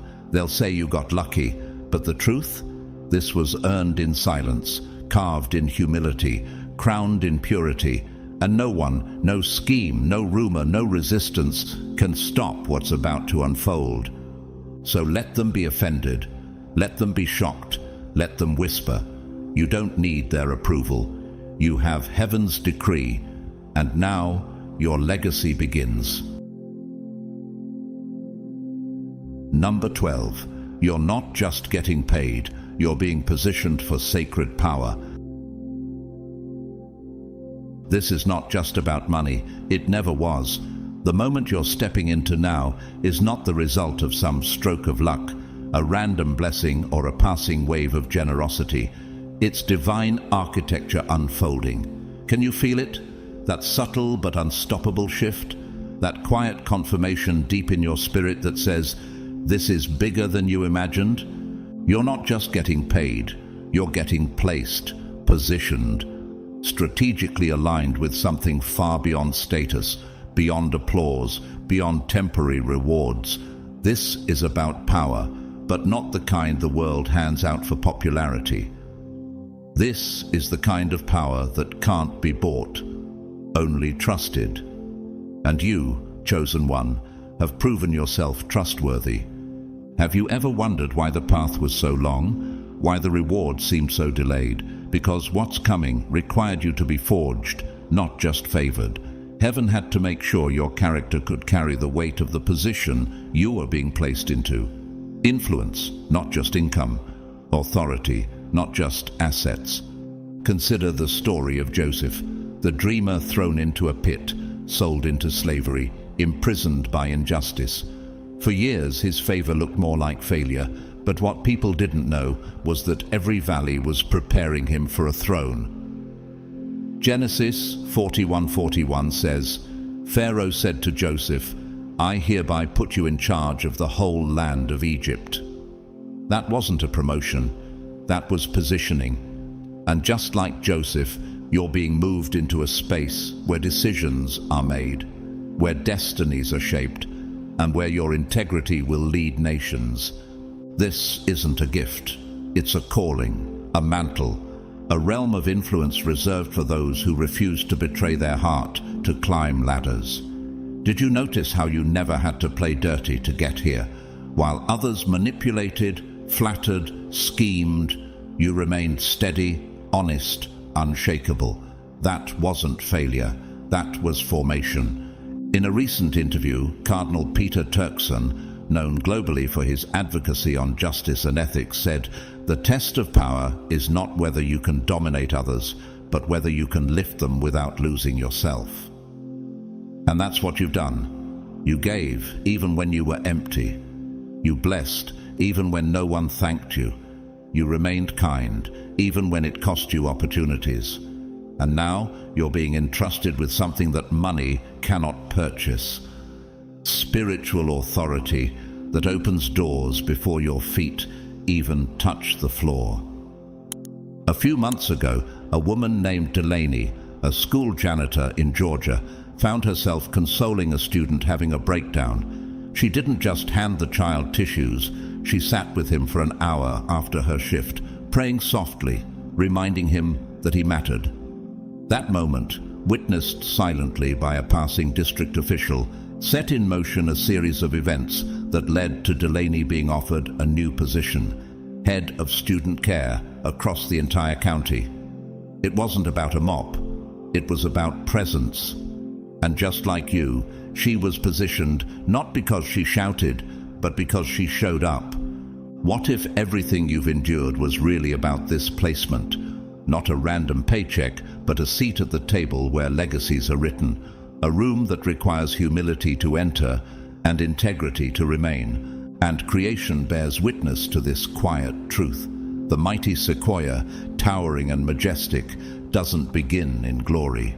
It starts from a seed so small it could be mistaken for nothing. For years, sometimes decades, it grows in silence beneath the soil, stretching its roots deep into the earth before ever reaching for the sky. By the time it breaks the surface, its foundation is already unmatched. So too with you. While others chased the spotlight, you were building depth. While applause was given elsewhere, your roots were anchoring. Now, the shift above ground is coming, not because you pushed for it, but because you're ready. Why now? Why you? Why this moment? Because your spirit carries a code the system couldn't corrupt. You didn't chase the crown, it found you. You didn't network your way to power. You nurtured your way to influence, and now the ones who whispered your name in backrooms are inviting you to sit with them in boardrooms. Not because you demanded it, but because heaven declared it. Your arrival isn't loud, but it will be undeniable. The compensation that's coming is simply the outward reflection of the inward stature you've already carried. And here's what matters most. It's not just a gift. It's a signal, a banner, a divine announcement that says, this one was tested and they did not burn others to survive the fire. So when the favor floods in, don't shrink, don't apologize, don't explain. You didn't manipulate your way here, you were positioned. You're not just being blessed, you're being activated. And in this sacred space, your voice will ripple beyond business, beyond influence, into culture, into legacy, into the hidden layers where only aligned souls can move. Number 13. The reward will be so specific, it will prove this was supernatural. This next moment in your life won't feel general. It won't look like something that could happen to just anyone. It will be precise, surgically tailored, prophetically personal. So much so that when it happens, you will pause and whisper, this had to be God. Because how else do you explain it? How else do you explain a reward that answers a question you never spoke aloud? That fills a void you forgot was even empty? That touches a part of your soul you thought had already settled for disappointment? Chosen one, have you ever carried a desire so deep you were afraid to say it aloud? Afraid that naming it would expose it to ridicule, or worse, to silence? And yet, even in your silence, heaven heard. The reward that is approaching was not manufactured by man. It was preserved, hidden, and protected until the version of you that could carry it arrived. Think about Hannah in 1 Samuel, barren for years, mocked for her lack, misunderstood even by the priest.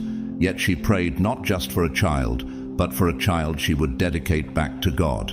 And when Samuel came, it wasn't just a birth, it was divine alignment. 1 Samuel 1:27 says, "I prayed for this child, and the Lord has granted me what I asked of him." That wasn't random. That was specific, tailored, supernatural. What if the very thing you've been quietly aching for is about to knock on your door? Not because you chased it, but because it was always chasing you. There's a difference between generic favor and prophetic fulfillment, and what you're about to step into is fulfillment. Have you ever noticed how some doors remain closed no matter how hard you push, until one day they simply open without effort? That's not luck. That's divine timing. That's alignment with the frequency of your calling. Take Tyler Perry, for example, a writer, actor, and producer who once lived in his car. He didn't receive just any open door. He received the exact door that matched his voice, his vision, and his pain-transformed purpose. His plays didn't just entertain, they healed. That kind of breakthrough wasn't mass-produced, it was crafted. In the same way, your blessing won't be loud for the world. It'll be loud for your soul. It'll say your name. I once heard about Mireya, a retired nurse living in Bogota. After years of anonymous acts of compassion in her small neighborhood, she received a handwritten invitation to join a private advisory board for a global healthcare initiative. No application, no interview, just recognition. The founder, a man she had treated 23 years prior during a street riot when no one else dared to touch him. She didn't remember, but he never forgot. This is what happens when heaven aligns memory with movement. And just like that, have you asked why some blessings feel almost too accurate to be real? It's because they are. They are real beyond logic, supernatural in origin. You didn't earn it the way the world defines earning. You aligned. Even in nature, the monarch butterfly doesn't just migrate by chance. Its path is encoded across generations. They return to the same trees their ancestors once touched. How? No one can fully explain. It's embedded destiny. So is yours. So when this next opportunity arrives, will you recognize it for what it is? Will you realize it's not a coincidence but a confirmation? It will be the job that fits every quirk you thought made you too different. The relationship that sees past your trauma into your healing. The platform that doesn't tolerate your voice but was built for it. Have you been wondering why the wait was so long? Because quick answers rarely satisfy deep callings. What's coming had to be molded in silence, away from premature exposure. Now, the season has shifted, and heaven is pulling from its shelves a blueprint written in your name, not just to reward you, but to remind you, you were never unseen. Your integrity didn't go unnoticed. Your compassion didn't echo into emptiness. Chosen one, this is your tailor-made return. And when it arrives, don't downplay it. Don't question whether you deserve it. You do. Not because you performed for it, but because you aligned your life with the kind of kindness, purity, and unwavering truth that only the supernatural can truly honor. Get ready. This isn't a blessing, it's evidence. Number 14. You were always the wealthy one. Now the world will see it. You were never poor. You were never empty. You just weren't seen correctly. The world looked at your outer life, your bank statements, your job title, your possessions, and made assumptions. They thought you lacked, but they were measuring the wrong currency. How can you assess eternal value with temporary scales? The truth is, you were always the wealthy one. Your wealth was stored in places invisible to the eye, in the way you forgave without fanfare, loved without leverage, and stood in storms without screaming for help. But now the shift is coming, and it's not subtle. Have you ever wondered why people gravitated to you even when you had nothing to offer by worldly standards? It's because real wealth vibrates. It can't be hidden forever, and while the world applauded others for their noise, heaven was recording your quiet obedience. You gave when no one thanked you. You sacrificed when it cost you everything. You shared wisdom you could have sold, and even in your most vulnerable seasons, you remained generous in spirit. Who else does that, unless they're rich in a different kind of way? Look at the widow in Mark 12:41-44. Jesus sat near the temple treasury, watching the rich toss in large sums. But the one who caught heaven's attention, a poor widow who gave 2 small coins, all she had to live on. Others saw a tiny gift. Jesus saw extravagant wealth. The world saw lack. Heaven saw legacy. You're that widow, chosen one. You've been giving what the world couldn't understand, and now the reward is about to arrive in a form the world can't ignore. There's a woman the world knows today as a fashion legend. Coco Chanel began her journey in poverty, an orphan raised in a convent, dismissed by elites and doubted by critics. But what she carried couldn't be bought or silenced. Her eye, her instincts, her elegance. These were forms of wealth long before they became brands. She didn't conform to the system. She redefined it. Her inner richness was revealed slowly, then all at once. And in time, the world had to admit, what was once overlooked was actually priceless. So, what about you? Have you questioned why your success hasn't shown up in traditional ways? It's because you weren't being positioned for a regular life. You were being calibrated for a supernatural unveiling. I heard of Elias, a janitor in Madrid who used to quietly pay for children's lunches at the school where he worked. No one knew, until the school principal discovered that every time a child was behind on payment, Elias had already covered it. Years passed. One of those children, now a successful tech founder, returned, not just with thanks, but with a $2 million fund in Elias's name to help feed school children across Spain. Wealth found wealth, not in suits or status, but in heart and sacrifice. What if your Elias moment is coming? What if someone you've impacted, knowingly or not, is preparing to reveal the kind of reward that can't be bought, only given? You've walked through seasons where people mistook your humility for poverty. They thought, because you weren't flashy, you were fragile. Because you didn't dominate, you were disposable. But what they didn't see is that your strength came from eternal roots. Even nature understands this. Consider the mycelium beneath the forest. It's invisible, tangled underground, but it connects trees for miles, transferring nutrients and warnings. It's the real wealth of the forest. Unseen, but essential. That's you. The root network. The quiet power. Can you feel it now? The weight in the air? The tension before the curtain lifts? That's the world preparing to acknowledge what heaven already confirmed. Your spiritual bank account is about to translate into visible form. Not just as money, but as influence, respect, and undeniable placement. In Luke 16:11, Jesus asked, "If you have not been trustworthy in handling worldly wealth, who will trust you with true riches?" You, chosen one, have proven trustworthy. You didn't hoard, you healed. You didn't manipulate, you moved with mercy. You didn't worship wealth, you walked with wisdom. Now comes the divine exchange. The person you've quietly inspired, the gatekeeper you didn't know was watching, the divine ledger that's been building. It's all converging into this moment, not to flatter your ego, but to fulfill your calling. Have you noticed how the world is slowly waking up to the value of what used to be mocked? Empathy, softness, spirituality, integrity. These are the new currencies. And you, beloved, are already rich. What's coming isn't compensation, it's confirmation. So when the spotlight swings in your direction, don't shrink.